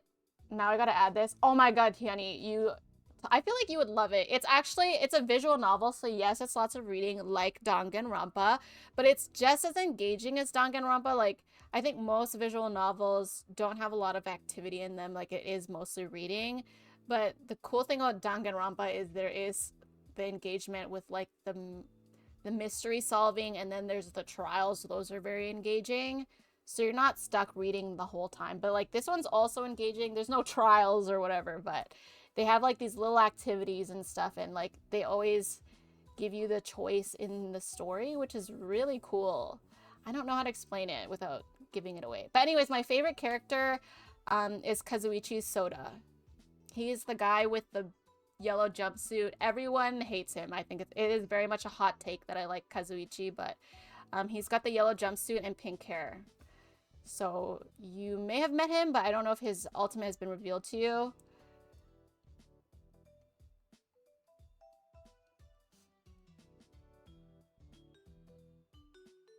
We all had to wait like an hour for a family to unearth and resolve its decades-old trauma to get our matzo sticks.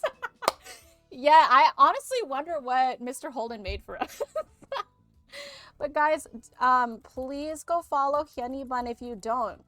Hyuni is, wait, there we go. Man, last time I tried to shout out Hyuni, it didn't work. But anyways, Hyuni is a variety game enjoyer, survival game enjoyer, Danganronpa first time playthrough doer, just starting Danganronpa 2. Who knows? Maybe Hyuni will eventually also play Our Life. I highly recommend it for her because Hyuni did tell me that because she's new to games, and so she really likes Danganronpa because it's like, it's a game, but it's like not in like hardcore gameplay or whatever. I would say this is also a very good option. Want to know what Cliff was whipping up in the kitchen? Do you actually know? I had to go poo. Did I miss anything? We resolved it. We resolved everything, and we had dinner trap. We went back to the house. They had a big family talk and apologized and reconciled, and then we ended up having the dinner, and they had a big family hug. It was so wholesome. I gotta get to know him. He didn't seem so bad though. Yes, he is the mechanic. Yeah, I really liked him because I thought having an ultimate mechanic in a place like Danganronpa is very useful. I think having a mechanic is super useful. So far, I dislike Oteru. Okay, based. I also dislike him. But it seems like it's obvious everyone hates him. Yeah, no. He's a pretty easy hate. That part is great. I put all the settings on easy. I think I ended up doing that as well because I was like, fuck this. I'm just playing it for the story. I think the first time I played it, I put it on hard, and I got so frustrated. And then the second time around, I was like, fuck it, I just want to play the story and not stress. So I think I went with easier one. This game seemed pretty deep. It is. It's shockingly deep. I found out today that my sister, so in game, I am raised by two moms, mom and mommy, and I have an adopted sister. I'm also adopted, but we found out a couple chapters ago that my sister is Filipina. She was adopted from the Philippines. I was like, what the fuck? This game, like, there's just like so many ways the game resonates with me. It's kind of crazy. And it also had me thinking, because like my sisters as well, like they are a gay couple, and I know they want to have kids someday too. So it was really cool, or like it was like my first time really looking at or thinking about what it might be like to have two moms and how a child might feel in that scenario. So it had me thinking about like, what kind of aunt am I going to be in this situation? You play cards with the Holdens? Wait, sorry. If you don't do the whole 20 buck talk, you eat Mexican. Oh my god. Wait, is he Mexican? Question mark? No, actually his name doesn't sound Mexican at all. Never mind. His name does not sound Mexican at all. And you play cards. That's wholesome. Honestly, I'm really glad we went with the route that I chose. I'm really happy with how it turned out. I deeply regretted it when I revealed the $20 thing. Oh, excuse me.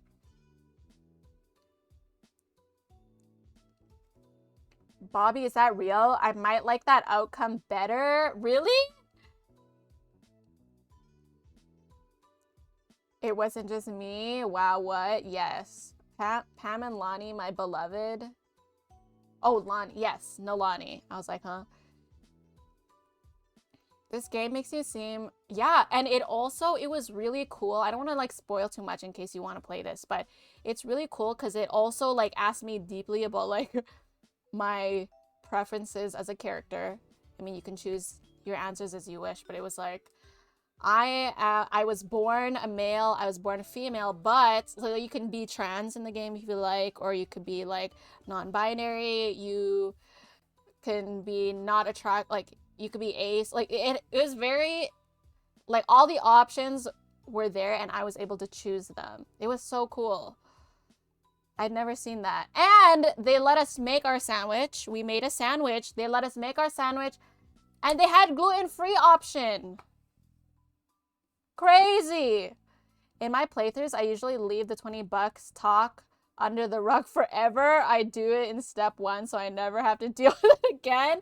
I felt like it had to come up eventually. I did not like holding it in, but it's interesting that you can, like, it just seems like no matter what right you do, like it can turn out okay. Thank you for the follow, by the way. Feel free to say hello if you like. I mean, I'm totally here for therapeutic crying drama, but I'm also here for some tacos. Wait, yeah, we actually, like, it was Mexican, so I think we actually did have tacos. You made a gluten-free sandwich. I did not make the gluten-free sandwich. I made a ham and cheese. I made a ham and cheese on white bread. But the option that they had gluten-free option. Like, they literally, this game has never been more inclusive. This game is so inclusive. You can choose your dietary. Yeah, it's so cool. I thought that was really cool. But anyways, let me set... We just started a chapter. Which I guess since you're here, we will read through it.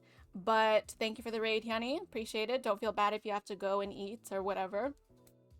But right now, what's happening is my family, so my 2 moms, and I think Elizabeth, as well as Cove, so that's Bay, and his 2 Bay parents. His parents are hot. They're MILF and DILF. They are also coming on the road trip with us. So we are going on a road trip together. So this should be interesting. This should be interesting and completely drama-free. And it's free, TM. Yes. And it's free. We are not sponsored, but yeah.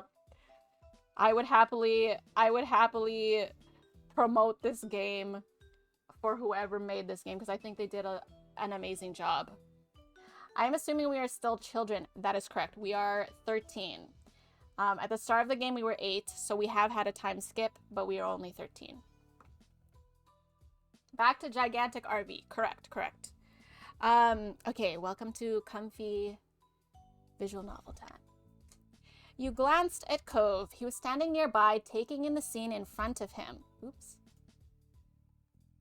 2024 game of... Yeah, well, actually, I don't... When did this game come out? I don't think it's that new. But it should be Game of the Year. I honestly... It should be Visual Novel of the Year if that's a category. You glanced at Cove, who was standing nearby, taking in the scene in front of him. I keep clicking away. There we go. The prospect of the trip had to be a mixed bag for him. But it was only 3 days, so it seemed he was dealing with it as best as he could. Especially now that you and your family were joining them. You weren't sure how exactly it had happened. You knew your parents and Cove spoke to each other often, and somewhere along the way plans were made after Cliff offered to share the space. That actually seems like a lot of people in an RV. RVs can be very large and spacious for sure, but like, well, I don't know, is Elizabeth coming? Like, we have a family of 4. Okay, it's just... Okay, it's... I don't know. I've never stayed in an RV, but that does sound like a lot. That sounds very packed. 3 days in an RV with 2 families. Right, it does. But it's fine because it's Bay, so... It's fine because it's Bay and his 2 Bay parents. I started playing Our Life before any of the DLC came out when Step 4 was getting... Oh, I see. Oh god, I would have hated if I had to wait for the next steps. Oh no, I would hate. Relax, but I will be lurking. Yes, thank you so much for the raid, Henny. Go enjoy yourself and get comfy. I appreciate the lurk. And everyone go follow Hyuni if you haven't yet. The parents all thought it was a fantastic idea. You had already gotten a good look inside while helping to load everything in. And you had to admit that while it was a really big car, fitting that many people inside was going to be snug. Let's go. Move it or lose it, kiddo. Mom bustled past with a cooler in one hand and a large bottled water under the other. She was upbeat for this early in the morning. Oh, her little pajamas. I love that. She's like a little snow bunny or whatever they call it. Like, it's just a little snow bunny aesthetic. The cooler on the car trip, so relatable, very. I mean, it's one of those super modern RVs. It might be spacious. I mean, I know a lot of RVs, like, super modern, they'll, like, expand and stuff, but, like, while you're driving, bro... Wait, who's driving? I'm gonna assume Mr. I mean, he rented it. Pam, Noelle, she's... Yeah, we love Ma. And we love Mom, too. That dyed hair piercing combo, yes, we love them, we love them. Ma, however, seemed to be on the other side of the wavelength. She followed behind her wife, dragging her feet on every step. I'm going to need a whole jug of coffee once we hit the road. You could relate to Ma. It was way too early. Personally, you were as raring to go as your mom. You felt like you were in the middle ground between the two. I'm excited for this. Sure I'm tired, but fuck it, I'm excited. You stretched your arms out and took in some deep breaths.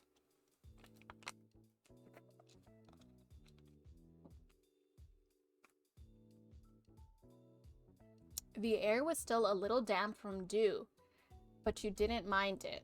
Oh, Elizabeth is coming, and she's upset about it, apparently. And then, at the end of the chain came your sister. She had a bone to pick before the trip officially started. Her rattling off critiques added some level of normalcy to everything new going on. I don't get why I can't sleep in the bed tonight. Nikki is the youngest, and I'll never fall asleep in that loft? She complaining about the lot. Dude, everywhere in that RV is gonna be small as fuck. We're trying to make things fair on everyone. If you want to play the older card, you should be offering to take the loft both nights. It's important for big siblings to make sacrifices for their younger ones. This is so my mom. Elizabeth huffed, not happy with that answer in the slightest, and folded her arms, leaning back against the side of the RV. The trip plans had been nailed down prior, the sleeping arrangements included. Elizabeth still held on to her objections with them. There was a main area of the RV with a couch, loft, and some floor space. At the end of the car was a room with a large bed.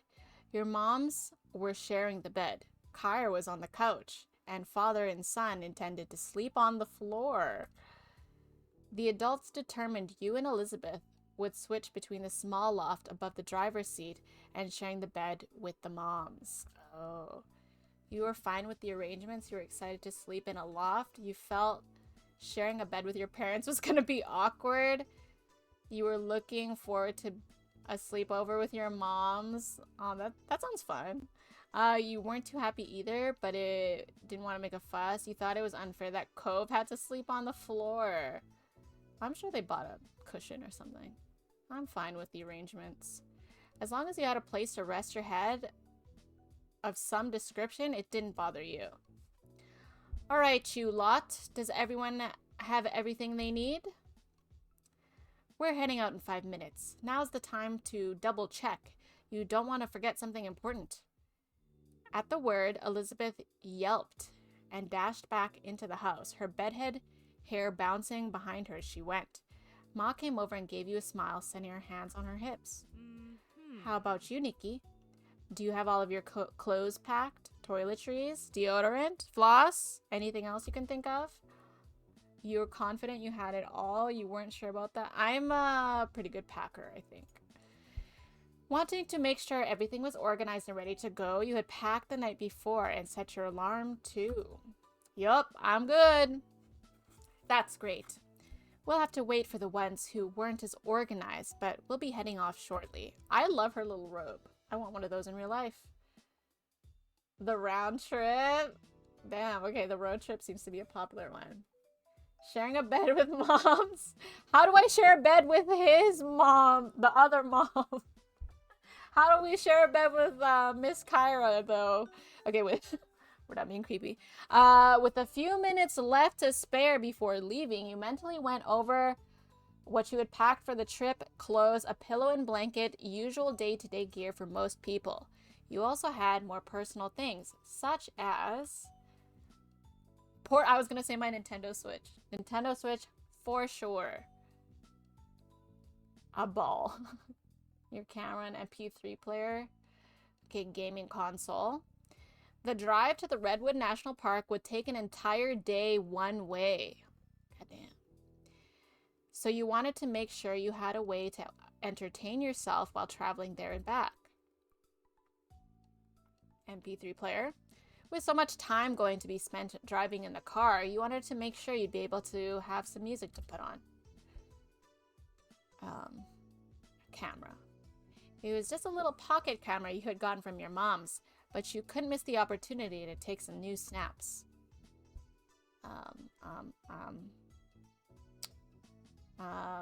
Couple things to read. You packed one of your old favorites and a new one you'd never tried before. You knew you'd have plenty of time for them both on such a long drive. I should also bring a ball. And I think we're good. I would bring the pencils and paper, but in a moving vehicle does not sound fun. It was fun to break out a ball to play around in the field behind your house, so you thought everyone might enjoy having something to do while at the park. All right, we're good. That was everything. Hey, let me take care of that for you, Nikki. I'll stow it in the RV. There's a few spots left it'll fit. You let Kyra take your bag and gave her a grateful smile. With nothing left to do, you watched the others get ready for the trip. Kyra and Cliff seemed to have the most energy of anyone, of course. Yeah, they probably love this. This is probably how they got together. Those two are like road trip people, I swear to God. They were finishing packing the suitcases away while your moms had gone to lock up the house. They high-fived whenever another one got crammed into the storage compartments of the vehicle. Even though your own parents were more low-key than Coves, you could tell they were both excited for the trip. It had been a while since your family had been away anywhere together. Elizabeth skipped toward the RV, a bag slung over her shoulder, and you were surprised to see she seemed more optimistic about the whole ordeal now. She got the shades too. It's like really dark out, but YOLO. I always forget something, it never fails. I always feel like I forget something, but I'm usually very thorough. So prepared by accidentally softly falling out of the loft into her arms on the couch. I try to overpack to compensate. I also have the same issue, Trap. Remember when we used to have gadgets that were just MP3 players? Yes. I still have some of those. Kyra, we do love Kyra. We do. I returned from brewery and dinner. Are we winning? I think we are. I think we are winning. How was the brewery, Victoria? It's about the fashion, not the functionality. True. The sunglasses does complete her look. Usually she wasn't one to exit the confines of her room unless it was for TV or food, or to leave her family behind to be with friends. Oh, we're talking about Elizabeth. Okay. You would have thought 3 whole days packed in an RV with 6 others would be too much for her. I'm surprised she wasn't allowed to, like, bring a friend or something. Because, like, I mean, it's because we're packed. I get it. Because it just seems like it's my friend and then she came along. Anyway. You supposed any vacation was better than no vacation in her mind. Cove had been pretty quiet so far and more than anything seemed to be overwhelmed by the situation. You were excited for the trip too? You weren't excited for the trip either. You were eager to get to the destination. I'm excited, man. I'm excited for this shit. You didn't feel much. Oh no, I'm excited. It was a great getaway. It was great to get away and explore new places. Soon the miscellaneous remaining tasks all had been wrapped up. Ooh, okay. Ooh, the loft looks fun. I would love to sleep in the loft. Everyone piled into the RV. It was officially time for the trip to start. And it did. Cliff, honestly, I feel like 2 people could fit there. It's not an option for me and Elizabeth to sleep together. Even though we're siblings. And it did. Cliff took the first shift of driving. He cautiously navigated the massive car out of the narrow neighborhood streets. It was touch and go for the first part of the journey. Your moms and Kyra were all handled at the oh! I need to like turn down my raid thing. It's shocking me. Tanuki, thank you so much for the raid. Hello. Hiya, Papaya. Hello, hello. Welcome in. How was your stream? Oh, Genshin. How was Genshin? Are we strapping that friend to the roof? I mean, I'm sure we got some floor space or whatever. I'm surprised nobody's sleeping, like, I feel like someone usually sleeps in the front seat. No, that's a sleeping spot. Welcome into the stream, guys. I am going on a road trip with my family and my crush's family. We are all crammed in an RV. This is the RV. And it is going to be a great, grand old time. It was good. I stayed within my 3-drink limit for once, and I'm feeling good. Oh, good. Way to go. Also watched a team my friend hates to win. Oh, hates win? So you probably love that, aren't you? Glad the cranky old couple didn't complain about the RV noises. You just know they were all peeking out their blinds. They were watching us. I gotta head to bed now. I really need to. Yes. Feel better, B-Dub. Have a good night. Whoop. Have a good rest, B-Dubby. Thank you, thank you. Hello, Kaisen. But the Cove. 2 families crammed for sure, yes. The Cove either has to take the other seat or sleep on the floor with some friend of Lizzie. That is true. Stream was good, just exploring giant ancient mechs in the ring. Oh, they have mechs in Genshin? I had the idea that Genshin was set in like ancient times. What is this about kidnapping friends? Well, my sister was dragged along to this road trip with my friend's family. So I was saying I was surprised that she wasn't allowed to like bring one friend.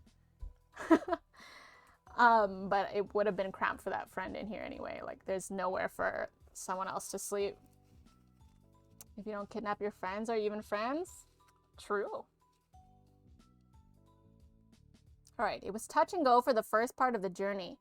Your moms and Kyra were all huddled at the front, trying to get a view of how much space they had on each side.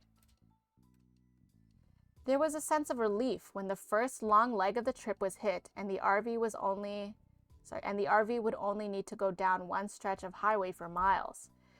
The mom group cleared out of the driver's area, leaving Cove's dad to it, taking more comfortable seats around the main cabin. You felt like you could relax now too. Time slipped by as morning faded away. Before you realized it, the engine of the RV came to a stop, but only halted for a few moments as Cliff climbed out from the driver's seat and Mom took over. Ma was sitting shotgun, giving Mom a quick tutorial on the controls, as it was her first time driving anything this large. I would not be brave enough to drive an RV, for sure. Has anyone here driven an RV? Big, angry, ancient robots in Genshin? I did not know that. I thought it was like ancient times you were fighting like giant wolves and shit. You can punch them in the ankles. Get them where it hurts. Genshin has super advanced robots and mechs, but also just now disappearing disappearing how cameras... Huh? Oh, discovering? Is that what that means? Discovering how cameras work? It's like a weird period in time of technology. I think Canada highways must be like the long distance California highways, just a straight line for hours on end. Yeah, I would say it's like that for some parts of the provinces. Definitely not all of the highways are like that though. I think where I live in particular, it is definitely like that though. Because I live in the plains, and so it literally is just straight lines. There's no meandering because it's just plains. But once you hit the other provinces, it gets very windy. Hydrate. Thank you. Pam out here playing Mario Kart? Oh god. Discovering? Okay.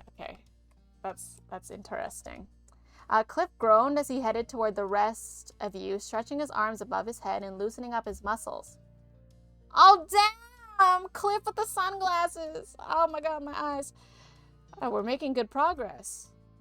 Yeah, maybe you should take a nap in the back for a while. That was a long haul you just did, and I know you're on less sleep than usual.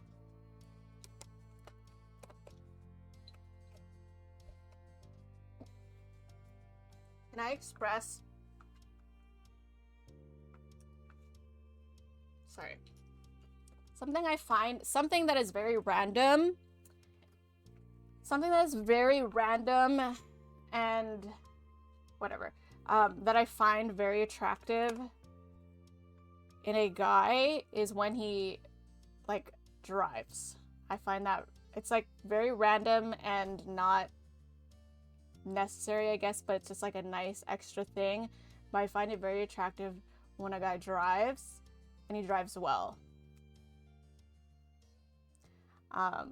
So we are definitely enjoying Mr. Holden right now.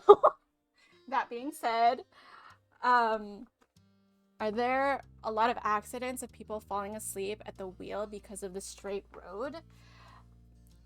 There are certainly a lot of I think most of the accidents that occur around here are due to snow and weather more than people falling asleep. I'm sure it does happen, but yeah, no, I don't think so. I drive between where I live and the city. It's a highway drive, and it's literally just a straight line. You could probably close your eye, wouldn't, but you could probably close your eyes and like be fine, but it's literally the most like straight. And even if you meander a bit, like even if you drift off a bit, the highways are very wide and there's no opposite. Like the opposite highway is way on the other side. So like the only thing you would worry about is I guess a car next to you on another lane or going into a ditch. It's still very dangerous, don't get me wrong. You gotta watch Singles Inferno 3 now. Is there a lot of driving involved? Driving into Nikki's heart. Nikki said, no driver's license? Get out, milquetoast. What's milquetoast? Okay, anyways. But yes, I find it very attractive when a man drives. Okay, anyways, Cliff. I also really like it when a man offers to drive for me. When I, like, you know, I can drive, but like when they like offer to drive in my place, so like let me drive. I like that. Anyways, Nikki waved a hand, that trademark grin of his slipping into place. I don't need sleep. I've still got a few miles in the old tank. What the hell is he gonna do then? He flexed an arm. Okay. Showing off his muscles to drive the point about how resilient he was home. How resilient he was home, and Kyra rolled her eyes in amusement. Kyra does not find driving attractive. Kyra is not like me. Okay, I'll drive. Yeah, I'm a passenger princess. I can drive, but I would rather be a passenger princess. Is driving your peel this orange? Yes, it is definitely the orange peel theory for me, although it would be nice if they also peel an orange for me. That would be nice too. But yes, I would say so, Eric. It's weird tech-wise, they have fully functional AI that has absolute power of the judicial system. A hive mind device that can dispense knowledge into your brain for you, but also have a nation that's basically feudal Japan. Okay, that explains why I was confused about the timeline. It's get you a man who can do both, driving and peeling. Ooh, but if he did both, just the drive and the peel. Ooh. Okay, he flexed an arm. Okay, wait. And Kyra rolled her eyes. Dad, everybody has to sleep. Cove shook his head at the tough guy act, though Cliff simply chuckled and ruffled his son's hair. So? Are you going to be driving again anytime soon, Mr. Holden? I want to know so I can prepare. Oh god, was he like... Did anyone pack some rope? I might need it. There's no seatbelts up here. She's calling him a bad driver. God damn it, Elizabeth has no chill ever. Elizabeth called down from where she was lounging in the loft above the driving compartment. She was laying on her back, her hair falling over the side and swinging around as the RV started up again and took off down the road. A bag of potato chips was balanced on Elizabeth's stomach, and she tossed a couple in her mouth right as Cliff held a hand to his chest, pretending to be offended by the remark. Kyra laughed lightheartedly. Lucky for all of us, we have enough adults to cover the shifts today. We won't be driving again. He won't be driving again until tomorrow. You stayed quiet. You shook your head at the ribbing. That was a relief. Just enough time to write up my last will and testament. Wow, we talking shit about his driving like that. We shouldn't gang up on the poor. Don't worry, Mr. Holden. I'll defend you. Don't you worry. It's not his driving I'm worried about. Wait, what is this supposed to mean? What the fuck? Don't worry, Mr. Holden. I got you. Thank you. At least someone here is on my side. Mom then shouted back in her seat to join the conversation, a playful smile tilting her lips. What I'm more worried about is this old monster getting us there and back before falling apart. It looks as though it was built in the early 90s. I had the idea that this was set in the early 90s. So I guess it's not. Maybe it's late 90s? But she's making that sound like a long time ago. Anyways, it must be older than some of the occupants. That's just the aesthetic of the decor. It's not that old, I think. Did you ask what year the model was before you rented it? Kyra wrinkled her nose in thought. Yes, I did. I just can't remember what the answer was. Cliff chuckled at her, while the rest of you let out a collective sigh. The RV lurched a little as it picked up speed, and you held on to the ladder to the loft to keep your balance. You felt something graze on the top of your head before a weight settled on your black hair. When you tilted your chin up carefully to look, you heard the rustling of a bag of chips and realized Elizabeth had rested the end of it on your head. Damn it, Elizabeth! She gestured to the opening, slightly offering to share her snack. Yes, I will take a handful. Reaching up, you scooped up some chips. After that, the weight of the packet left your scalp. You happily munched away as the conversation continued on and you got closer and closer to your destination. This is 2000s. Yeah, it was the phone, because there was a scene where I was using a phone and then Elizabeth got mad at me like it was her turn on the phone, and like nobody's using cell phones. So that was definitely what was making me think that we were in the 90s. I could see early 2000s. Maybe now. No, actually that was happening while we were 13. Anyways, the day flew by with the group of you chatting, playing games, and passing the time together before finally arriving at the park and setting up for the night. Ma was closing the windows while everyone was getting ready for bed, saying goodnight to the others as she made her way to the back room. You all had dinner together while still driving, and some hours after had arrived at you had arrived at your destination and found a spot to park in the rest of your stay. That was a weird one to read. Giving a look across the front of the RV, you noticed almost everyone there was already dozing off where they were, with Cove having completely fallen asleep curled up in the passenger's seat.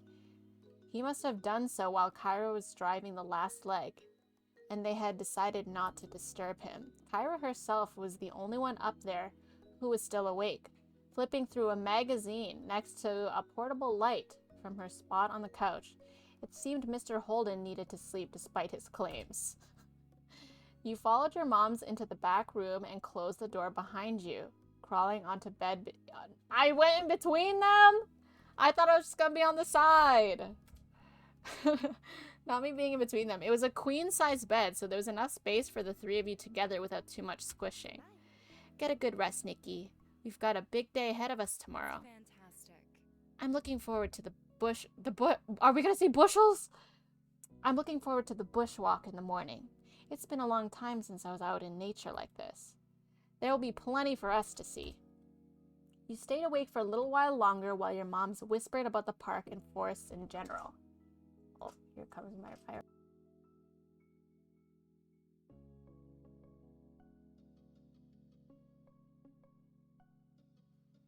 IRL mom came in. There's bushes. What that? I have my own definition for bushels. I made that definition, and you can ignore any other definition in any other dictionary. Queen bed for the queens? True. Yeah, that's true. I'm glad they got the queen bed. Especially if we're really in California. California is very tech forward. That's true. That is true. It's gotta be... I definitely early 2000s, I was definitely still doing like the phone thing. So that makes sense. Do those have loot? Bushel loot? Okay, you stayed awake for a little while longer while your moms whispered about the park and forest in general. With the sound of their voices in the background, eventually you nodded off to sleep. The next morning, you were up bright and early, preparing for the day ahead. You had slept well, you had an okay... We slept good. We slept like a baby. You fell asleep before you knew it and woken up rested. Ma whined a bit about the firmness of the mattress, but Mom only encouraged her to enjoy the trip while she could. While looking for a spot to get ready, you had some trouble finding a space of your own as the others were doing the same thing. Cove was perched on top of the counter, brushing his hair and tucking up his legs every time someone wanted to move past. The parents were checking, double-checking, and triple-checking that you had everything, to the point where you had stopped listening to them altogether. You knew you wouldn't be returning to the RV at all that day, but by the look of the backpacks that you were packed up and ready to go, you doubted anything was missing from them. Ooh, look at the forest. Look at those beautiful redwoods. I have a goldfish? Okay. Is it also named LeBron James? Cove brushing his hair like Bubbles. Wait, who's Bubbles? I'm gonna be the prettiest girl at the party. I love that for him. It didn't take much longer until you all exited the RV in a bustle and headed into the Redwood National Park. That sounds like a real national park. Yo, this is the jacket we picked for him! It's finally come into play. Wow. Cove had his head tilted up towards the canopy of trees, his eyes wide as he took in the massive trunks on either side of you. You knew that the redwood trees here were considered the tallest trees on Earth, but you weren't prepared for exactly how huge they would be in person. Smile, you two! You spun just in time for Kyra to snap a picture of you and Cove together, before she pointed her camera at Cliff, trying to get a shot despite his weak protest that she should just enjoy the moment. Your parents were walking behind the group a little, with Mom telling Ma some information she had read about the park brochure. Mon listened happily while looking around and taking in the sights, every now and then asking a question or making a joke about something Mom had said. We need some lip balm, y'all.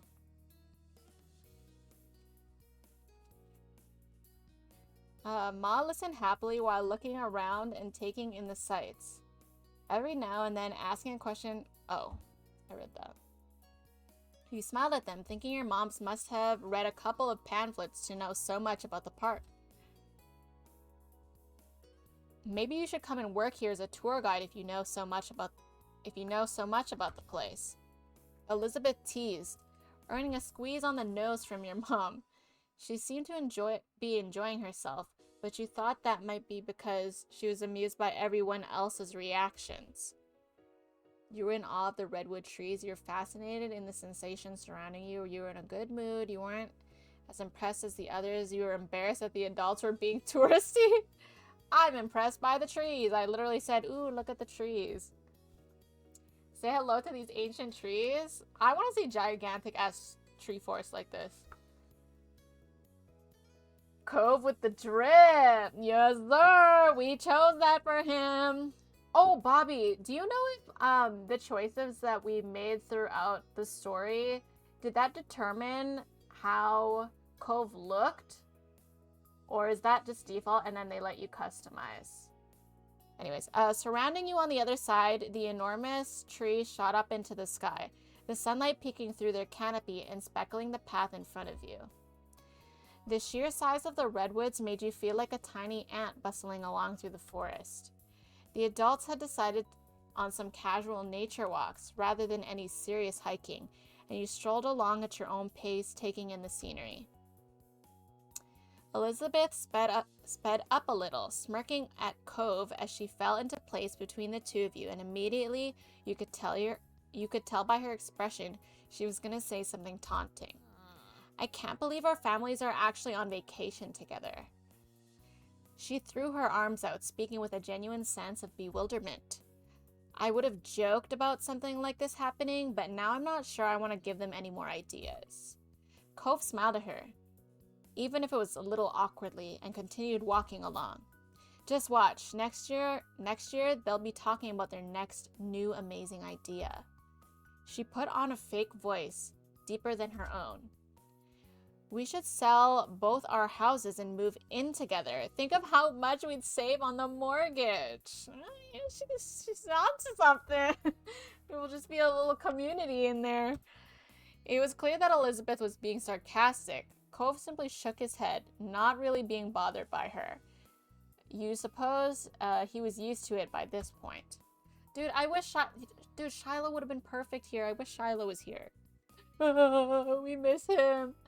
Not sure on the appearance, that might be randomized, but the personality settings... Okay. Yeah, those I figured. But the appearance, I wasn't sure. I still customized them anyway. This was the hair that I naturally got, but I just gave him a different outfit. On personality values. Yeah, that's what I was wondering. What happened to Shiloh? He moved really far away. I literally never met a Shiloh stan.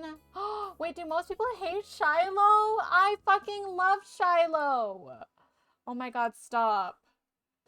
I prefer the longer hair option. I only had 2 options. I like this one though because it covered his weird eyebrows. I know everyone picks on him for the eyebrows, but yeah, Shiloh's mom moved really far away so he didn't come by anymore. I'm really, really hoping he makes a comeback. Don't tell me if he does though. But I'm really hoping he does. Well, I guess you might not know because it might depend on my choices. Don't bully his eyebrows. I didn't. I'm not. I'm just covering them. I'm just covering them. Okay, but seriously, they really do act like we're a single family just because we live across the street from each other. Elizabeth gave you and Cove a look, her eyes glinting with mischief as she leered at you. Yeah. Maybe one day we will be related. Legally, anyway. Oh, she knows. She knows. She said it as though she was a gossipy old lady. Nikki didn't bully Cove. She only bullied Jeremy. I 1000% bullied Jeremy. But he bullied us first, okay? And he picked on Cove's eyebrows, so I picked on him back. I made fun of his haircut. Wait a minute, is she what? Is she what, Trap? Maybe. I guess you and me could get married, Elizabeth. Excuse me? What? Me? Yeah, that way Nikki could be my brother-in-law. That would be fun. Smoj, we're getting brother-in-law. Are we getting brother-in-law zoned? Elizabeth stuck her tongue out at Cove, as if the very idea were ridiculous. You told her to cut it out already? Cove has a point. I wonder if that's an option. I'll marry you, Cove. You ignored Elizabeth. You were embarrassed. I'm gonna ignore Elizabeth, as I do most days. You said nothing, choosing to let your sister prattle on to her heart's content.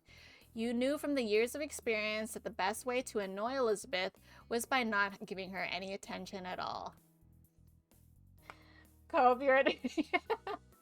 You got that bowl cut coconut boy? Yeah, we bullied him. We bullied him back for sure. Are you even listening? Huh? Did you say something? Oh, get wrecked. She huffed at you for that one. The day continued on with plenty to see and experience. You passed a few different activities that you would have liked to try out if you had the time, such as kayaking.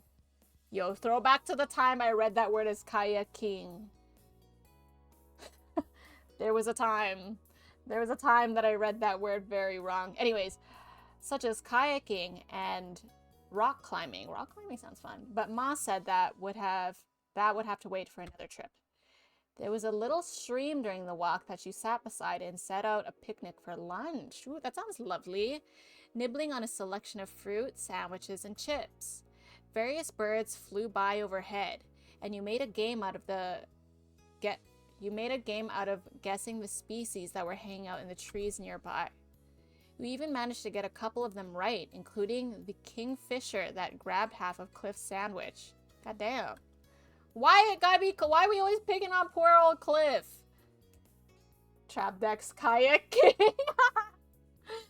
404, dude, I don't know if you were there for that. I mean, you were definitely around for that, but I don't know if you remember that. Mommies always pack the most nutritious foods. True. They always make sure that we have fruits, and I love that. That is like my mom. You were glad you got to do this in the end. You were disappointed to only have one day in the park. You thought the long trip wasn't worth one day. Oh, that's right. We're only gone for 3 days, and 2 of it is driving. Fuck. I mean, whatever. You had more fun hanging out in the RV. You hadn't had a good time. You hadn't had a good time with this trip. Why is there only one happy option in here? I'm glad. I'm happy. It was definitely a special experience and one you'd remember for a long time to come. You smiled to yourself, committing the sights and sounds to memory. Your group made it back to camp just as the sun was setting in the sky. The stars were appearing one by one. Everyone had enjoyed different parts of it most. You traded stories of what you thought while you were eating dinner. Then afterwards, you pitched in to help clean up.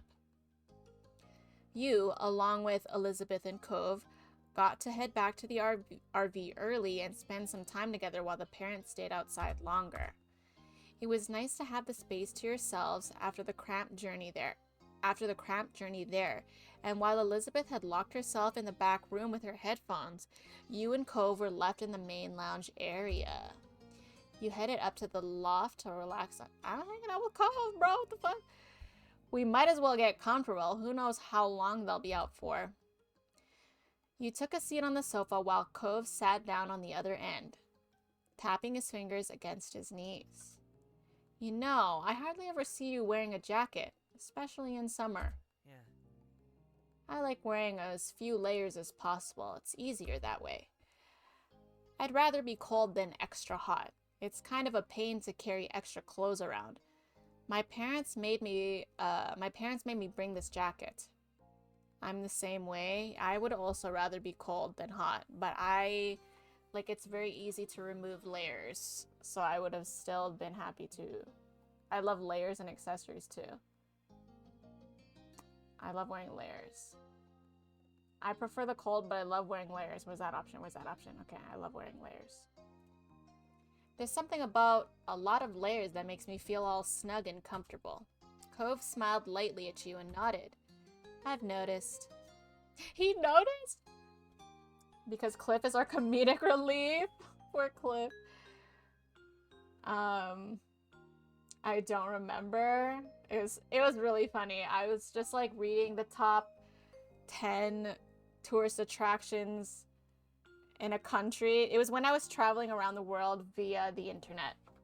And so I was looking for the top 10 tourist attractions in like Cambodia or something. And then one of them was kayaking, and I read it as kayaking because I thought it was a place. I thought it was a place within Cambodia or something. I don't know if it was Cambodia, but whatever. I thought it was the name of a place, but then I realized long after that it meant kayaking. Lizzie said, have fun together, kids. Yeah, Lizzie understood the assignment. Thank you, sis. Thanks, sis. If it's 2 days of traveling, you might not actually be from Cali with multiple drivers. It doesn't take a whole day to drive anywhere. Isn't Cali like huge though? I thought it would take forever to get anywhere. Kayaking Cambodia. Population, Nikki's imagining. Population, 1 bushel. Yes. Okay, you changed the subject. You asked him what he liked to see others wear. Oh, what are you into? What kind of things do you think are nice to see on another person? Cove's eyes widened at the question, and his defensive reply seemed to slip out before he'd had the chance to have a proper think about it. Nothing! Whoa! Slow down, Cove!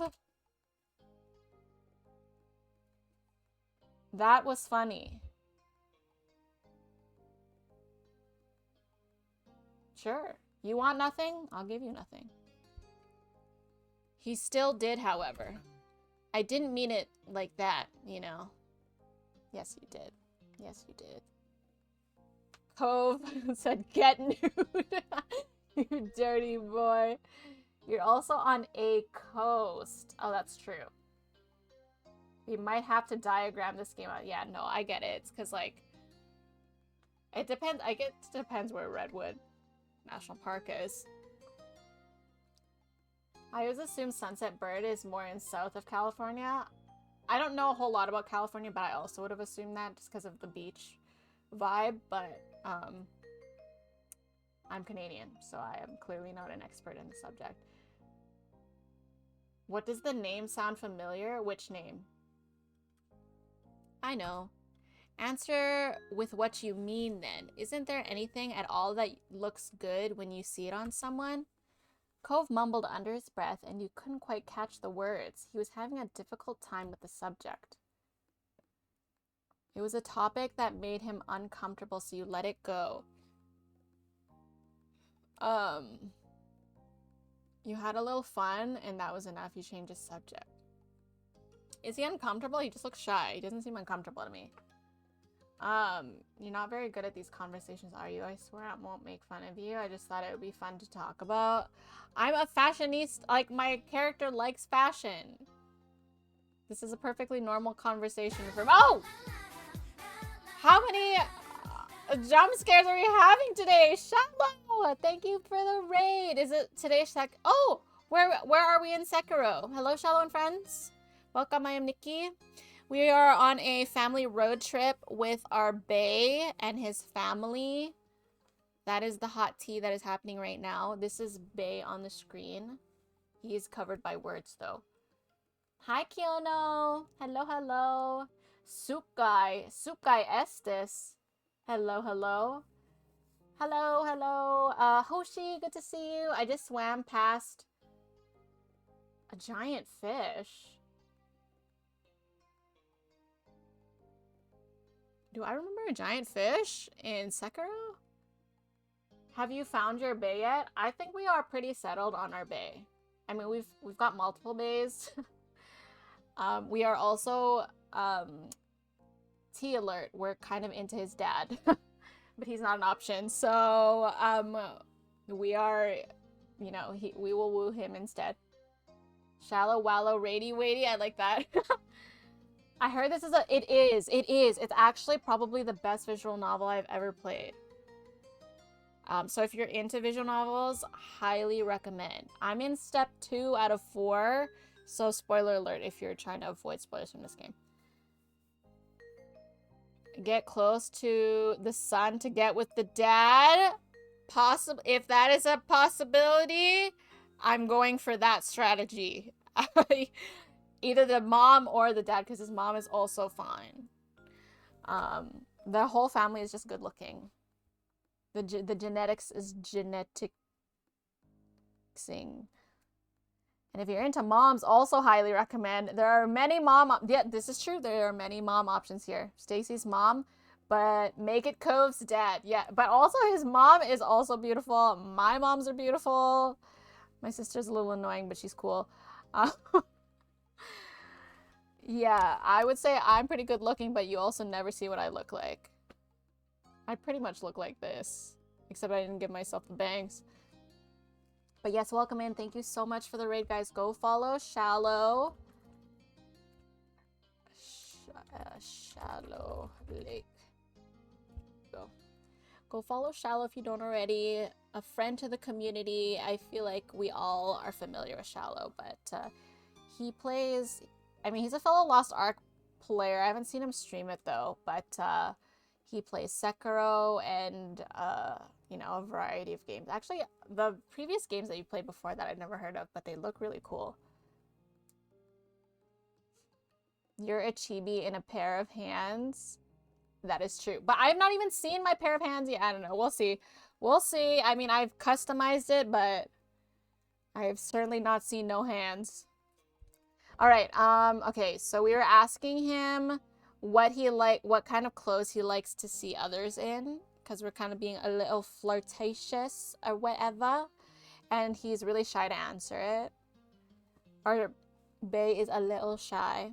So I'm determining my response to this.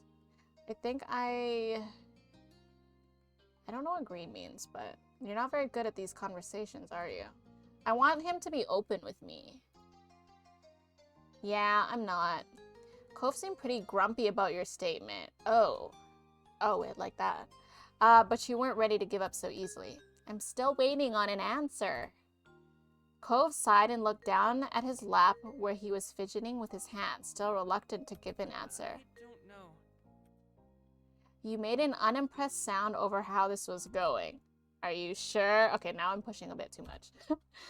Fine, I guess I kind of like ankle bracelets. Oh my god, he is into foot stuff.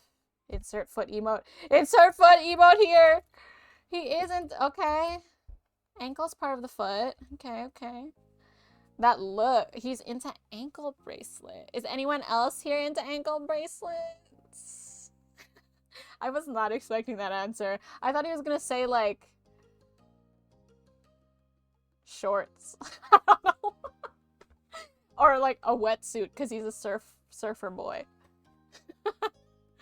The seeds are blooming. Yes, they are. Oh, gosh. Ankles are hot. Ankles are hot. I have oh! I'm scared so much today. Calitrix, hello, welcome in. Thank you so much for raiding me. You're playing this too. Wait, what? Oh my god, we're making so many friends to this game. I love it. Hello, Kaylin. Hello, hello. We are in step 2, and we are reading the road trip storyline. So, spoiler alert if you're trying to avoid that. I don't know what part you are. This is my first run through, so don't tell me what happens. Obviously, don't spoil anything. But I'm very excited and very invested in this story. Hi, Sleep! How's it going? How are you? We are playing the Derek. Oh, you're playing... I was thinking about getting the DLCs. I don't know if I would do the Derek one. Wait, actually, I was wondering this myself. When is the best time to do the DLC? Do you just like finish the game and then do the DLC? Or like, I've met Derek. Say if I like Derek more, is now a good time to download the DLC and do his DLC? Or is it best to just play it after the game? Just got home. How goes? Pretty good. I am on a road trip with my crush right now. And we're having a secret alone time moment. So, I mean, we did kind of just make him uncomfortable though. But we just found out that he's into ankle bracelets and therefore he's into foot stuff. So I think this is all going positively. Now is the time for all good Dereks to come to the aid of their Derek. I'm interested in the other DLC. I think it's okay. I think okay after the game, since that's what I did. The DLC is just extra content separate. Okay, that makes sense. Yeah, I honestly might... I think I'm definitely going to get like the wedding DLC, but I think I will probably... I'm really loving this game, so I probably will end up doing the other DLCs. We'll see, we'll see. I don't know if I'm into Derek though, but that my mind might change. Anyways, let's see. Okay, he likes ankle bracelets, and from today onward, we are only wearing ankle bracelets. Ankle bracelets? Thank you so much for the follow. I appreciate you guys. I must go rest. Yes, enjoy your evening. Thank you so much for raiding me. Do not feel bad to raid and run. Same to Shallow. We also just got raided by Shallow, so thank you. Don't feel bad to go rest and eat. Will be a roller coaster. Dude, these chapters have been a roller coaster. The ankle bracelet stays on during boinking. We are now, if we were not ankle bracelet users today, we are now ankle bracelet users moving forward. All right, ankle bracelets. Yeah, everyone can wear a pretty bracelet. Wrist ones are cool too, but they're pretty normal. There's something fun or flirty about ankle bracelets. Wait, okay, but is anyone in chat actually into ankle bracelets? I do think an ankle bracelet is really cute. Like with a high heel or something. I don't know. Anyways, let me know what you guys think. It's more special or something. I don't know how to explain it. Cove brushed his ankles against his chest awkwardly, seemingly unsure where to go from here. Thanks for answering. I like them too. Huh? Everything in the world, you picked that? So you think they're sexy? I'm gonna just say thanks for answering. Or I could be like, I like them. I like them too. Fuck it. We're both into ankle stuff. Gonna wait for a bit. We're both I'm into in the middle of this. some calibrations. Been awesome. Been awesome Oh, listening to this novel Sunlock, and your thank narrating. you. Thanks for being a best friend for free. Azuran For 7 free. fist bump L Azuran 7 fist bump R. Good night. Actually, I have something to tell you, Logan. Yeah, your dad actually... yeah, before we met, your dad actually offered me $20. I'm just kidding. Have a good night, Sunlock. Thank you for the 52 months. Yes. Imagine how awkward that would be, though. Ashton, never mind. Dude, the drama of this is so good. Okay, Cove smiled at you, happy to hear he wasn't the only one who felt that way. When he said nothing else, you took a moment to gather your own thoughts. You had to get an anklet on ASAP. That is literally what I said. We're getting that anklet. We are getting that anklet. Maybe you'll wear anklets more now. Maybe you wouldn't wear anklets. You were happy to hear more about Cove. You had to get an anklet ASAP. We're doing it. Bay said he likes anklets. We're getting an anklet. You needed to see how Cove would react to that. Cove looked away again, feeling awkward about this. You gave him an understanding look, and soon enough, he was smiling like normal again. Well, now you have to answer too. What do you like for another person? Muscles. Pretty. Oh my god, that is my answer. Okay. Okay, glasses and blue eye. Y'all already know what it is. Pretty hair. Cove chuckled as though you had said something highly amusing. Good luck. I hope you find someone. Yeah, your dad. Your dad has really great hair.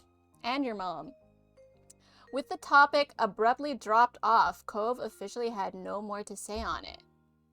The parents all arrived soon after, each of them climbing into the RV and finding someplace to sit down and rest their legs. Elizabeth, having heard the commotion, came out from the room for the first time since arriving and joined you all. You spent the evening chatting and playing a few games, enjoying the last evening of the trip together. Bedtime. I can't believe we're only here for one full day. Yes, good night, Sunlog. Get an ankle monitor. Oh God. He did not describe what kind of ankle bracelet. That's called investing in the future. Yes. Blue eyes, is that what you picked? I love that the hair option was there because that is my answer in real life. Anklet gate. Technically one blue eye and one eye patch. True. Alright, bedtime arrived at the blink of an eye. As the group hunkered down for the night, your mom did a final round to be sure nothing had been left behind. She explained that Cliff was going to start driving early in the morning, like the first day, but would be letting everyone else in the group sleep. There wouldn't be a need for all of them to get up. Now is the time. How is he going to wake up on time without waking us up? Is he just a natural wake-upper? He seems like a natural wake-upper. All right, now is the time to check you hadn't left anything outside. You, as well as everyone else, were confident you had it all packed up inside the RV, which meant it was time to get some rest before the journey home tomorrow. Your moms and Elizabeth said goodnight, heading to the back room while you climbed up to the loft. Cove and his family got situated below in the previously set arrangement. You tried to get comfortable as a million thoughts were running through your mind. Where can I get an anklet? What kind of anklet should I get?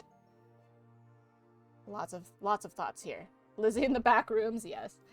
It was hard to believe that the trip was practically over, and before you knew it, you'd be back in your own bed at home. You enjoy— Why does it keep asking this? Like, I'm excited. I enjoyed this. You thought the trip was okay. You felt the trip was a waste of time. I enjoyed the mini adventure. It was short. That was for sure. But you got to see and do so much during your time here. All in all, it was a nice break away from home. The minutes ticked by silently. It didn't take long for the soft snores of Cliff and Kyra to drift up to you. They were asleep now. You wondered if Cove was still awake and decided to poke your head out from the loft to find out. You blinked through the dark. Looking down the hall, you noticed Cove laying on his back, his eyes staring straight up at the ceiling. His seafoam green hair was spread out on his sleeping bag. He's just sleeping on a sleeping bag on the floor? That sounds uncomfortable.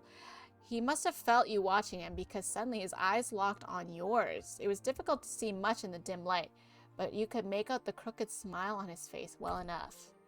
You grinned back. Ooh, we're not gonna do the silly face. We're not gonna do the silly face. We're gonna grin. I don't like that it's a grin, but I wish they said smile. But anyway, Cove shrugged in his bed while still smiling, or at least you thought he did. And then you gestured. Whoa! Our parents are right there. The hell? But there is plenty. Wait, I will say I do feel bad that he is sleeping on the floor when I'm pretty sure there is perfectly enough space for us both to fit on that loft. I know we're both really tall, but I'm pretty sure we can both still fit on that. And I don't think there's anything, like, even if we weren't romantically involved, like, I don't think there's anything weird about them sharing a bed. So I am going to invite him. I think we went back to trying to sleep. Have fun quietly. What the fuck does that mean? The fuck? Alright. We gesture for him to come over.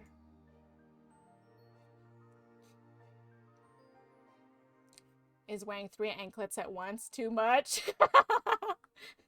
That is a good question. I kind of love this part. Come on over. Come on over, baby.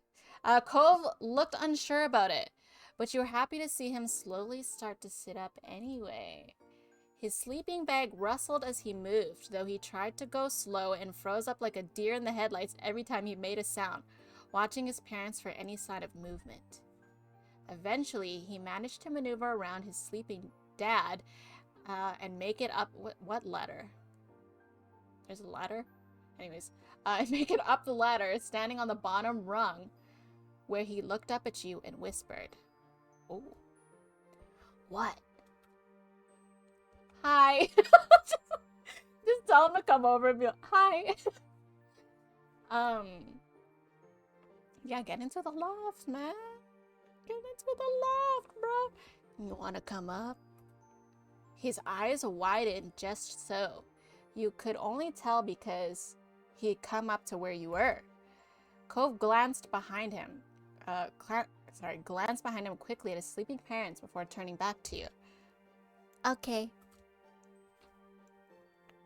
Okay, sorry, we're getting really excited here. You broke out into a grin and scooched back as far as you could, making space for Cove to crawl in.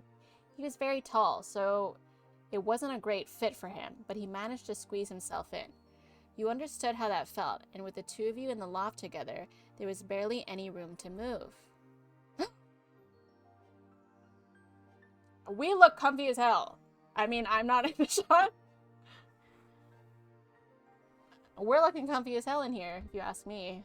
Hi! Oh boy, don't you know, I got something going on. We got into the twilight. Just boop him and then fall asleep. It's freaky time. Is Cove the small spoon? We shall see. I kind of want to be the big spoon, so I don't know. You laid down next to each other on your sides, face to face. He got under the blanket a bit. Okay. One of his arms was nestled under his head for comfort. I do be sleeping like that. The other had nowhere to go and was rested alongside his chest on the floor in the loft. Cove spoke to you softly. So, what am I doing here? I don't know. I thought we could hang out. You can sleep here instead of on the floor. That's what I said! This is completely innocent and wholesome, y'all. Okay, Cove raised an eyebrow. Not having expected you to bring that up now. Isn't it a big deal for us to both be in the... Wait. It isn't a big deal for us to both be in the loft, right? Yeah, it's not some huge thing. We've shared millions of times by now, and usually they're the ones encouraging us. Cove gestured in the direction of the parents, and you nodded in agreement. They had always tried to put you and Cove together, ever since you were little. Well, yeah, the fucking dad sure was. Mr. Holden sure was. I wonder how much trouble we'll be in if we get caught. It wouldn't be nearly as much as we would have been if my mom's found out you snuck into my room for the night at the start of summer. True. Good times, good times. He winced just imagining it. I still can't believe I did that. I didn't get caught. Well, okay, we gotta speak really quietly because your parents are right below us. It was a very dramatic morning. You could easily picture his frantic escape in your mind's eye. You're kind of a troublemaker, aren't you, Cove? I mean... No, I don't think so. Cove trailed off, and he seemed to be lost in his own thoughts. Thank you for the follow. I appreciate it. Well, maybe sometimes. Cove smiled fondly at you, and you grinned triumphantly. You spent the rest of the night smushed up in the little loft together, whispering about your past memories and trying not to giggle too loud at the silly things you had gotten up to together over the years. Yeah, remember that balloon that popped? Dude, I keep bringing up the freaking dolphin balloon. Anyways. Eventually, the chatting trailed off, and when you noticed Cove had drifted off to sleep, you followed soon after. When you woke up the next morning, it was to the rumble of the RV as it traveled the long journey home. You noticed quickly that you weren't as warm as you had been during the night, and when you checked next to you, Cove was gone. No, he done left us.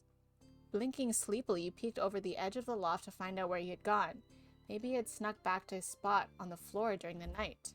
However, you soon noticed him sitting on the couch, talking quietly with his mom. His head hung in embarrassment. Oh.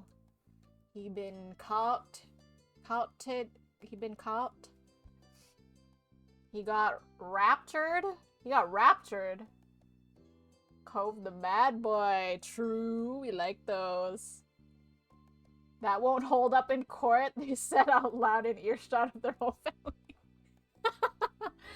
You spoon him. We didn't even get to spoon. So sad. However, you noticed him sitting on the couch. Oh, you already read that. Your movement gave you away, and Kyra suddenly looked up and caught your eye. She simply smiled amusedly at you, and it was obvious what happened. Cove hadn't gotten away with it. They found him there in the loft, and then you woke up while he was trying to explain. You knew it was going to be a long, long time before you lived this one down, if you ever did. Soon, your moms and Elizabeth emerged from their room, dressed and ready for the day of travel. You spent most of the day hanging out together in the RV, savoring the last few hours of vacation. Kyra suggested a few different travel games she used to play with Cove when he was younger, and you all had a great time competing against each other. A little later in the day, you tried to talk to Cove about what happened in the loft, but he simply apologized and changed the subject. I would imagine it's hard to get a private word in here. It was a bit too much for him to try speaking on, especially right now. You understood. When the RV finally pulled onto your street, it was well into the night, and you were looking forward to crawling into your own bed after the last few days away. Everyone else must have been feeling the same, because it was mutually agreed that unpacking and cleaning the RV would wait until morning. Once home again, you went straight up to your room and dropped onto your bed, shoes and all. You were happy to be in your own bed. It felt weird to be alone. Felt good to be alone. You wish you were still on the trip. You missed being near Cove.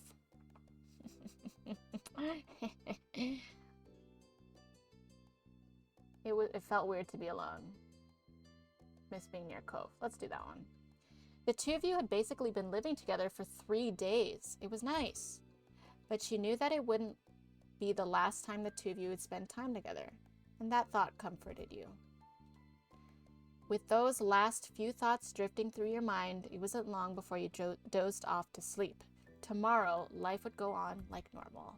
No, it's over! No! I'm so sad. That was a lovely chapter. That was a lovely chapter. Oh, this was pre-dinner. We keep that save file. Summer's over. No, we have to go back to school. They can't make me. Wait, I was supposed to be a studious. Like, the Nikki I made is supposed to be studious. Ooh, okay, I'm not going to read the next part, but I think... Well, the cool thing about this game is it lets me save any time. So I think I get choices here, so I'm gonna make the choices. Just kidding, there are no choices. Okay, maybe we won't do the choices. I don't want to get jailed in like a really long dialogue, and I'd like to actually give the dialogue time and not rush through it or anything like that. So we will go back to this page and pretend nothing happened. Oh, the Nikki you made was starting. All right. Yup, now we know that he's into anklets. And guess what? We're collecting anklets now. Yes, sir. Yes, sir, we are. All right, y'all. Sadly, I do really want to keep going and reading this because I am super enjoying this story and this experience, but I really appreciate everyone who stuck around to share this experience with me because this is a lot of fun. I am really enjoying the cozy like story time vibe. Yeah, the story time and visual novel thing, I'm really enjoying that. So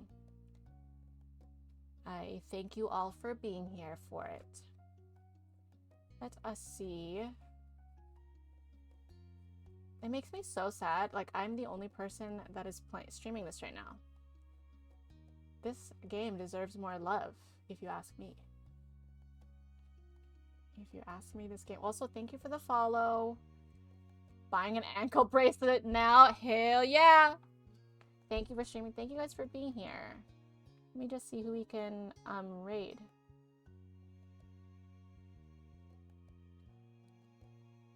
I think...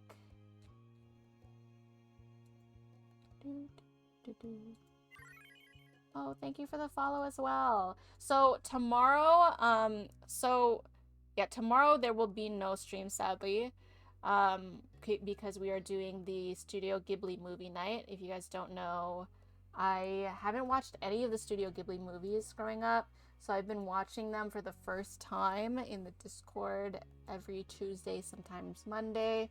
Tomorrow we're going to be watching Ponyo, so Ponyo, it will be my first time seeing. Hopefully it's a nice wholesome watch. If you would like to join, feel free to join the Discord. That is also where I go to announce when I'm live.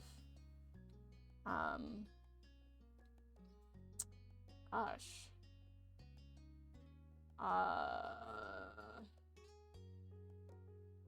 All I have are Lost Ark friends who are on. I guess I have one. Saul is playing Pal World.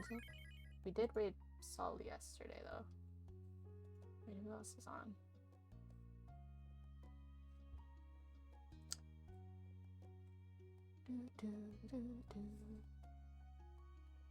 Maybe I'll try to do a Lost Ark stream sometime this week. I don't know.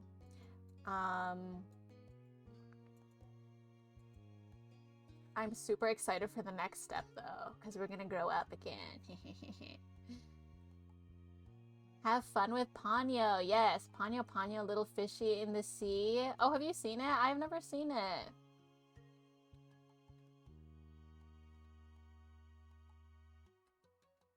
Gosh, I actually have no idea who to raid.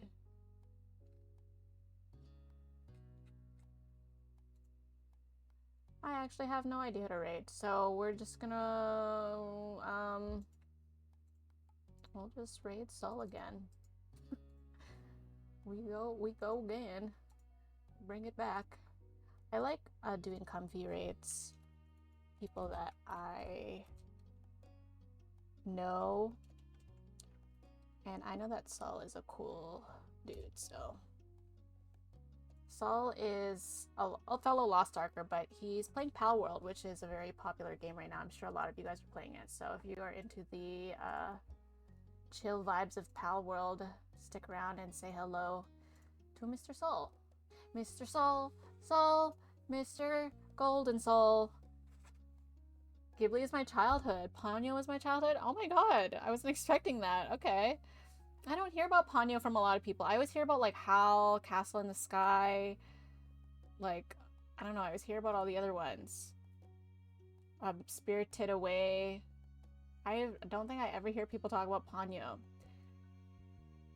But I've been enjoying the... Wait, did the raid start? Oh, it did. Raid, thank you. Thank you, Neon. I should copy my own command. But yeah, guys, join the Discord if you want to know when I'm live next. I did say I wanted to experiment with my schedule. So I don't actually know when I'm going to be live next. But it's definitely not going to be tomorrow because we're doing Ghibli movie night. My fave is Laputa. I love that one. Wait, is there a Laputa movie? Or is there a Laputa movie? Or are you talking about Castle in the Sky? Timothy Laputa. Oh, it's about to raid. Bye, guys. Thank you so much for being here. Have a good night. Take care.